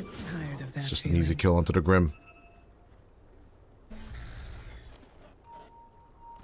Ezreal, hang on in this position, but of course, catching up to that Earth Spirit is a wholly different approach to the game. Salen trying to hide. Ariel saw him for a second there, and it was just enough. Actually made the grab on the Lich. He had the blink dagger, so it's a little bit interesting that he didn't. Maybe he used it in the wrong position, because he should have just gone here. It could have been on cooldown. I cannot check. Now that we're here.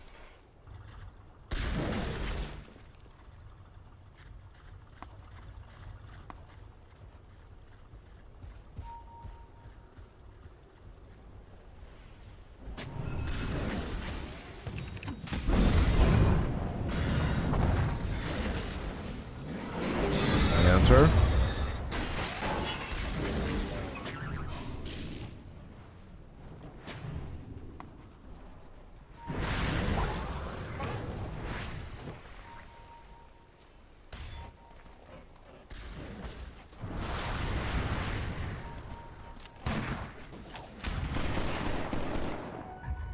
Radiant's bottom tower is under attack.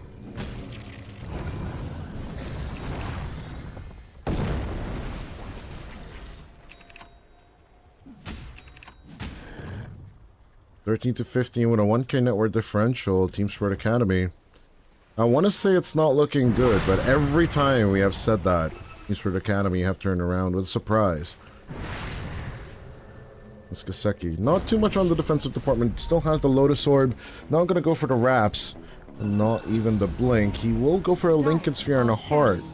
And then more than likely eventually the Agnum Scepter. Sky moves on forward. Haste strewn onto Mr. Trample as a long-range hook shot will connect onto the Necro post. Kai moving back into the play as Young G, the painted target, is right in front of him. He will sacrifice the Aegis, but Govis 9 just rolls on through. Kiseki and Kai trying to run out of here. This is Young G. They're happy for the 2-for-1 exchange. Or truly, they do not lose their Drow Ranger. But Nemiga, they still have tools in the bag. There's still Pulverized, Mortimer's Kisses, and everything else available. All they gave up was the hookshot. For 2 kills secured. The Scythe of Vice. Was Reaper's Scythe was even forced out here. It's 86. There's the Cold Snap along with the Meme Hammer. 86 will need to use his BKB along with Nani Narwhal. Trying to get the hell away from K and Kaseki.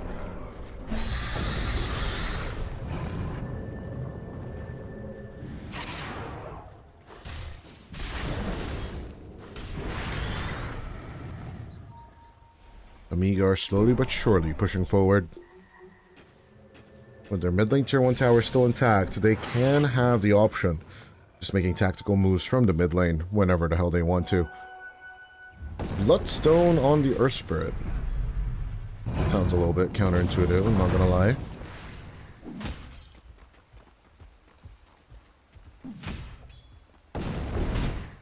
The possibility of the Shard saving his teammates. 86 will go for the Shard. Covis 9 on the other hand.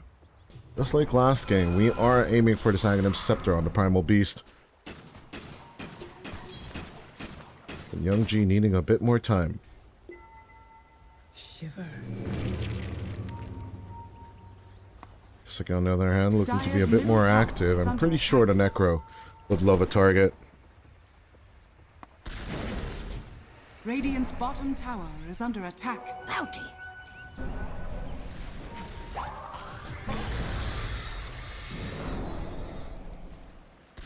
Genji's calling out positions. It looks like 99R1 aerial. They go for the twin gate wraparound. Jackpot.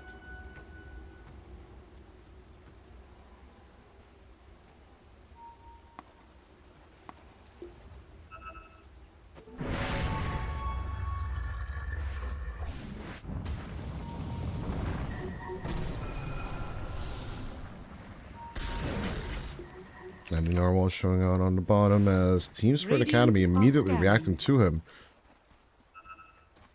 Don't know how much this grab is even worth it, even if they get it. Tornado, just in case. As they're giving up their own triangle for all of this. Top tier 2 already fallen. Nemiga are looking to turn this into pressure. Radiant's top tower is under attack. Tormentor secure at 10 to Satan almost dying for it. Kai will be the one that will get the flamethrower. Radiant's middle tower is under attack.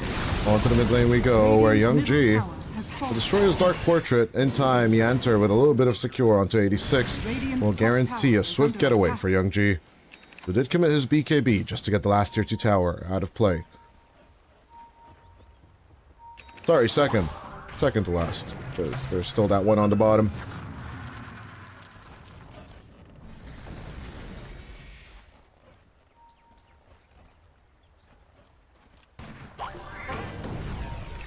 As they check off their items, we already have a Shiva's Guard on Natty Narwhal. Covis 9. Not looking to make one of their own. They are looking for a rod of Atos over all their things. First things first, they need to get that good old Agnum Scepter. Casual Defianter. And the tier 1 tower on the mid lane should be up for grabs. Dire's middle tower is under attack. One of the best tower hero hitters in the game, but be sufficient enough to take out one last tier 1 tower. Dire's middle tower is under attack. Fort Spirit's just gone as Kai continue to shove out this bottom lane.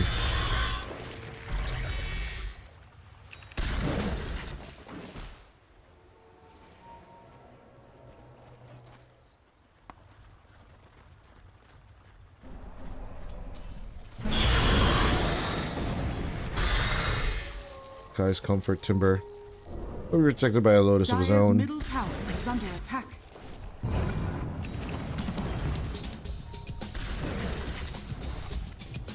Timber Saw's Chakram is just super loud for no reason in the game.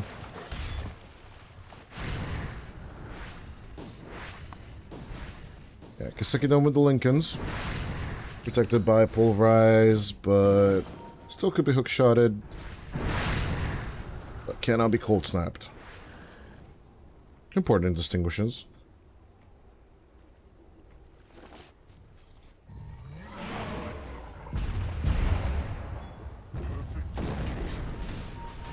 There's triple smoke coming out from Nemiga, but they're not going to go on the hunt. Young G reveals, Radiant are scanning. showing that they are smoked, truly. Ariel on the defensive move, and they are looking for the Drow out of play. But with no reaction coming in, Natty Narwhal and the boys, they'll just meatball the mid-wave. With some Fort Spirits. Bit of a grab. They'll see the vision. They'll go for the grab play onto Idar. The Lincoln Sphere just a little bit delayed. Dark Portrait out onto the Primal Beast as Young G comes in with the follow-up. The Aghanim Scepter revealed, and it is working overtime as Yanter tries to hookshot indeed. Young G up close and personal with Kaseki. He needs a bit more of that right-click damage to actually make this worthwhile, as he is just Manta Illusion shaking off the Primal Beast.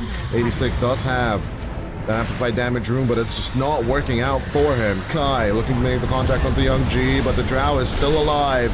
As deeper and deeper goes Kovis 9, they'll cut down the Godzilla, and Kai will survive. Natty Narwhal and Ariel making a wall, but it's just not going to be enough.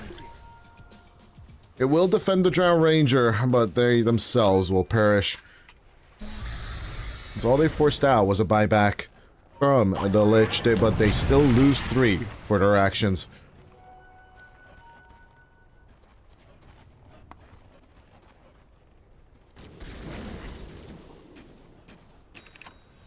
New Spirit Academy just sacking objectives left and right, but then they're finding these perfect fights all for themselves. As Roshan is up for grabs, the better question is, do they have enough damage to actually do it?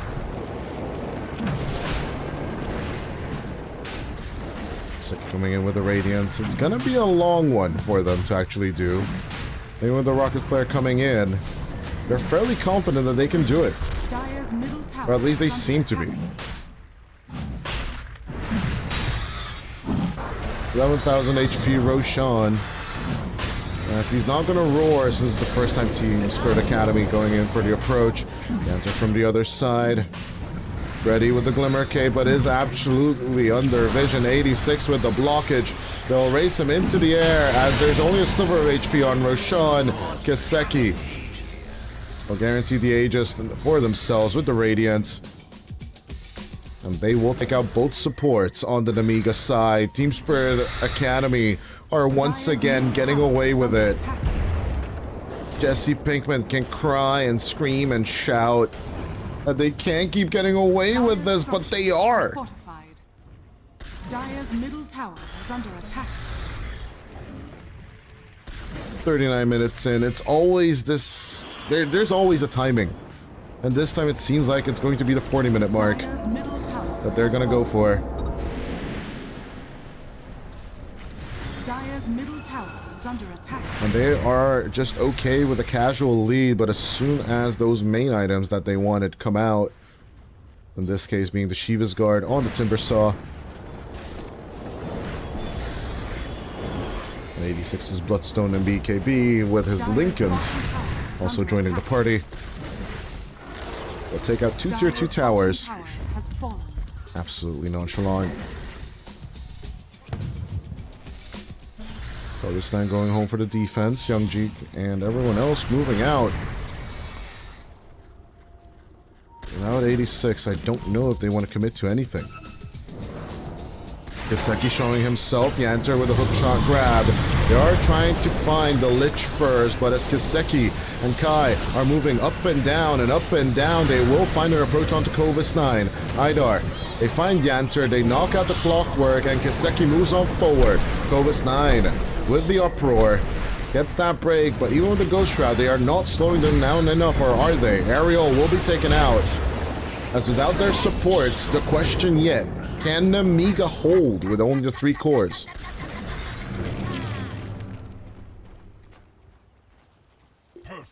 Double catapults all coming in as the banner is set. Kiseki is ready to set the high ground. Out comes the rock throw. It's cute, but it doesn't really do much as even the EMP will be dodged out by the Necrophos. BKB at the ready for Kiseki if need be. With the Fourth Spirits try and tickle and pull off the aggro from that banner. The Team Spirit.Acd will be sitting pretty here. Multi-shot going through. Idar moving in with a soulbind as they grab the Invoker. And, of course, Natty Narwhal. They just melt Young G with a double Chain Frost. And Team Spirit.Acd, the overwhelming late game. The art of Spirit mentality. Sure, they lose the Grimstroke, but they have Grimstroke at heart. They have a Drow Ranger of their own.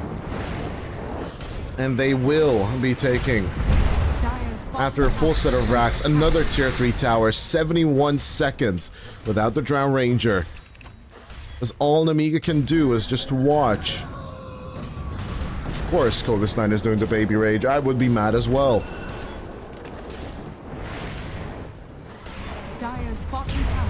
The biggest trick in all of this is that Team Spirit.Acd don't even have their buybacks. If Nemiga can get one successful fight, they could start cleaning up the Radiant base.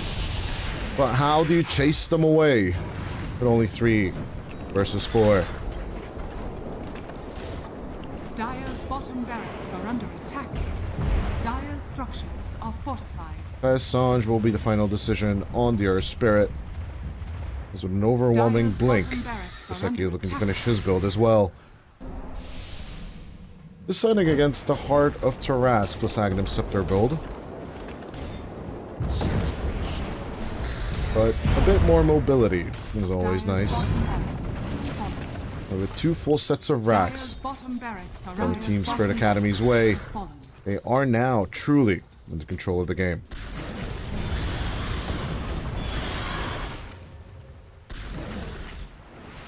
Overwhelming blink aimed at Kai as well as 86 himself. Will go for a blink of its own. Radiant are scanning. And with Dust Duty given over to... I'm trying to find out who has Gem or Dust. The Team Spirit.Acad side, they are deciding not to get reveals. Kai and Idar have one, but 86 is looking to sell his. As we have Salen's, good old AoE Sinister Gaze coming in with the Aghanim Scepter. Aegis will be reclaimed. Yanter trying to snoop around will be found as in comes the Soulbind once more. Double Chain Frost again as the leash and the releash is just devastating for Young G. Kiseki will fall for this, but the casualties Nemiga is suffering is too damn much. Double buyback coming through as they will Reaper Scythe down Natty Narwhal. And with only the Godzilla left, I mean, they're just not scared. They will look for the Mega Creeps secure here. Dire's top barracks are under attack. As with no buyback available on Young G and Natty Narwhal, this is just game over. Dire's top barracks has fallen. Dire's top barracks has fallen. The Yanter bait was actually pitch perfect, but once again, the soulbind and its consequences are just too much to handle. Nemiga not willing to tap out here. As honestly, I take all the thinking time I could get. Team Spirit Academy, the way they're playing, I don't think Absolute Cinema gives it justice. Yanter taps out as one last reminiscent of the kisses. They'll rip Covis 9 apart, but not before the Ancient will fall. As TSA will win their third game today against Nemiga.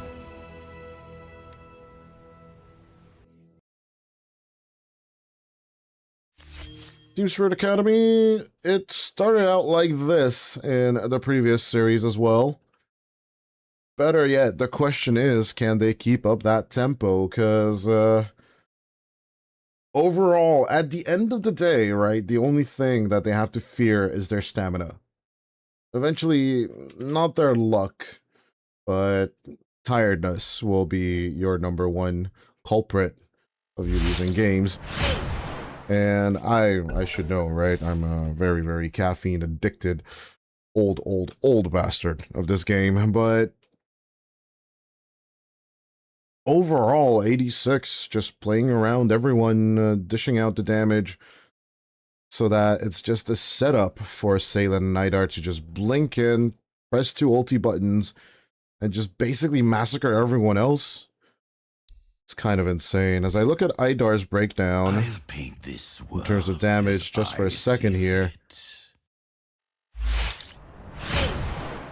Trying to find a dark portrait in and of itself. It only did 3,000 damage, right? It doesn't seem like that significant of an itemization, but I do believe this is only the damage done to the heroes. It doesn't really account for the amount of creeps and the amount of damage done to the buildings that the hero has done. But it is truly, truly crazy how effective Idar has been with this Grimstroke. So yeah, someone did call it out in the audience during the break that the Grimstroke should be addressed by one team or Nemiga are going to be losing. It's looking like that commenter was absolutely right with their take. But Nemiga, it's just the tempo and the play. Overall, I didn't really think that the Earth Spirit would be doing this much, but it's both 86 and Kai putting their lives on the line again and again so that Idar and Salen can put in the damage, put in their spells, and then they can react with their Blink Dagger or BKBs or anything else that is necessary.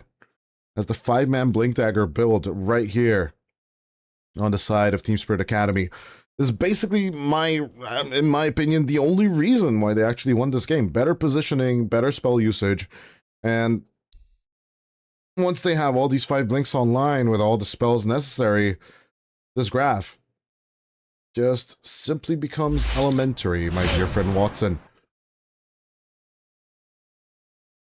But yeah, beauty is in the eye of the beholder, and I do believe game 2 will be in our eyes as we are going to be the beholder. Team Spirit Academy, take the lead 1-0.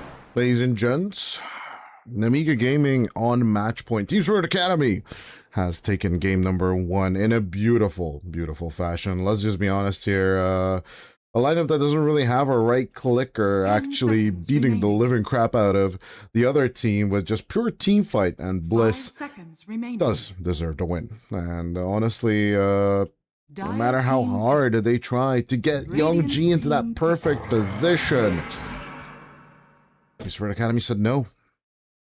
Get soul-minded, get double chain frosted, get wrecked, get the frick out of here. And honestly, with Nemiga Gaming now committing to another right-clicking hero, they do have a bit of the better approach, right? They take out the Shadow Fiend themselves and they ban out the Drow Ranger. Overall, it seems they're a little bit better prepared this time around, but will it be enough? Yes, they did ban out the Grimstroke. You heard that right. It is from the top, the second from the top, as they do address really, really important heroes. On the other side, though, we do have the Lycan banned out. They take out the Bane, right? They don't really want to give it away to their side either. And they ban out the Puck themselves, so neither Natty Narwhal nor Young G would even have the idea of actually playing the hero in and of itself. So, yeah. Team Spirit.Acd, once again, I'm starting to get this, right? Just stable lanes, right? Sure, if we'll lose the laning stage, we lose a few tier 1 towers. It's fine, you know, as long as we're not feeding, per se. Even though if you're feeding, you can still make the turnaround. Team Spirit.Acd, just get the stable game, get those itemizations, and then just hit them hard. Nemiga Gaming, though, I want to play proper Dota, right? It's basically the two damn ideals of drafting in the game, trying to fight each other to the death. And as the Centaur Warner is being picked into the clockwork, Yanter loses a toy. The Snapfire still being in the pool, and I do agree with this mentality so far from Team Spirit.Acd. Just ignore it. Ariel didn't really have that great of a time. And even so, if you do go for the Grandma, do you want to play Grandma into Dark Willow and a Clockwork? Honestly, neither would I. So, out comes the Oracle first for Yanter. No matter how jank you think the pick is, it is right here. And honestly, I think it is the fine choice. At least, for me, it seems like that right choice. 5 seconds remaining.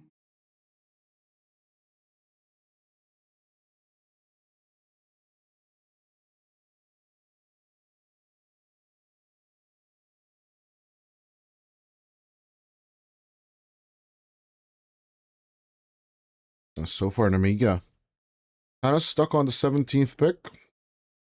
Hard one to decide. As they dip into that reserve time, we see the Ringmaster instead. So going for the double save overall with the False Promise and the Escape Act. Keeping the Shadow Fiend overly secure. Something that can reach this backline could be the 18th pick here. I don't think Emperor Spirit would be horrible. They go for the Templar instead. I guess they were listening to the stream. Confirmed. Kaseki's listening to the stream. Hiya. It is rigged. It is rigged. It's always rigged. No. Obviously, it was a good pick for it last game around. This time around, the only thing fighting against it, right, is the Impalement Arts. And of course, you can be dispelled. You can be held down despite your melds, despite your abilities. The question remains, are you confident enough in the refractions 10 seconds and your ability to right-click to reach that backline and help out your mid laner? 5 seconds remaining. Now with Sniper Band, they're kind of indicating that they want to up front and center with a Spirit themselves, as I think the Nemiga after the Storm should ban out the Ember as well. And then we'll see what we're working with.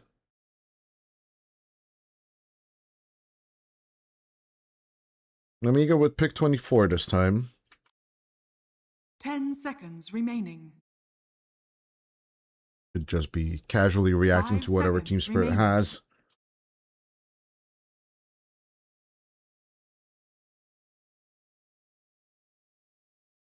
Radiant team. But they ban out the Brewmaster instead. Interesting. They are expecting that maybe the Largo could be played on the mid lane, but I don't really see that great of a chance that the Shadow Fiend would even have a trouble actually destroying the 10 Brewmaster. seconds remaining. 5 seconds remaining.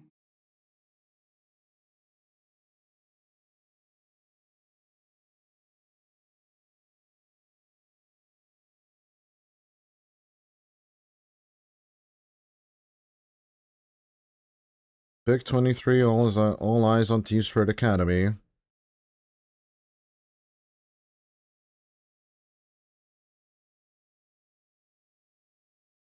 I'm still liking the Ember here, I'm not gonna lie. Sure, the Flame Guard could be purged off, but so what? I'm not that scared of the Root. There's Sleight of Fist, there's Remnant to escape. Puck is gone. Quap doesn't seem good. No, Quap seems like suicide.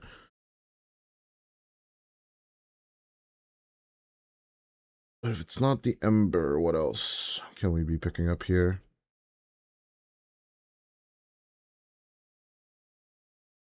Pick a page out of Nietzsche's book and go for the Lesh? No. If it ain't broken, why fix it? As Team Spirit Academy, pick up the Earth Spirit instead.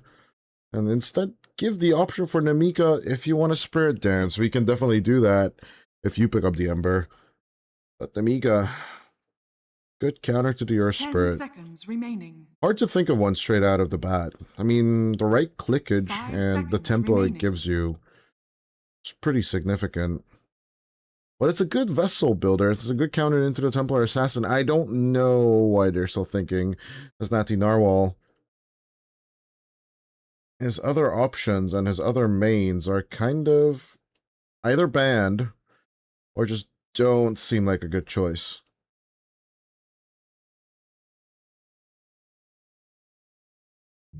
Monkey doesn't seem like a solution. Pango doesn't. Oh. You may now select your heroes. You get to watch the 35% win rate Pangolier make another appearance, ladies and gentlemen. I was about to just say, it doesn't seem like the right idea for Natty. Sure, it's okay against a refraction, but obviously the hook shot and the residual damage from all the other spells could be a little bit of pain for Natty Narwhal. Bramble's still hurt, and Cogs can still block, so the great question where Nemiga Gaming is going to be bowling out here in the blazing fire of the 2-0, or we are going to go to game number 3, will be answered shortly. But you know what? Maybe for the first time today, I might be a believer.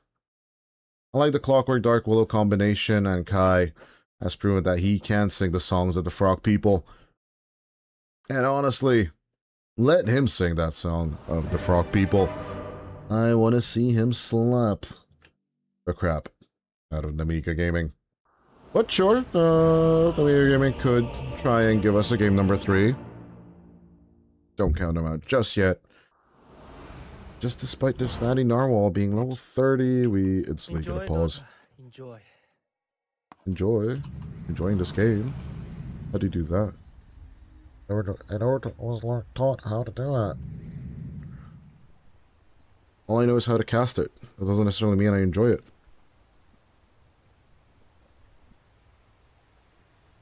Perfect timing.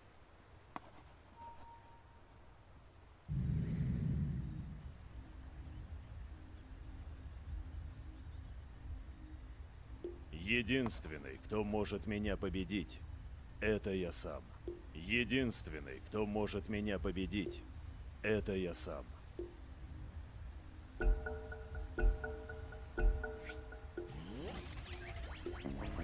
Enjoy, Dot. Enjoy. Good luck versus the Templar God, they say, and Kaseki. Absolutely mean it. Yanter, on the other hand. Sure.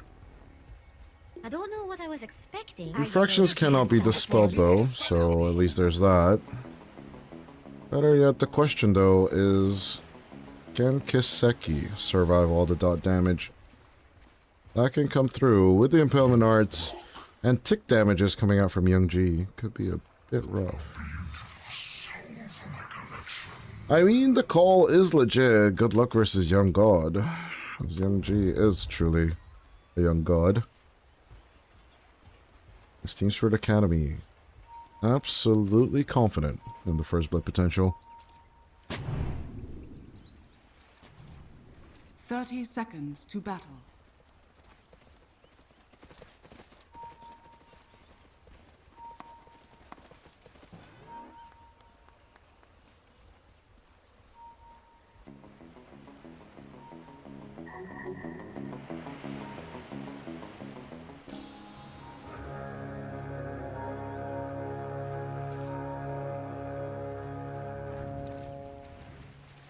The battle begins. There's a little bit of a hold. Natty Narwhal will still secure the bounty, but will become the first blood. Just to negate the fact that he picked up the bounty rune. Sure, 3 bounty runes for Nemiga, but first blood given away is kind of valuable. Let's just be honest here.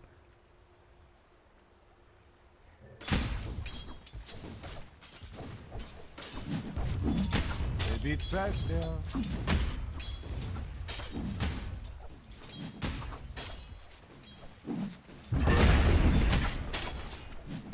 86 is just casually the better read. Or than happy to just get the beat down.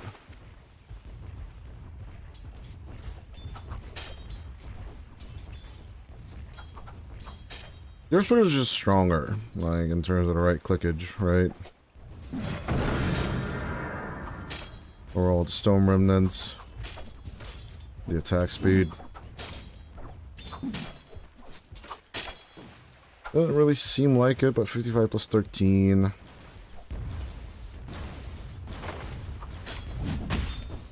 He's just built different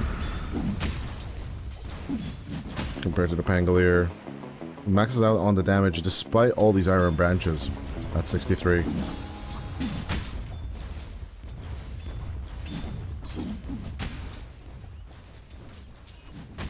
It's also the big difference maker between the two of them. If they start hitting each other, it's just that little bit of extra armor that 86 has. I mean, he doesn't need 5 branches to hit you a little bit harder. He's got that good old Quelling Axe.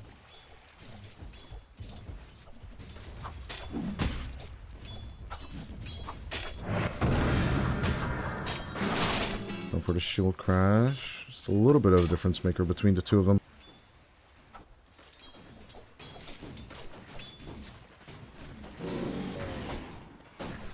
Radiant's middle tower is under attack.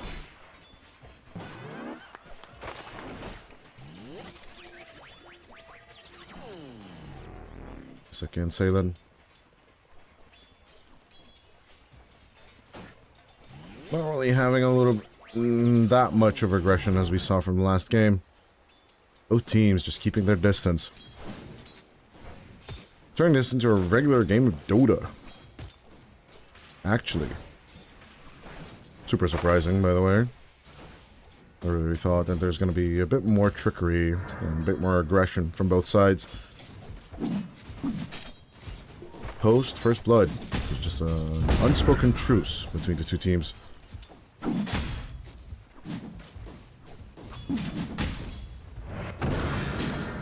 Levels in the smash. Nothing in the roll just yet.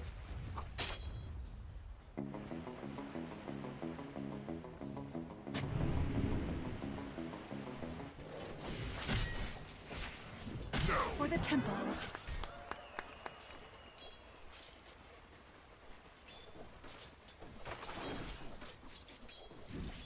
Kiseki gunning for that Falcon Blade ASAP. Keeping his stats alive as much as he can. Alright, looking for refractions just yet. Just get the side blades, get the bull meld.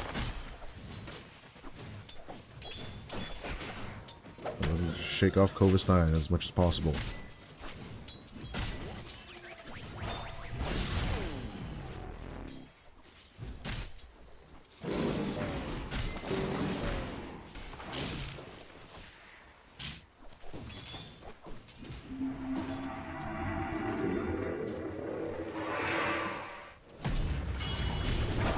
Good catch on Salen. There's that first counter kill, Nemiga. Sweeten the scoreboard. Guess I cannot really be able to join up. Radiant's courier has been killed.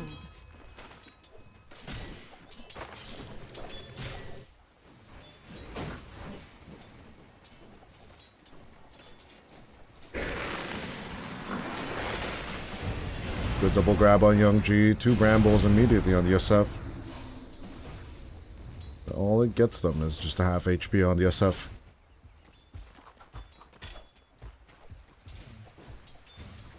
Shadow Fiend, more like Shadow Friend. That's why he licks him. Because they are absolutely, truly friends. Dramatic grip. And a nice deny from Natty Narwhal. He's showing why he's a Grandmaster on the hero. That's of itself.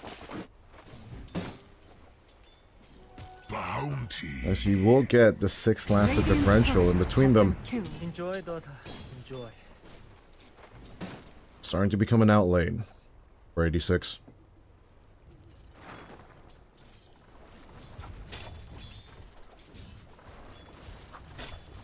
Set in stone.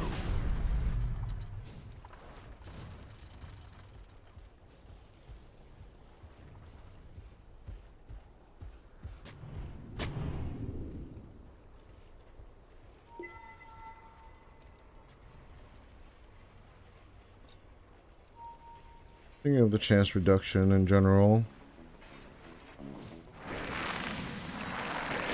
You're being procced through. Perfect read from Natty Narwhal and luck with the Invis rune.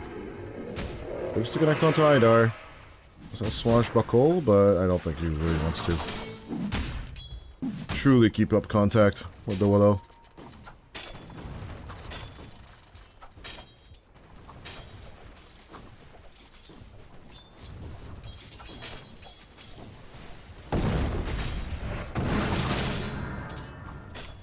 Go back and forth with a shield crash and a little bit of swashbuckle action.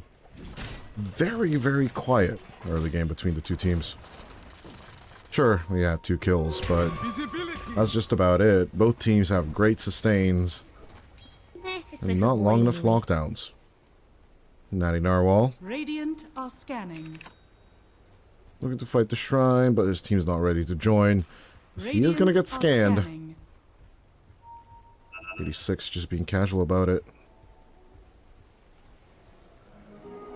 It will secure what is theirs.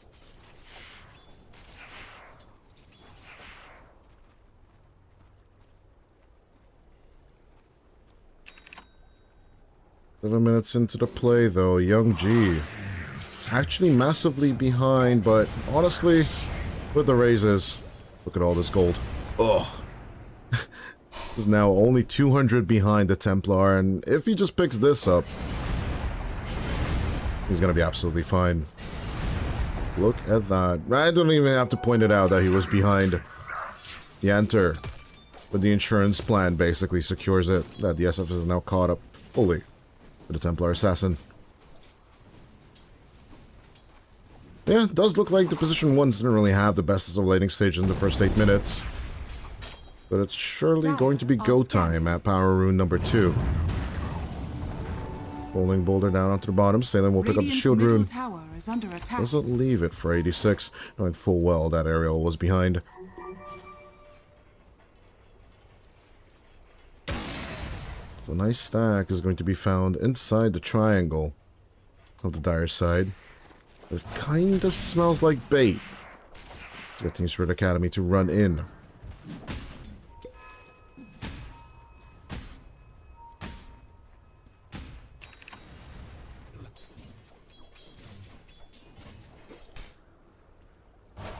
Kaseki. We're ready to disengage from the bottom lane. Still no levels in the refraction at all. really the surprising part for me. Amazing what you'll find laying around. Earth's bounty.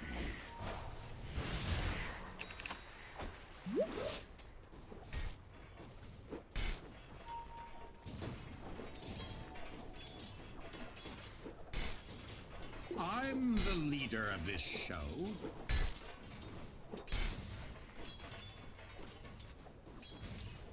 Do it with flair. Silent. Looking to get level 6 on his own on the bottom lane. No one's truly disturbing him. As of course Kovis9 went for the Helm to Dawn build. Will try and deliver himself as many lanes as possible. 86 also just chilling and thriving on that mid lane. I kind of feel like Nemiga should be the one making the first move here.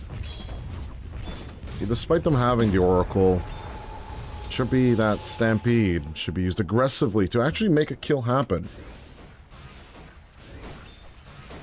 I'm pretty sure the audience is half asleep looking at a Prairie Vision versus Extreme Reminder game. 10 minutes in, we've only had 1 kill on each side. And overextension is just not in the vocabulary of either team.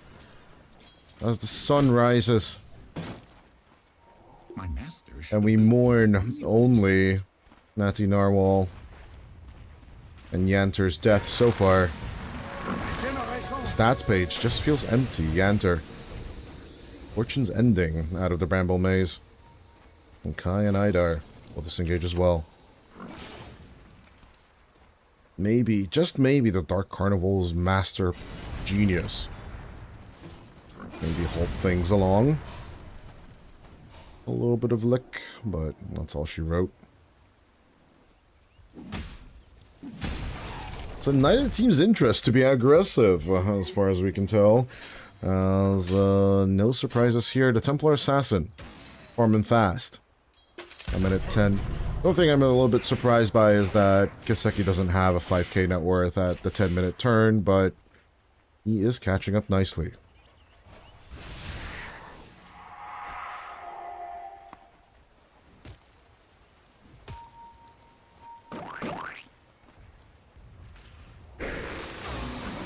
Yanter over the grab, Fortune's End, but the Frog Stomp is there. Fate's Edict just to protect him against the magic damage.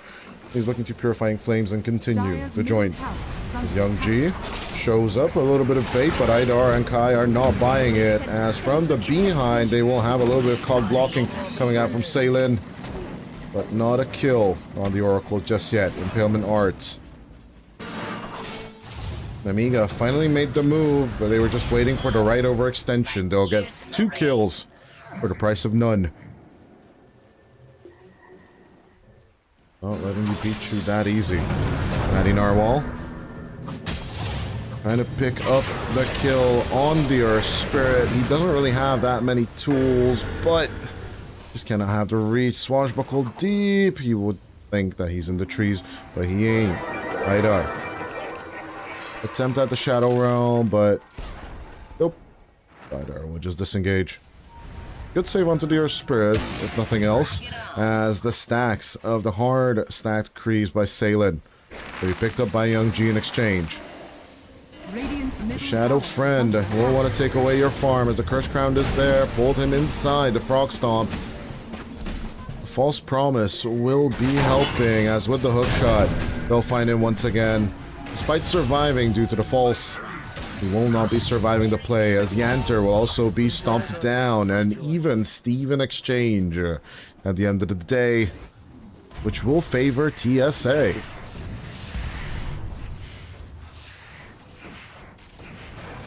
Amiga, if you're gonna go for the aggression, you better get something out of it. And Kovis9 will try do just exactly that. Pushing down the tier 1 tower on the bottom, all knowing full well that their own tier 1 tower will be suffering. Gotta admit, the Centaur and its Helm to Dom creep will be a bit more effective. The Hellbear Smasher is more than ready to deliver Kovis9 this farm. Straight up heart of Tarask, almost done at 14 minutes in. Although, almost done is a little bit of a stretch. He still needs a Reaver, which is the biggest component of the whole thing, as Young G will be approached, stunned up, and controlled. The cog blocks are too heavy to handle, along with the Bramble. And, of course, the Bedlam terrorize out. And, of course, Idar, just the absolute MVP of the day. The Willow in 113 so far, but securing an SF kill just like that, ensuring that the net worth differential between the Templar Assassin and the SF will be an even bigger gap between them. Kiseki now done with the Desolator, moving over to the Blink Dagger. Isn't really looking that perturbed. He rides over in the river. Natty Narwhal in the same time, finding Salen.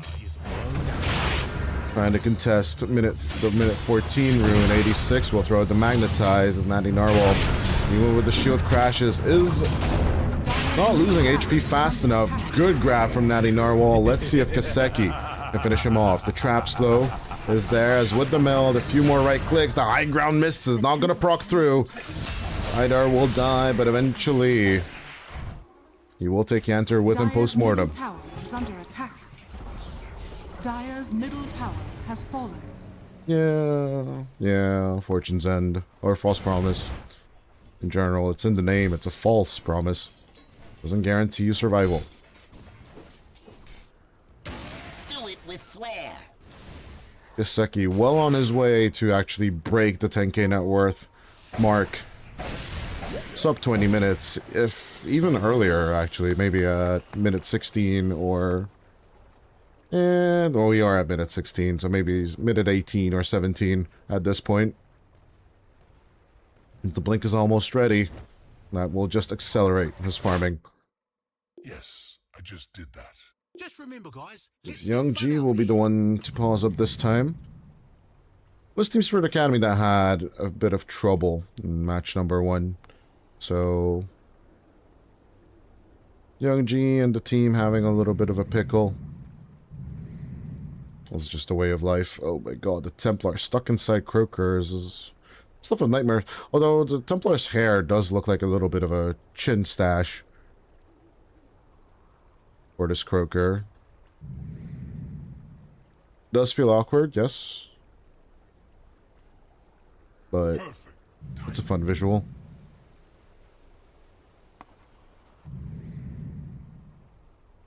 Nothing would please me more. Again, Idar with the ugliest set in the game currently. Единственный, кто может меня победить, это я сам.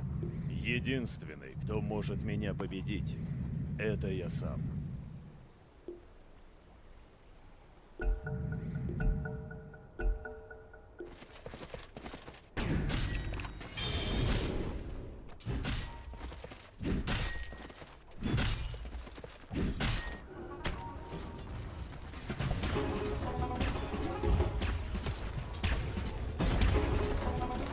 Dire's top tower is under attack.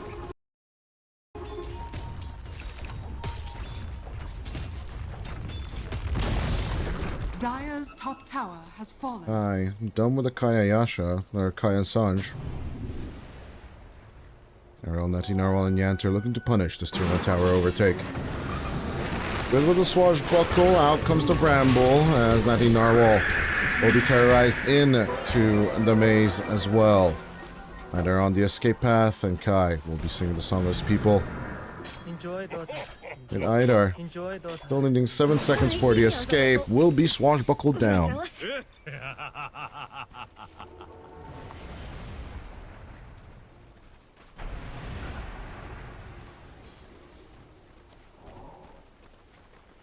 Dire's bottom tower is under attack. Just before the 17th minute ends, though, we do have a 10k net worth on Kiseki. Dire's bottom tower He'll secure tier 1 number 3 for his team.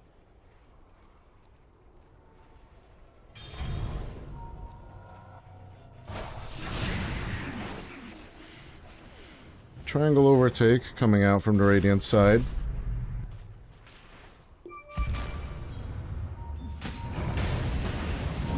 Yanter.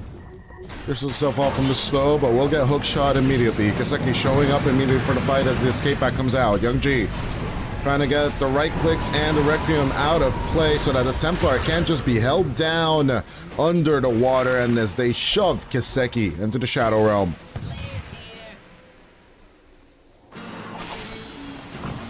Turn around onto Kai, but the turnaround coming out from 86. In comes the Magnetize, as they will just try and play pinballs with the Pangolier. Yanter does have another attempt at healing his mid laner, but even with the Fortune's End, the Fate's Edict, and the Purifying Flames and Fate's Edict, it's just not going to be enough.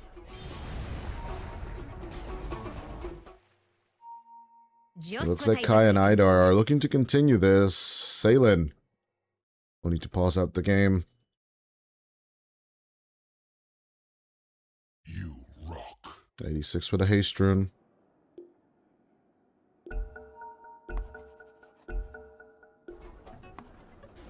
Dire are scanning.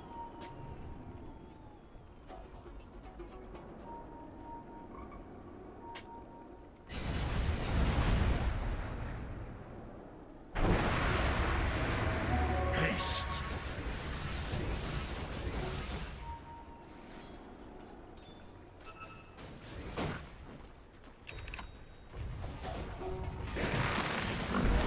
He could grab onto Young G, but he does have the Manta style.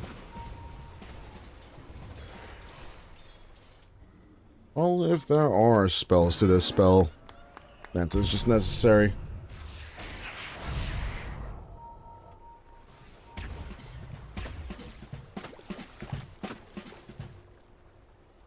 He's going for the Dragon Lance now.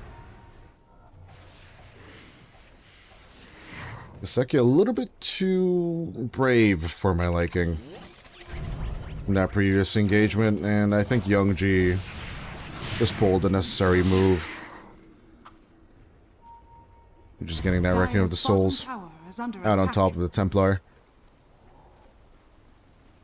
And so that, literally, the SF just recovered pretty nicely. Even though he didn't really get the kill. Exactly what they needed. And it's off.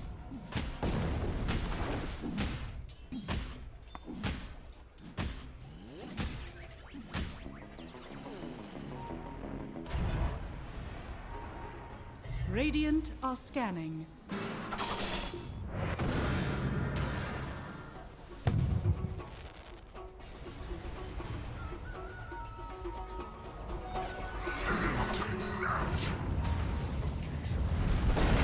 As 86, a hook shot messed up, but they can still get Sideblade's kill onto Ariel. Spirit Academy showing that they do want to be aggressive now that it is daytime number 3.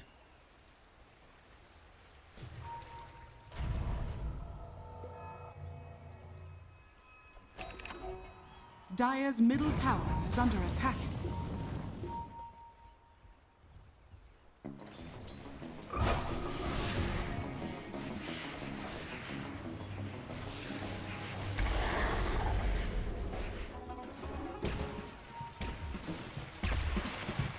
Casual takeover in the enemy's bottom Radiant's lanes. middle tower is under attack.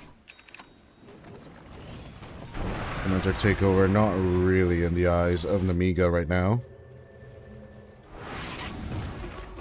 Dire's bottom tower is under attack. But as no tier 1 tower is overtaken just yet on the Nemiga side, Radiant's top tower is under attack. could just make the approach on the top Radiant side. structures are fortified.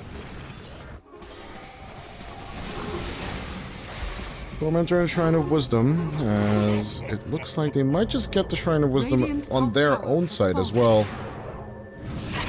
Radiant are scanning. Kai showing up. That will be a deterrent for Yanter. As the XP differential with this Shrine of Wisdom double up should be significant for Team Spirit Academy side. Doing Roshan a little bit doubtful in my opinion. They shouldn't dare, per se, but Don't let us tell Team Spirit Academy what to do as 86 just walks straight up into the Nemiga lineup. Natty Narwhal. I need to play a little bit of pinball machine on the stairs, but that's just about it.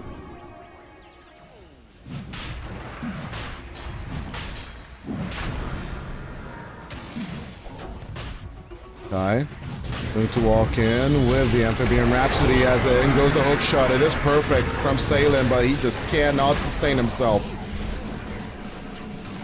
Massive damage going out onto Kovis 9, but it looks like the False Promise will manage to save him as Kiseki.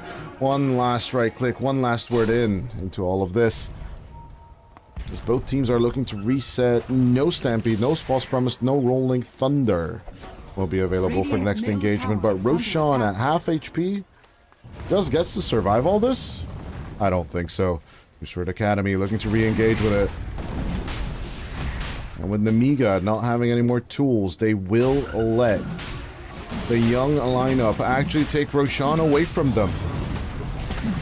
86 rolling out. Doing the Dendy move, but with Nurse Spirit, to be able to spot Ariel with ease. The rolling boulder will not catch up. He's not willing to engage with a remnant for it, but the second one he will. Boulder smash back onto Ariel as 86. He's just not tanky enough to sustain under Young G. Roshan will be claimed as Kiseki is looking to join. Rolling boulder reset out onto Idar. They'll take out the Dark Willow. Sure, you can take both the Tormentor and Roshan, but you are not going to take our lives. This is the message right now from Nemiga. But what are you delaying the game to? Radiant's middle tower is under attack. Maybe now with Hurricane Pike, it's just casual right-clicking from the SF. And now that Kiseki is about to aim for his power spike with a BKB, they're just welcoming it. Natty Narwhal. Attempt at a hole. That's 4. Those are... What? I think he even activated one, so it should be 3 bounty runes in total. But Natty Narwhal just grabbed with that haste rune and got away with. That is not an insignificant amount of gold right there. That was stolen from Team Spirit Academy. And that, in and of itself, 3 kill difference, and those banner runes will immediately cause the net worth graph to just plummet. Turns out the double XP rune, or double XP shrine, Shrine of Wisdom, wasn't that much of an XP turnaround. I was expecting the graph to be somewhere over here in favor of TSA, but miscalculations in general, as Team Spirit Academy are still playing the map, despite knowing that Rolling Thunder doesn't really have that long of a cooldown. They will choose to play active. 3 more minutes left on this Aegis. Kiseki. He'll try his best. Just bait out moves, or at least pressure this tier 2 tower. And then showing that he wants to go onto the back line. Or at least that there are bodies waiting for him. Nice right-click attempt as they will find Young G, but Salen just melts. 86 going out. A little bit of silence against the Requiem of the Souls, but Kiseki still not having that BKB. This is a very risky move for them. Salen coming in with the buyback as Kovis 9 looks to sit on the Willow. Rock Stomp for cover. First Crown will help, but not that much. Natty Narwhal at least didn't get a deeper move into the play. Nemiga are looking to teach these youngins how they want to play the game. You leave their objectives alone, they will leave you alone. But as soon as you touch them, they're gonna get slapped.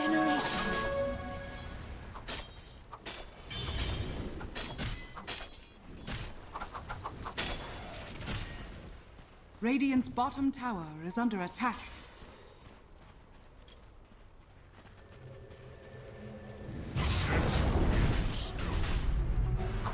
Radiant's bottom tower is under attack.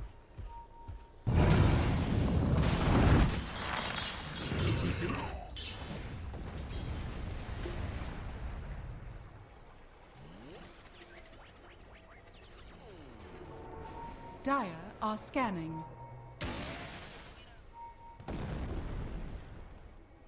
27 minutes into the play, 13-9 with a 4K net worth differential. Radiant are scanning. It's not that big, it's not that small, but can Team Spirit.Acd find the angle? They decide to just keep on pressuring the top lane. Adamant about getting this tier 2 tower first. But the tier 2 tower is looking absolutely healthy.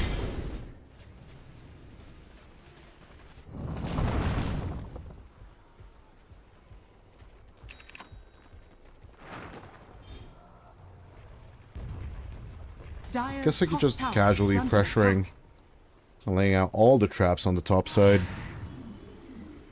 Dire are scanning. Doesn't really look like there's a good approach here, one way or the other.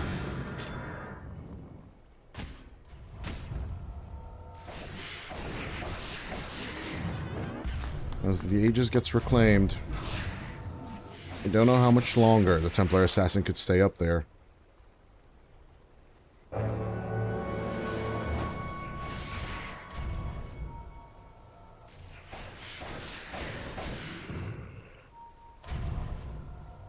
With the BKB done, and obviously the Ayla's being next. Rather, the question is, how will this next fight go? Young G continuing the aggro. They will find Idar. Of course, a little bit of regen. Never hurt nobody. Young G now done with the BKB. Slightly ahead of the Templar Assassin. Natty really wanting to go, but the whole team decides against it.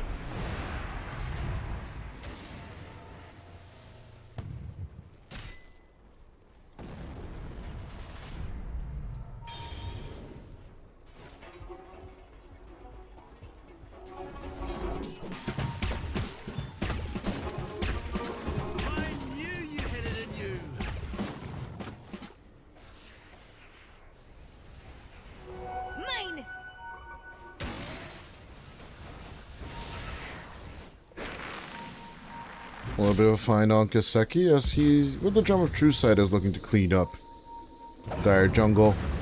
As soon as he gets slowed down, let's see that boulder smash straight onto the Templar, who stomp attempt as they are trying to save the Centaur as much as possible. Out comes the Terrorize, perfectly feared as Young G did not activate his BKB. He was waiting for Kaseki to go first, as finally Young G will make the approach, but still not willing to activate his Black King bar. Covis 9 on the backline jump as no casualties on either side. It's a little bit of a split affair one way or the other.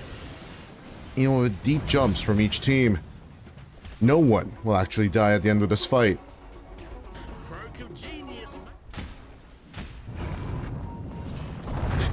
Felt a little bit like I don't want to be mean to the boys, but it's true. It kind of felt like a schoolyard fight, right? Where both teams are just shaking their fists at each other with furious anger and relentless rage. But as Covis 9 looks for the contact onto 86, the rolling boulder will actually roll out of there. As Young G, with the Mask of Madness activated, will try and contest the tier 2 tower here. Young G is casually walking into the brambles. He doesn't truly care. We'll try and get the tier 2 pressure out. Kaseki, there wasn't ever an opportunity to actually go up there. Kind of now. So he's looking at the tier 2 tower himself. Young G at the same time with the Mask of Madness and the presence of the Dark Lord will take out this tier 2 tower without contest. Kaseki, he wants to risk it, but the tier 2 line has already broken on your side as Natty Narwhal is looking to sit down on Idar on that mid lane as well. Shut down by the Aghanim Sceptered Pangolier. Of course, they both the Aghanim Scepter and the Shard on the Pango. We got that extra control.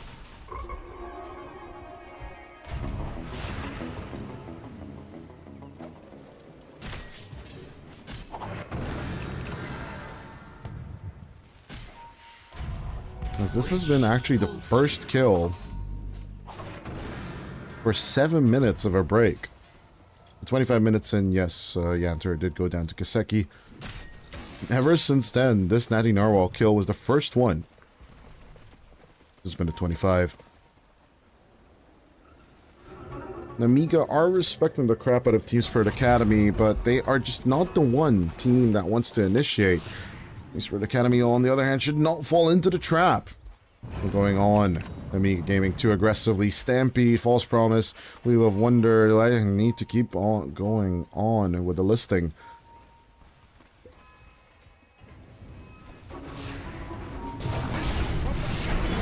Kiseki, on the other hand, good grab this time on to the Shadow Fiend. Natty Narwhal stuck inside the cogs, but the right clicking just cannot happen because Kovis 9 will run the interference. Kiseki, a little bit of a turnaround with the meld, has 86 in trouble. Out goes the Terrorize, out onto 2 cores. Can they make the grab? They will make the attempt. But as 86 is in a little bit of trouble, they go for the turnaround. Kiseki finds Yanter. But he'll need to be satisfied with the rest of these kills as Kai and 86 will be forced to pick them up. Young G and Natty Narwhal will get away successfully as this is finally the opportunity to take a tier 2. What are we going? What are we doing? No! They are going for Roshan instead, sure.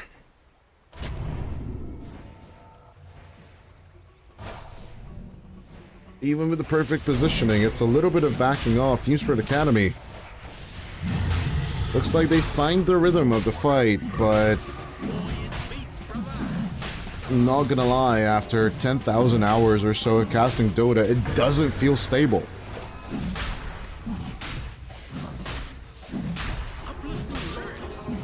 Every overextension, every move, I worry for Team Spirit.Acd. I'm not biased or rooting for them in any shape or form, but damn. It's the equivalent of making a risky play by Neymar or Anton Senna just being pretty crazy with their builds or you know, cornering.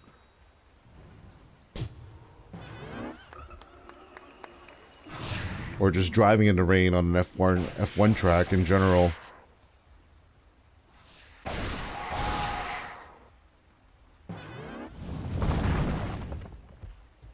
I'm just waiting for that massive crash to happen. Although, to be fair, F1 has become extremely safe in recent years. Dire are scanning. Radiant's middle tower is under attack. Dire's top tower is under attack.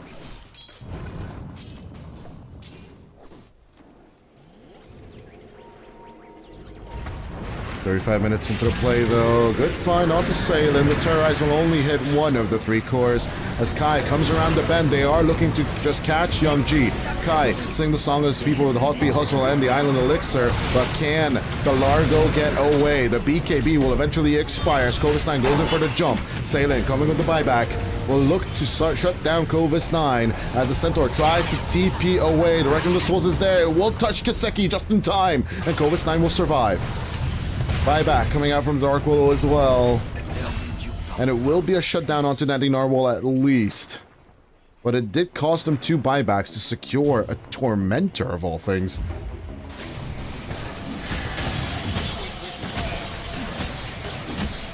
Even Gaben himself doesn't know what to calculate with all of this. He's a little bit leaning towards Team Spirit.Acd, but we are stuck in a 1-1 world, isn't it?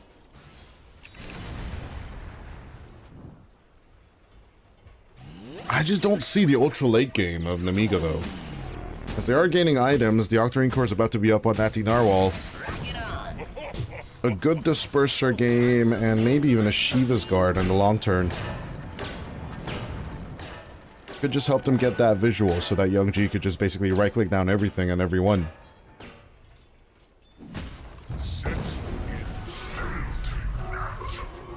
Kovis 9 on the other hand, not gunning for the cart just yet. Feeling safe and secure with his teammates. He wants to go for the Shiva's Guard on his own. Dire's middle tower is under attack. Although I would rather say Corvus 9 should get the AC to protect himself against the Templar Assassin and its right clicks. Post overwhelming blink and Aghanim Scepter, he would basically be invulnerable.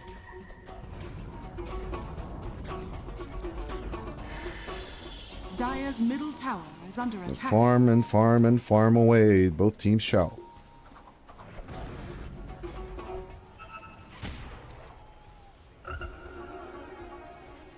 Perfect location. What real music booster! Boom! There it goes!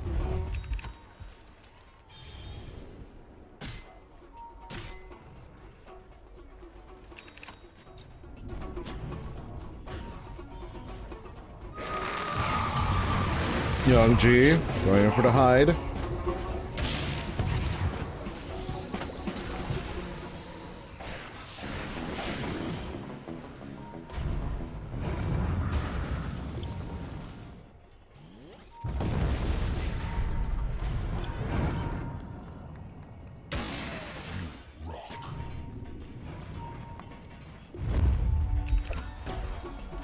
The Octarine core is done.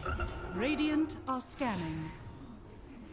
Dire's middle tower is under attack. It has been go time for about 10 minutes for Nemiga, but they're just uncertain with the move. They see Kai, they go on him first, they connect onto 86 as well. Anthony Narwhal not willing to overextend that much. Will eat the Curse Crown, or will not, actually, as Fortune's End. Anthony Narwhal will be protected.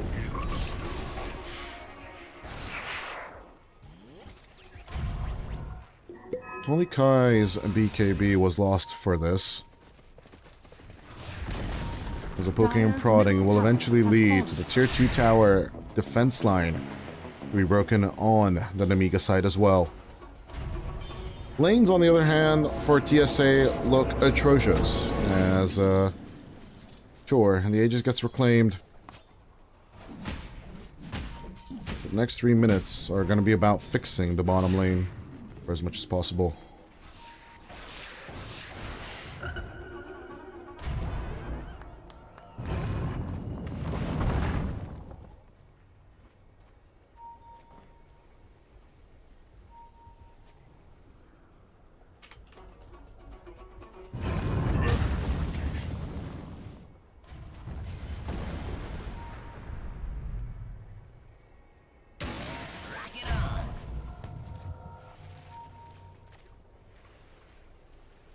Radiant's bottom tower is under attack.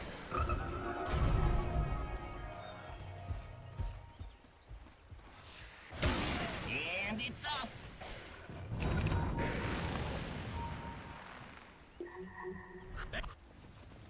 Top bush coming in.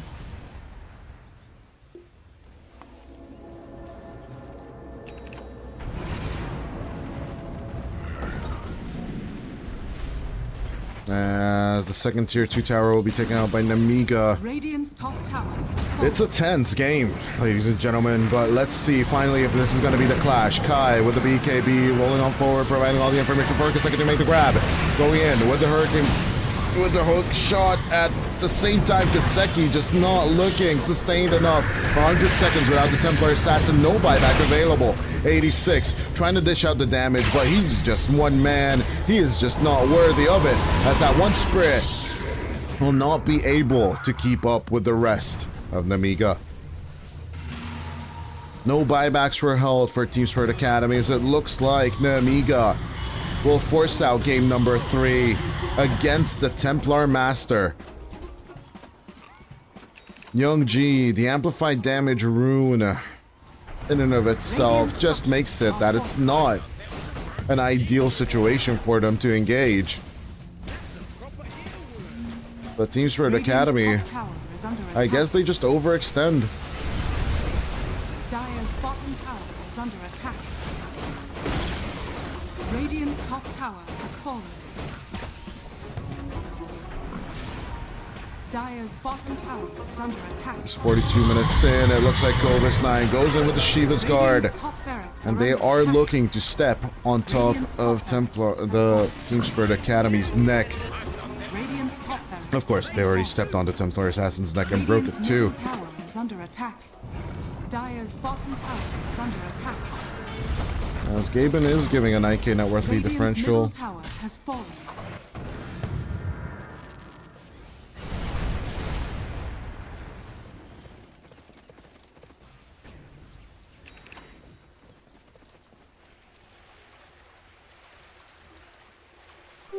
Invisibility.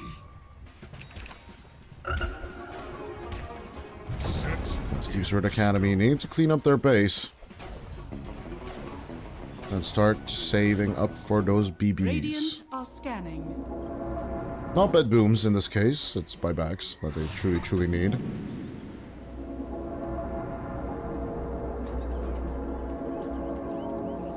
Is Kiseki's survival being ensured? I really do not know what would be enough here at this point.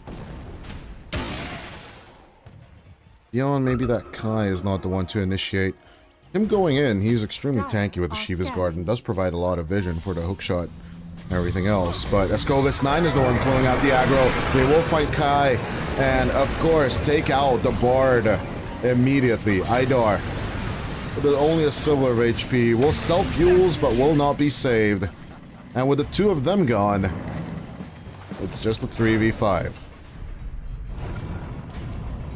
This should be a cakewalk for the Nemiga team. Rider's buyback just ticks back in time. A little bit of a pickle. Kiseki will try and fight back against Young G as much as he can.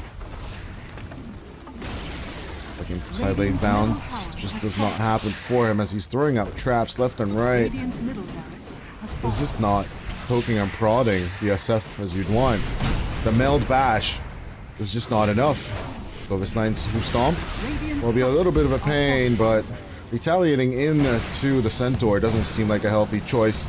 Fortification, the last one of the game, or possibly the last one of the game, will be used as two full lanes are open by Nemiga. 45 minutes in, it's just the pure damage from the Shadow Fiend that is just ticking through.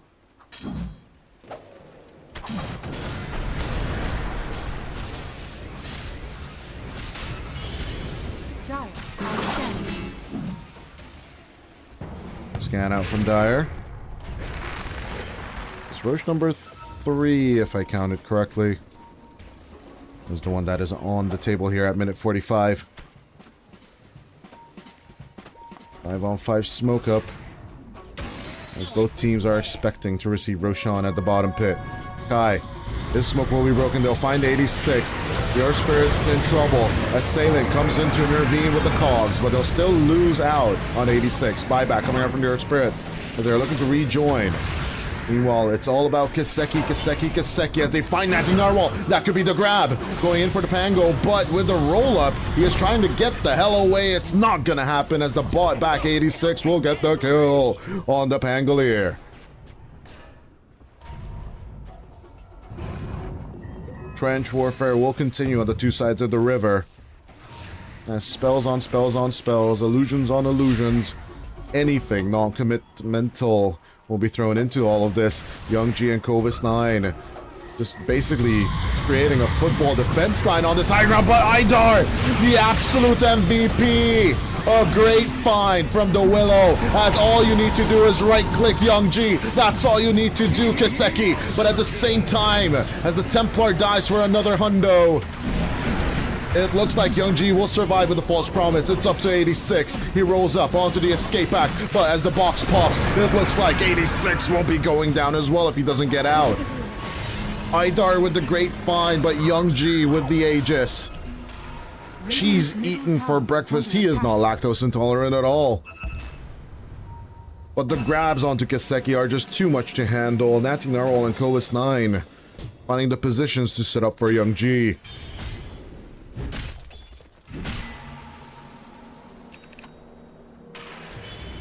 As it's now purely net worth differential, I believe, that is just beating down on the Templar. An 8k net worth difference between the two heroes, an item and a half, basically, of a lead on Young G. as he's just more than happy to keep up the right clickage. 40 seconds without the Templar Assassin. This is going to be at least Megas, as the young GSF will casually click down on Kai. Buyback available on the Frog. So he will look to return. BKB was committed along with the Satanic, so if there is a chance in this 4v5 situation, it's kind of now. They'll boulder smash him deeper and deeper into behind enemy lines, but as they lose the clockwork, it doesn't really look like they can get the SF for a second time. 86. BKB committed. He will boulder smash Kovis 9. He will boulder smash anyone he can find. But as Yanter with the false promise will be saving the Centaur, the Templar looks to return. I don't know if he can grab anyone. Young G with a Reckoning of the Souls just to ensure survival, as only one last Rax remain.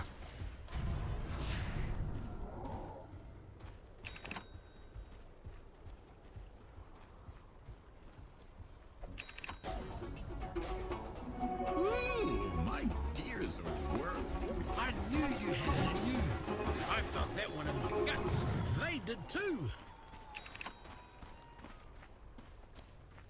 A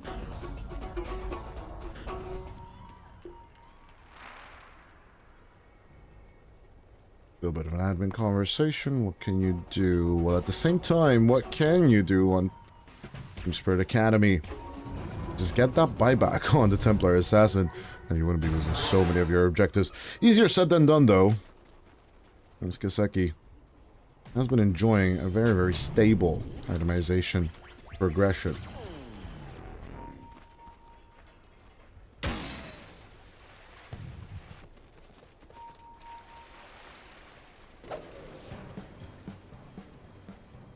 As the Aegis is no longer up, I don't think it's a good go time for Nemiga. A lot of teams have lost this high ground mentality against Team Spirit Academy, even though it's just 3%. That does mean that there's a chance.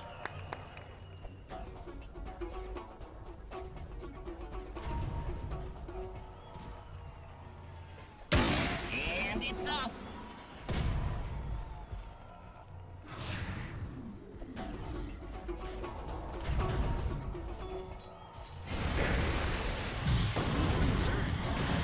$86. A little bit of smashing. Not much else. Because we are definitely out of time for your Spirit's mass usefulness, right? Fortress has explained. Their Spirit's power spike is around that 20 to 25 minute mark. After that, he doesn't really have that much effectiveness. We'll try and provide vision and be a bit more tanky thanks to the Frog's Stroke of Genius.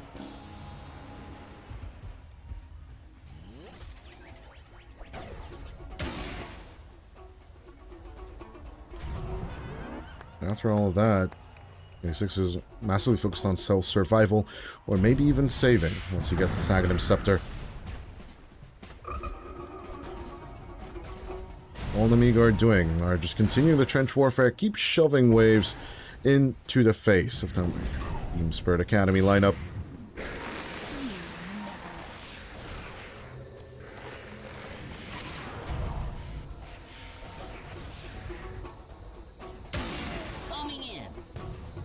So the team does. They'll finally find the real Young G. He's trying to pretend that he is just an illusion, but of course the Frog Stomp gives him away along with the raises. He will be boulder smashed inside. Young G getting a little bit close to play, but Kovis 9 and Natty Narwhal are looking to play the interference card. 110 seconds without the Frog, though, as Kai is gone. The main healer of the team is just deleted.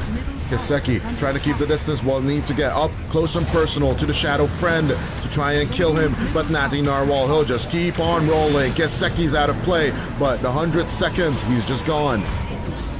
Buyback will be committed as Young G looks to survive, and they will secure the Mega Creeps and go for the ending. One last tier 4 to go for them. And Nemiga can even up the series here, as Young G is ready to finish. He's got over farm. He's got all the damage in the world. He doesn't need to worry about heroes at all. Natty Narwhal and Covis 9 has got his back. Even though they don't have the card, they just don't need it. Hookshot coming out. Try to shove out Young G, but Covis 9 will just shut down the Templar, and that should be the GG. Nemiga Gaming will teach a 50-minute lesson to Team Spirit.Acd.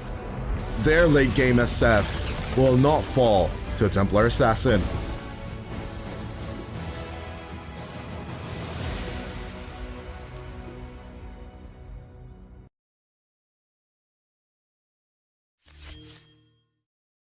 Trying to find saving grace for the team TSA team, but I think their timing was just off. At the end of the day, late game Templar Assassin, in traditional senses, right, was just not going to keep up with super late game builds compared to other late game heroes. And Young G just casually built up a Shadow Fiend. You might have an MKB, you might even have that Swiplink ready for you. It's just gonna be death. Death, death, and death. And the Spirit itself, right, will run out of time and will not be able to secure kills at the end of the day. If you do want to run this Templar Assassin lineup, even into the late game, I do believe you need a hero like the Centaur or a Runner. Because this is more like an early game orientation that Team Spirit.Acd have busted out. And overall, congratulations to Nemiga for you actually managing to even up this series. But that does mean that we'll be here for round number 3. And we shall see who will actually go up against Rune Eater's Arise tomorrow in the grand finals. Yeah, looking over the damage numbers, it's just... I want to say it's lackluster, but that's not really true, because 86 did the most damage on the Earth Spirit. Of course, Magnetize deals a massive ton of damage every time you put out your boulders, blah, blah, blah. It ticks through, but a lot of it's mitigated. Like, a ton of it is mitigated. Young G basically eating almost as much damage as Covis 9. 103k going out against Young G's Shadow Friend, and Covis 9 eating 106,000 of that damage. But yeah, with that, ladies and gentlemen, we are going to go to our final break of the day. We're going to go to a game number 3 in between Nemiga and Team Spirit.Acd. Let's see who will be going to the grand finals against Rune Eater's Arise tomorrow. And will the Team Spirit.Acd team just keep going, or are they just tired now? Find out after the break.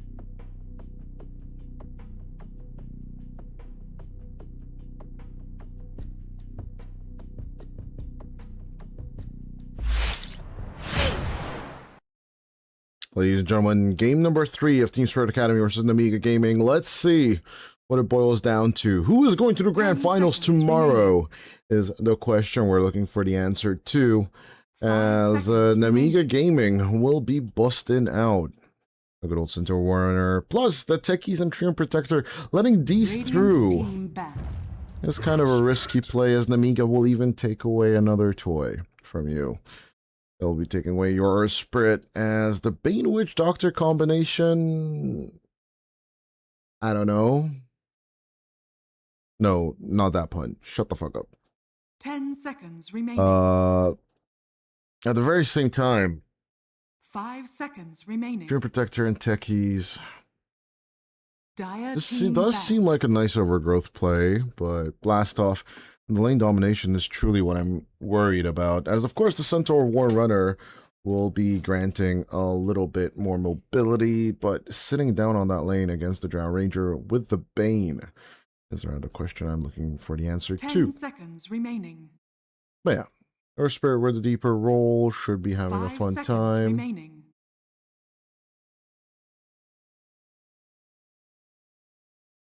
Radiant team ban.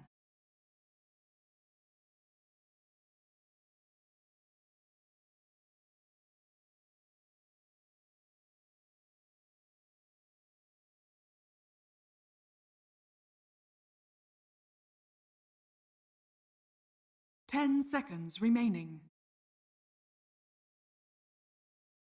5 seconds remaining.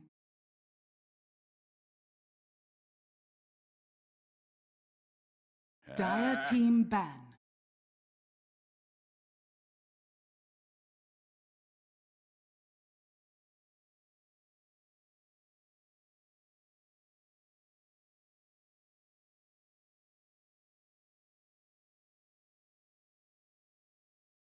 Ten seconds remaining. Last picks of game number 3. Last picks of the 5 match. seconds Total as the Viper, and it feels like a Huskar protection pick so far on the Nemiga side.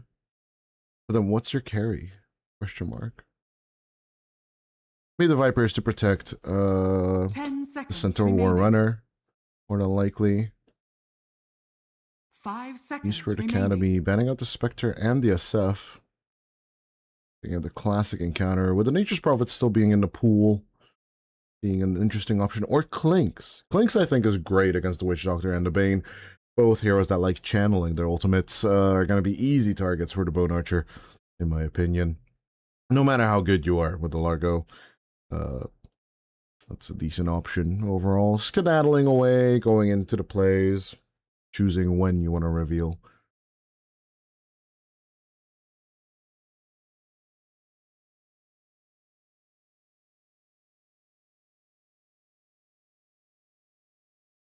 Yeah.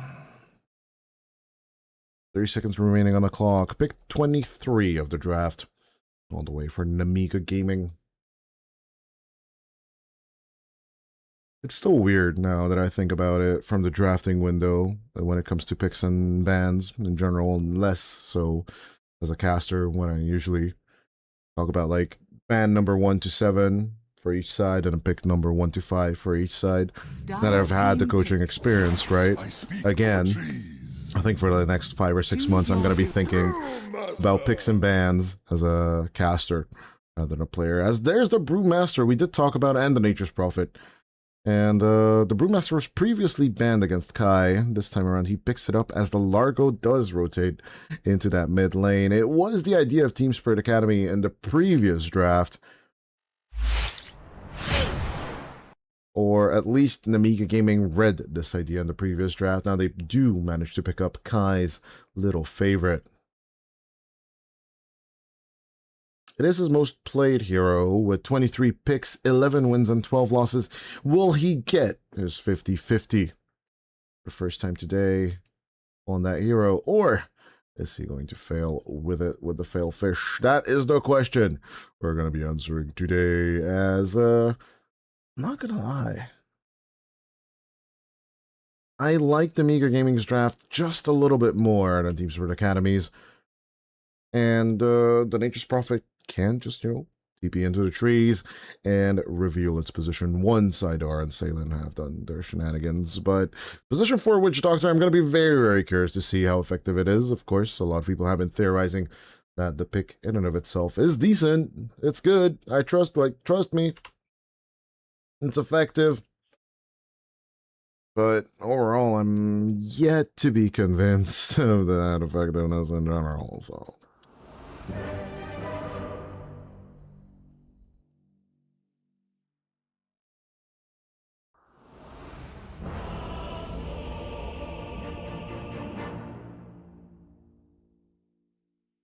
But yeah. Whenever you see someone on a Grandmaster hero, do be cautious in your pubs, but overall, eventually you know how to counter the hero. If you know how to play against it, then just ignore that he's level 30 on anything, right? You can see already, Brewmaster is a massive drunk, so his skill in general as a hero can be questionable. On the other hand, taking away 86's Earth Spirit. Good question if Natty Narwhal can deliver overall in this game number 3. But he has outplayed the Earth Spirit of 86. In the end, now that we are in a pause, we can actually check. Oh, a lot of my friends are actually playing. Ooh. That does feel like a tier 4 or 5 Battle Cup. Yeah, Battle Cup timings already up for y'all viewing pressure. Maybe the only way to currently view Immortal games? That's a good question. But yeah, we were looking at 86 and Natty Narwhal at the first 10 minutes of the previous game. Yeah, I'll say just slightly outplayed 86 in terms of the net worth, but definitely beating him in last hits overall.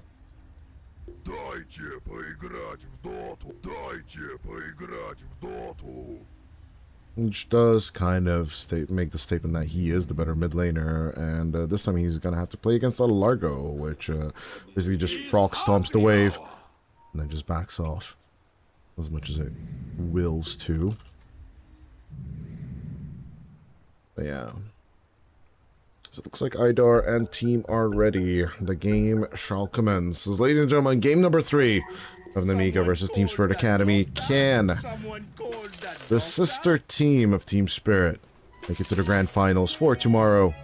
Or is this where their run ends? Their 6th game in a row, ladies and gentlemen, as Nemiga were fresh off the press. After a little bit of resting, this does become a BO1 at the end of the day. Loser going home, well, can basically clean up their tears with nice chunk of change. I wouldn't be mad about it, right? $3,000 already in the bank, no matter what happens. But the potential $5,000 or even the potential $11,000 is not that demotivating for a few games of Dota.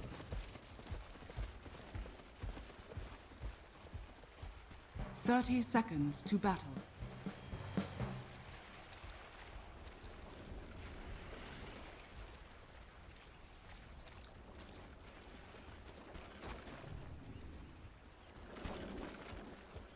Now I'm feeling it.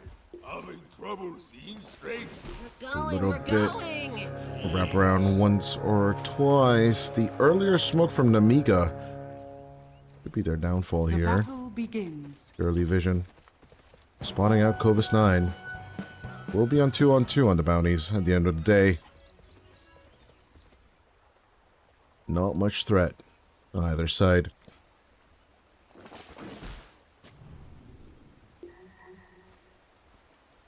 I just keep telling base defender, peace is always an option, boo.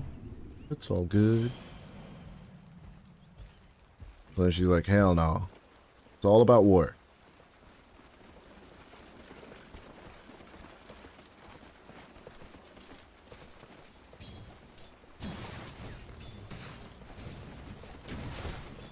Radiant's courier has been killed.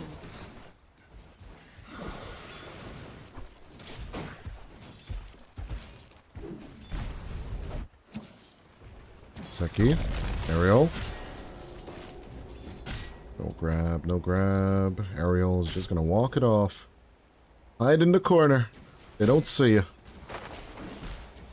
Yeah, trying to cut out with the tango tree. Fake out that he warded. Maybe try and force out Salen to put down his entry ward before. I'm pretty sure Salen did check his inventory, so he should know. But there's no ward placed just yet in his camp. Arrow could do ward to hard, but obviously as long as he keeps his distance, there's just not going to be any kind of way.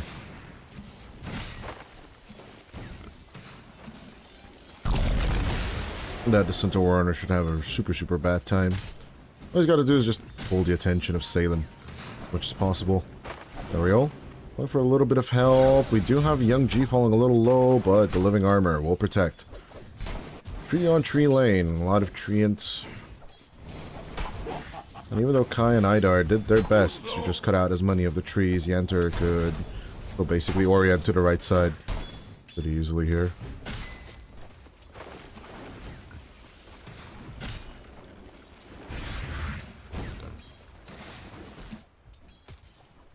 Dire's top tower is under attack. Natty Narwhal, unsurprisingly, still in the lead here.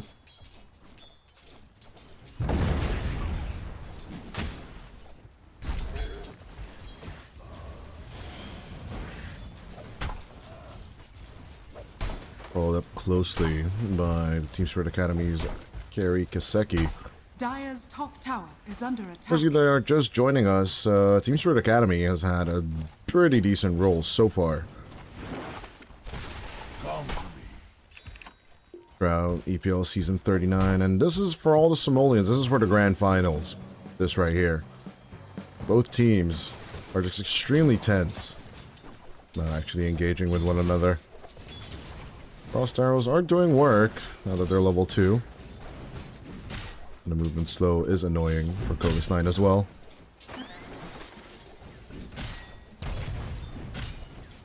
Wait some more.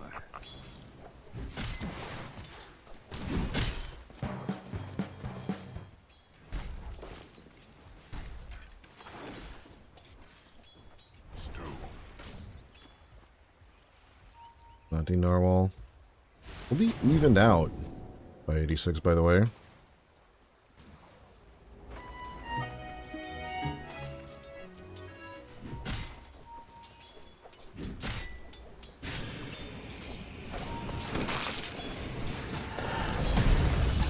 Covis 9 gonna be the first blood of the game, as the Frost Arrows have finally done their job.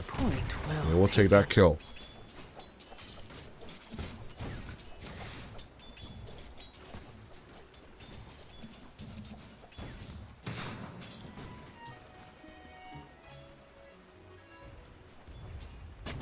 Oh, water?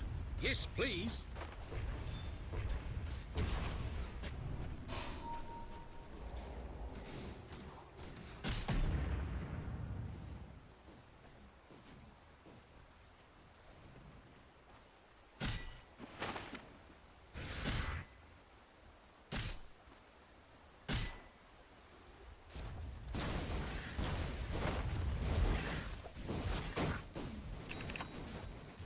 Dire are scanning.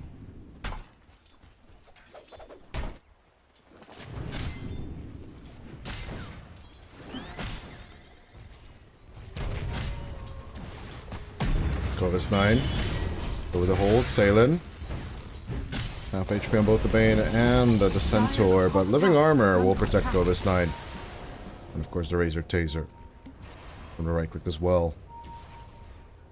His Knight has fallen. Covis 9 could just basically go for the cut and just hold on as much as possible. Covis 9 wants the aggro. Here comes the Treant Protector, the Blast Off, the Sticky, and the Hoof Stomp. Everything! And the kitchen sink, as they say, but Young G will join in on the fun. Good sprout play out onto the Witch Doctor as Yanter will go down by Ariel. Running out of spells and running out of the goods. The Nightmare Catch out on the enemy, as with the Treant Protection, Not gonna be enough to pull out Aerial from this. It will be a 4-4-1 for Team Spirit.Acd lineup. Dire are scanning.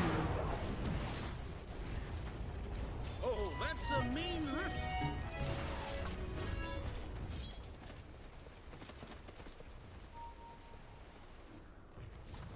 Okay, in the meantime,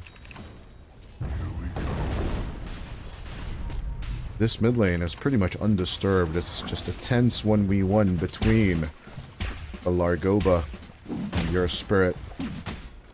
As Aerial's techies engages, I'm pretty sure Natty Narwhal just screamed at him, "Get the frick out of my lane!"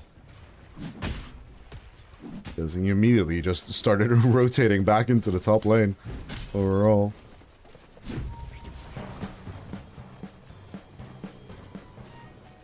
Radiant are scanning. Not gonna lie, I would not want to listen to the comms between these two teams, between the teams right now, because it is a pretty substantial change, right? If you make it to the grand finals for tomorrow or not. As Yanter gives up on the chase as well, Aerial also secure it. Salem would just do the exact same. Fragile 1k net worth lead on Team Spirit.Acd.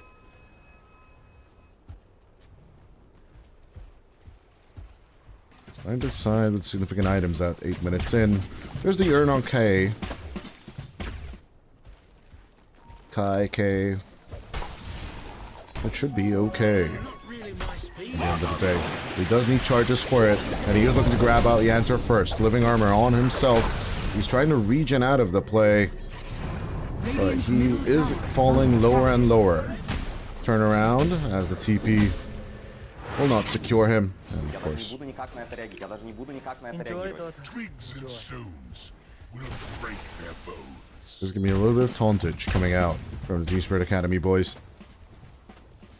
Radiant's middle tower is under attack. Interesting enough, none of them are using money on bones, Although money on bones is important. What have we here? For those who are following the Dark Carnival, it is the payment method of Slark's people. The only things that are truly important in life are money and bones. Is Aerial?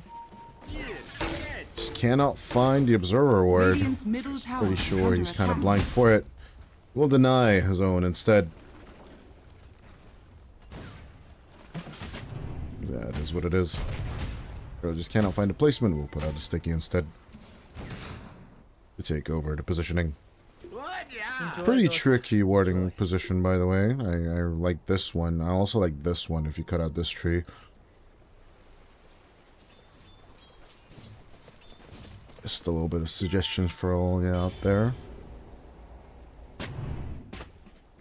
Well, there's the insurance ward right there. Coming out as well. And there, Idar. Idar definitely the standout player for Team Spirit.Acd. In my opinion. His gameplay on the Grimstroke and the Willow in the previous game. Now pretty much etched into my mind. He's not playing those over-aggressive position 4s that we're used to. I'm pretty sure he'd be extremely sufficient with even just a Rubik if it comes down to it. As the Nature's Wrath comes through, kill number 3 will go to Team Spirit.Acd. They are just trying to force out this chillaxed laning stage end. It's both 86. And Kiseki are sitting pretty on the top of the network chart. Close behind them is going to be Young G on the Nature's Prophet.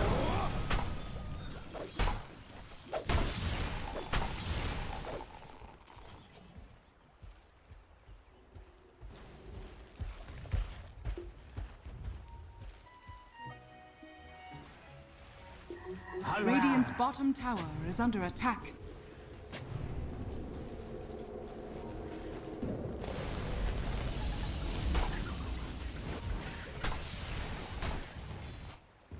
There's the up top pressure coming from Yanter. Could be an easy grab onto the Drow Ranger.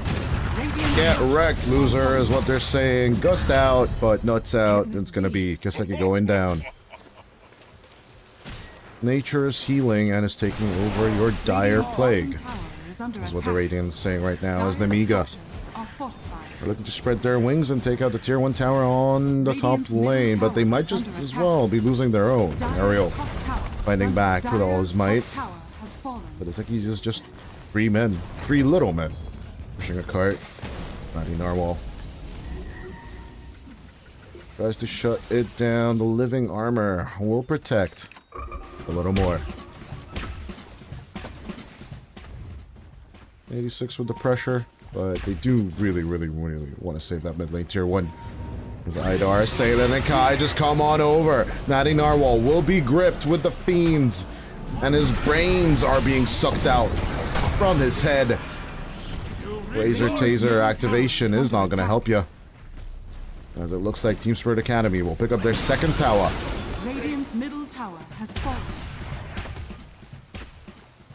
1, 2, and 3 in the net worth. This youngin' team are just playing solid Dota right here. Pick up the offlaner, go in with a smoke, get behind the mid laner, and then just join in on 86. That is just pure Dota mentality right here. Rest of early game, they do sack their safe lane tier 1, but it's just worth it for them. Look at all the space you get virtually once you take out those 2 towers. The whole jungle is yours. Sure, there's some vision from Natty Narwhal and crew, but do you care? Honestly, do you care? I wouldn't care. As a Razor Taser, the ancient creeps can't really do much against Covis 9. He was just retaliating against them. Level 4, retaliate. But in comes K. In comes good old Idar. Maledict. The Techies crew will evaporate. Getting any kind of dick is sucky, but Maledicted is the worst one, in my opinion. Unless that's what floats your boat, then you do you.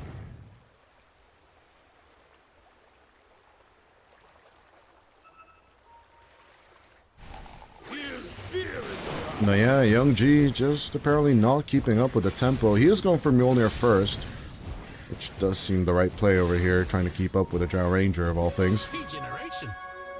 Dealing with all the treants of the world. He seems a little bit slow. But yeah, has to be said, the 700 net worth differential between the two of them is not that big, as Ariel is looking for the blockages and going for that deep smoke with Covis 9. Having the Stampede assist if need be. Even as they find the Drow, perfect gust going out against the Techies. He was seen by the tier 2 tower. It is daytime, but Kaseki is looking to be blown up, as with the Death Ward and Nightmare save, they will just take out Yanter. They'll keep the supports out of ease. And as the smoke plan goes up in smokes, Kaseki will survive. Voodoo Restoration level 1 from Idar will caress the Drow Ranger. But the Deep Ward could mean a death sentence in the long run. Dire's middle tower is under attack.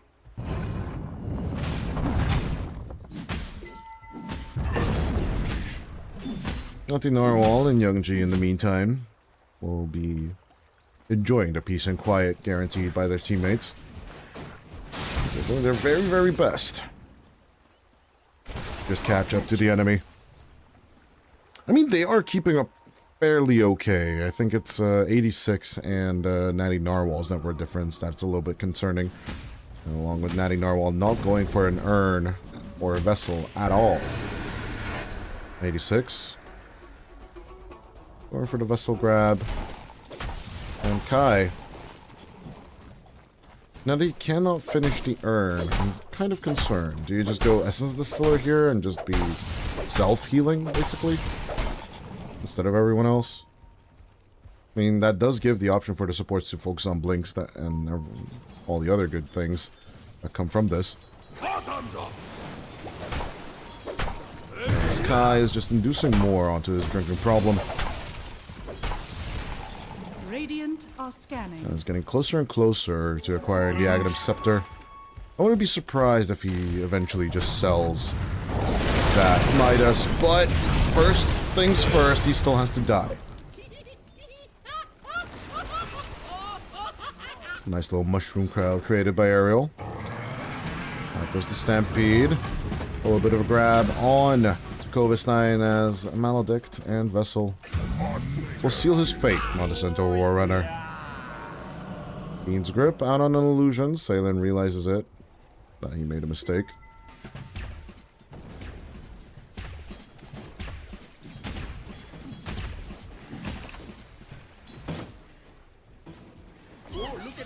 And Nemiga are looking to scramble just a little. 3K network differential favoring the young team. Spirit Academy, but Young G is coming up pretty quickly. Now that the Mjolnir is actually finished, I don't think Young G has to worry about much. He can wave cut, he can move anywhere he wants to. And with this finished, he's more than ready to keep it rolling. Ariel does die with his own bombs inside his own jungle, but I'm not really concerned about that, and neither should you be. It's the support's job to just keep buying time for Kovis 9. And of course, Young G. Here, Kovis 9, he is going for the heart once more. On the Centaur War Runner.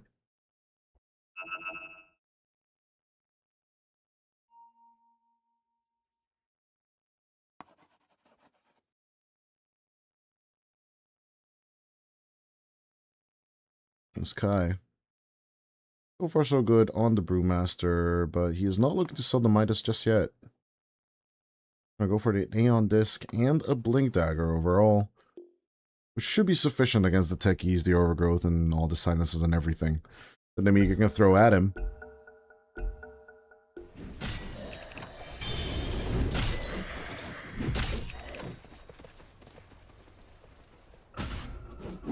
On the other hand, I am concerned about Natty Narwhal.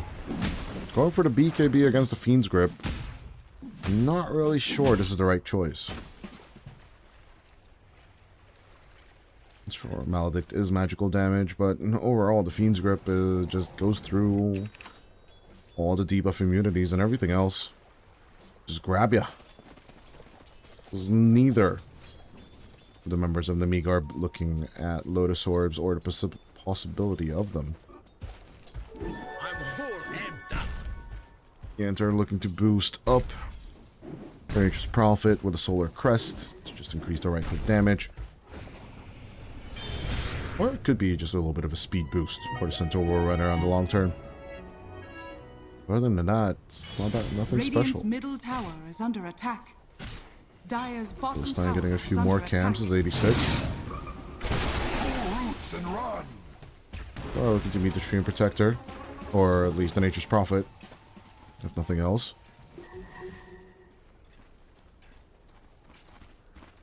As they do find the Treant.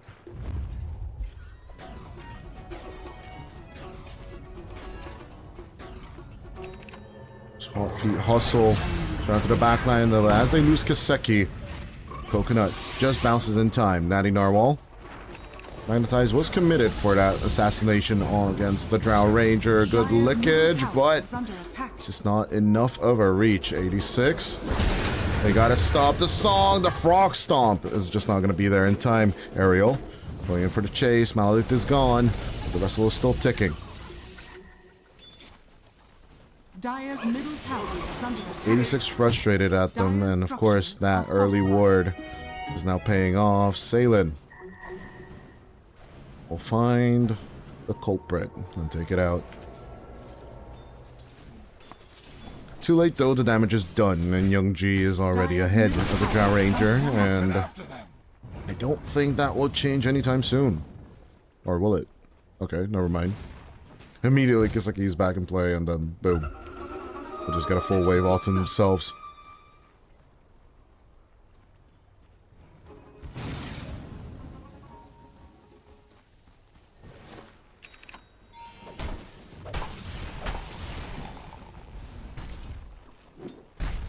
"20 minutes into the play. As once again, we are back to the fragile net worth lead of Team Spirit Academy. This could change on a dime. Keep in mind. As Yanter and Ariel are looking to hide in the trees, the Sentry War will be found. 86 is on the read. Blast off straight on to the Witch Doctor as all the bombs in the world will be thrown at Idar. He will eventually disappear as with the Wrath of Nature and the kill. They will grab him, but Ariel will be the exchange kill. Dire's middle tower has fallen.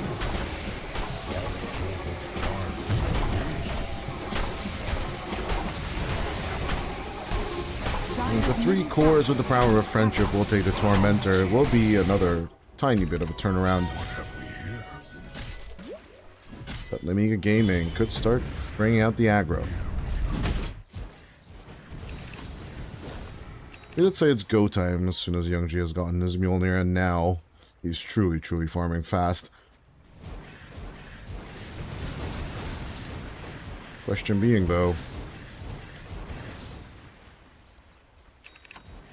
when will he start engaging his powers?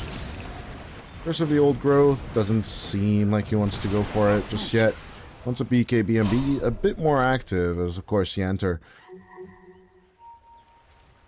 Now, with the finished full item, no, he is going to actually just skip the Solar Crest instead. Is Ariel done with an Essence Distiller? Doesn't really look like Kai will want to go for one himself. All he truly wants is the Aeon Disc. Now he's got the Ags. Illusion. Radiant are scanning.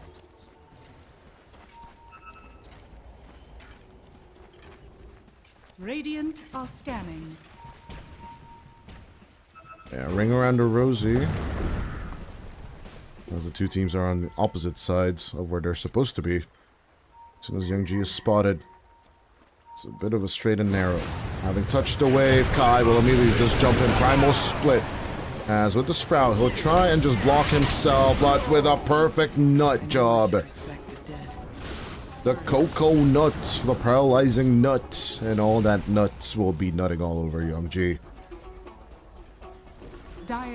Big kill going out for Team Spirit Academy, using the rest of the Primal Split to just basically keep on farming out everything else that was shoved.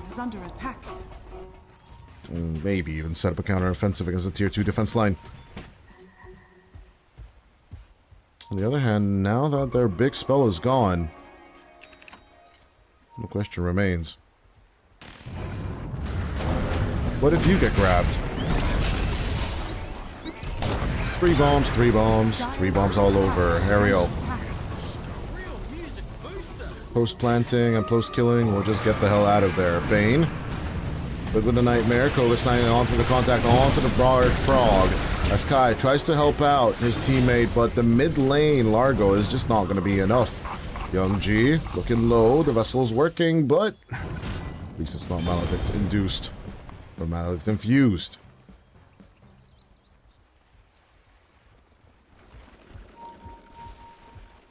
Truly think sometimes that Witch Doctor is not actually a doctor. He's more like a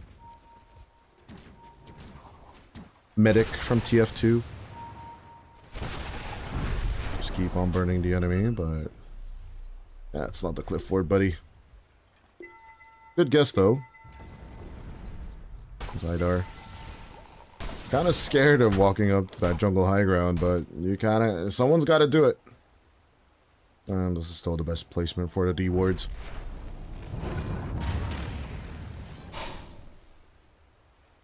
Double damage rune for Natty. I can't really do anything about it, as they're just dancing under the enemy's vision. So the trains get taken care of. Green Protector is ensuring that all the tier 2s are nice and healthy, including the last tier 1 tower on the Radiant side, at virtually full HP. Despite all this, though, Team Spirit Academy going for the risky play. 25 seconds, or actually more like 20, until Roshan takes a hike. As in come the Treants. Good find on the enemy, as Stampede is basically available. I think you're screwed here.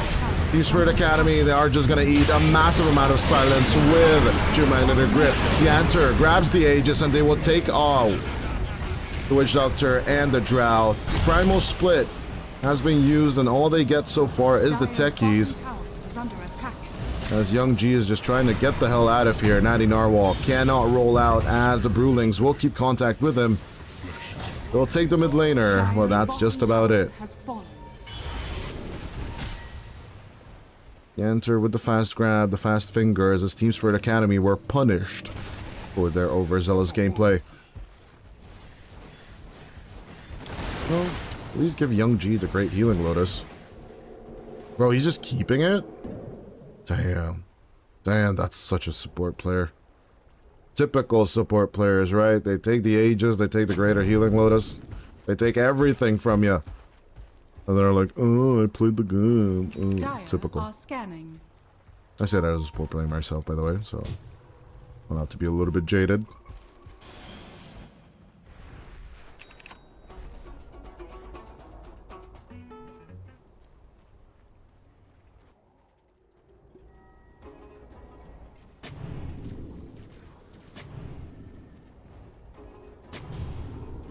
Yanter. He blinked right in front of Salen. He will be revealed. That's a beautiful find on that Nature's Prophet. Will it be enough time for Nemiga to actually engage? There is no Stampede, or actually it just came off cooldown as Yanter just tries to TP and blink out of here, but as he gets gusted, I guess Team Spirit.Acd are just disgusted. Their lanes are just constantly being shoved. It's either the Treants or the Helm of the Dawn creep just constantly coming at them. These Spirit.Acd finding themselves shoved into a corner. But we do know their approach to the game, right? In 10 minutes at time, they'll try and run at you and try and go for your jugular. Those rabid animals, but better yet though, what is their itemization going to be at the end of the day? Set in stone. Kaise on this will enable him to just pop out that Primal Split and then basically go at any target he wants to. He did prove that against Natty Narwhal in the previous fight. As Kiseki finishes off the Helm of the Dominator creep, let's see if they can catch the Drow once more. I'm pretty sure they can. As long as Kiseki positions like this is going to be atrocious.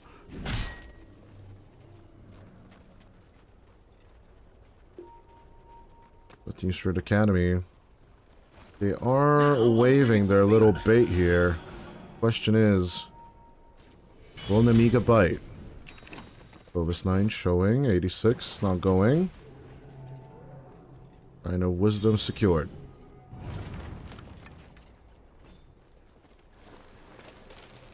Could have been a little tricky, but at the end of the day,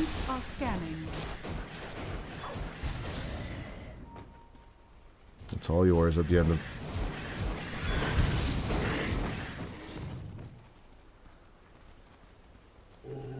Unlucky find.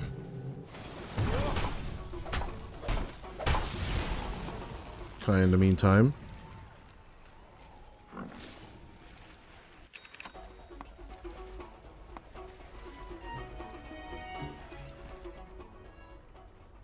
Going for a Refresher Orb and the Gem of True Sight. All this seems a little bit greedy, but it's good against Yanter and catching him, of course. Kai now having 4 levels. And fully maxed out.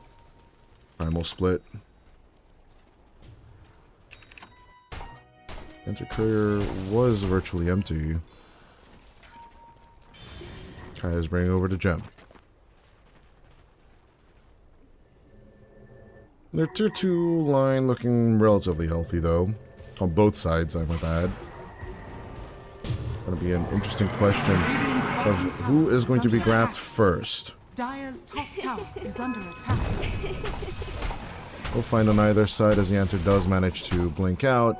Of course, with the Stampede, Bovis 9 and Natty Narwhal do manage to just run away casually.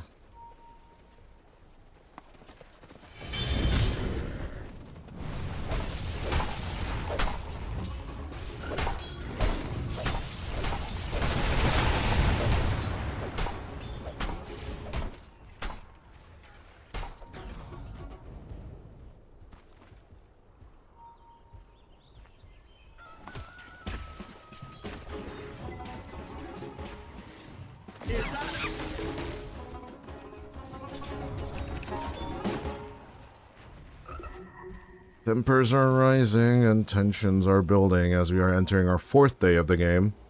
A minute 31. The region just absolutely ignored. Young G still on the farming train.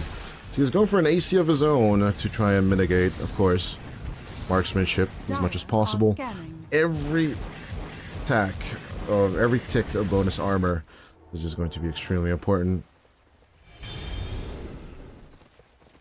I think Retaliate Aura is also really up there for their survivability. Obviously, Workhorse is a consideration, but as long as Covis 9 can just basically provide the information once more, like he did in the previous game for Young G, then things should be a-okay.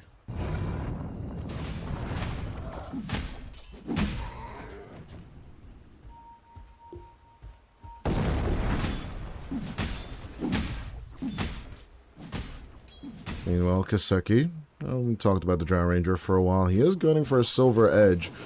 Try and go through. Good old Centaur Warrunner. But at the very same time, is his punch going to be enough? What I'm thinking around Wrath of Nature. Popping on through. Early enter and the others should just back off in my opinion.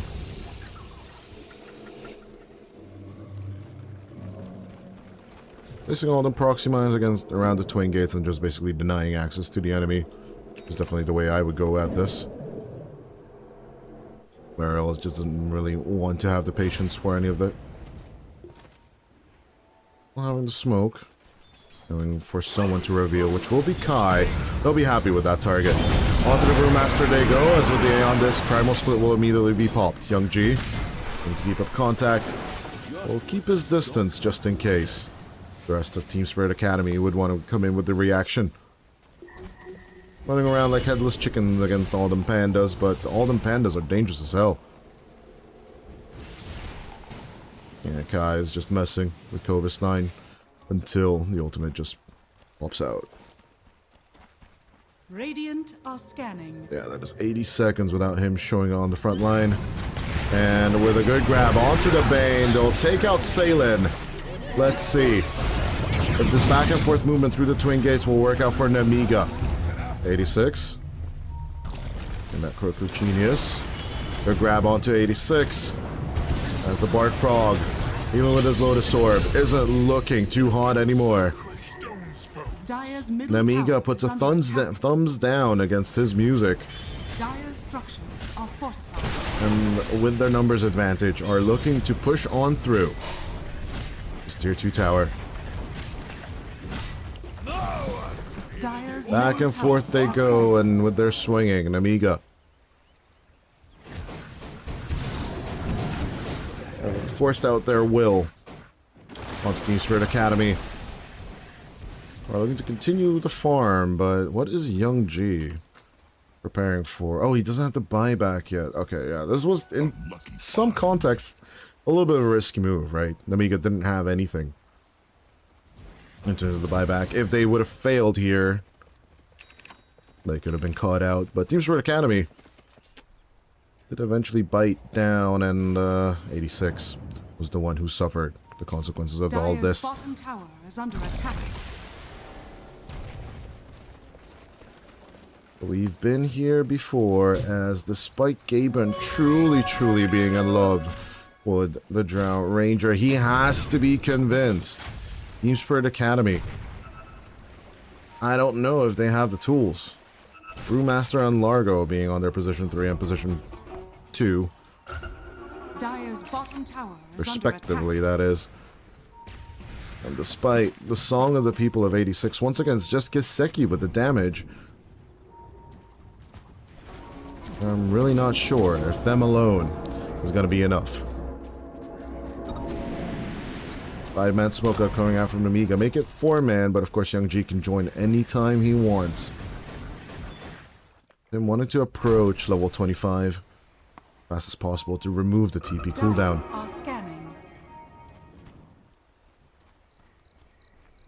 Yeah, to the butterfly, more than likely MKB will be the 6th item in the slots for Nature's Prophet, and then a Satanic to finish everything off.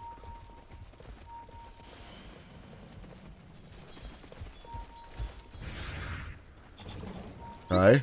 Radiant are scanning. Gonna be going kaboom as Kovestein looks for the approach, but Kai does have the primal split. Out of Nightmare he comes and he tries to roll around, still having the Aeon Disc not even popped on him. He's gonna be absolutely okay with this. Young G enter, moving in with Kovestein. As the right click damage keeps on going on the Centaur, Kovestein might kick the bucket. But at the same time, the rolled up Young G cannot be the turret he wants to be, as Natty Narwhal will be the one keeping up contact with the Bark Frog and the Drow Ranger. Having to roll out eventually, Salem will get caught out as they move their attention over to the Brewmaster, but the Rolling Thunder, or Rolling Boulder in this case, will be enough to take out Kai. And with 3 dead, a second Tier 2 tower will be gone. On top of that, the third one could just be grabbed here. Siege creeps at the ready. And I don't know why else you would ignore it. Unless you want to pick up Roshan and the amplified damage right in front of his feet. Young G not even really caring about his treants just dying there. As long as he has anyone to frontline with him, he'll be fine.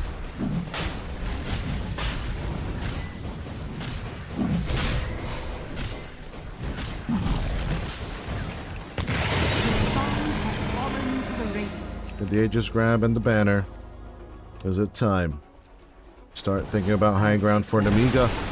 Or are they truly thinking of going for the 100%? Young G once again not having buyback. An easy grab onto the courier. Oh, Drow managed to pull out from the secret shop.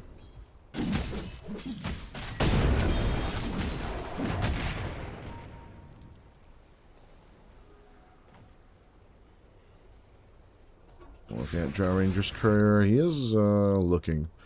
Looks like he is looking to just put it down on their own side of the secret shop.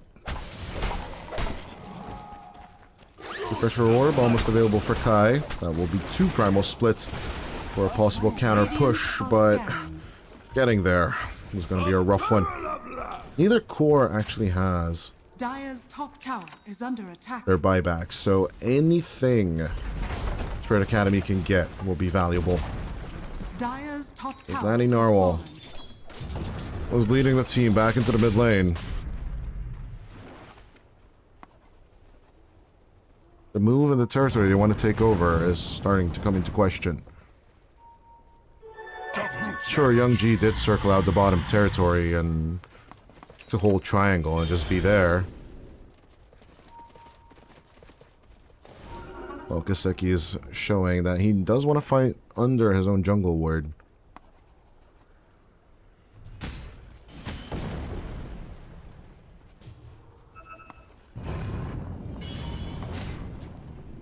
Yeah, this hostile takeover from Nemiga does seem a bit more promising.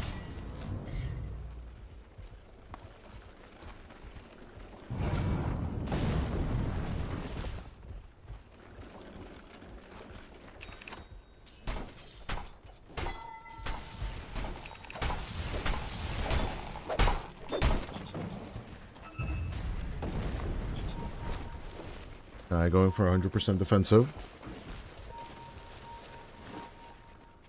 Young G. A little bit of a tickle. The gem in jeopardy. But Kovestein once again moving back in time. Still holding on to the Stampede.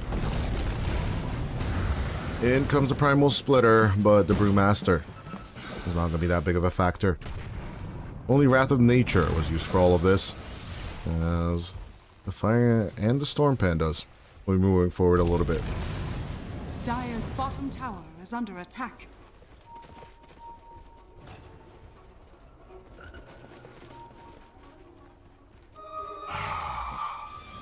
Six on the Largo.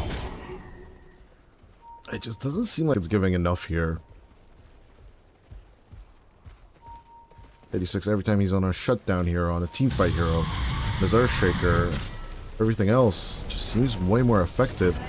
And as the Observer Ward gets taken care of, Kaseki, well, now we're just going to be sitting ducks on this high ground till the end of time. Forever and ever.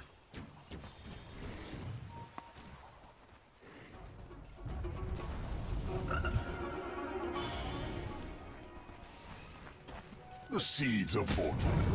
Invisibility.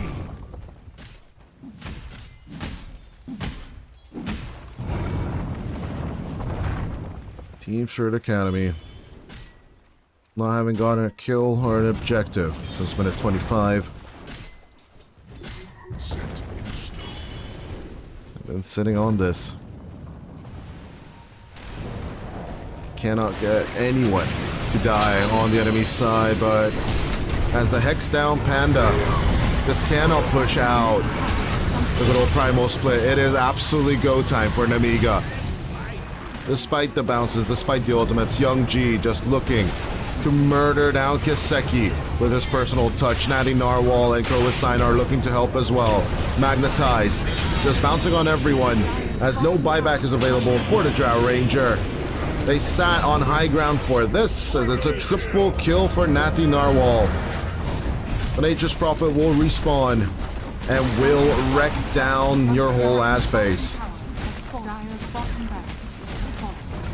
Checked and mated, as it looks like. As one mistake on the Panda, one good Hex buy. And as soon as that Aeon Disc is worthless, so will your whole team be as well. No buybacks are being committed. Nemiga are reading this perfectly. All of this is theirs. And the grand finals and a chance at revenge at Rune Eaters Arise will be grabbed by the Nemiga team. All they need is right clicks. As Kai will tap out. Team Spirit.Acad's journey at EPL Season 39 will end here. I wanted to say EPL European way too quickly. But yeah, overall, Team Spirit.Acad, a great run. Third place is nothing to scoff at from the young squad. But Nemiga Gaming, just a bit more experience, a little bit better of a draft, and letting go of this Treant Protector, I think, was it. As soon as the Treant Protector was given over to Nemiga, the draft just becomes extremely hard for Team Spirit.Acad. Despite them grabbing the Drow Ranger, they do forget the Nature's Prophet at the end of the day. Something I even managed to spot. But yeah, despite you not being able to grab or ban or address everything, opting in for the Largo mid lane was also, I think, a little bit lackluster. But yeah, overall, I don't really want to put blame on anyone for Team Spirit.Acad's loss. At the end of the day, it was a great run for them here at Season 39. And at the end of the day, yeah, it's going to be a great finals of Nemiga versus Rune Eaters Arise. We went the distance in the in the upper bracket yesterday between the two teams, so I'm expecting a brutal battle of 5 games tomorrow. But with that said, ladies and gentlemen, let's throw it over to the end of the day. The scoreboard is going to be Nemiga Gaming with the 2-1 victory over Team Spirit.Acad, as the Nature's Prophet will be the more superior carry at the end there. Yeah, thank you and good night, and enjoy the show tomorrow, as Nemiga will be facing Rune Eaters Arise.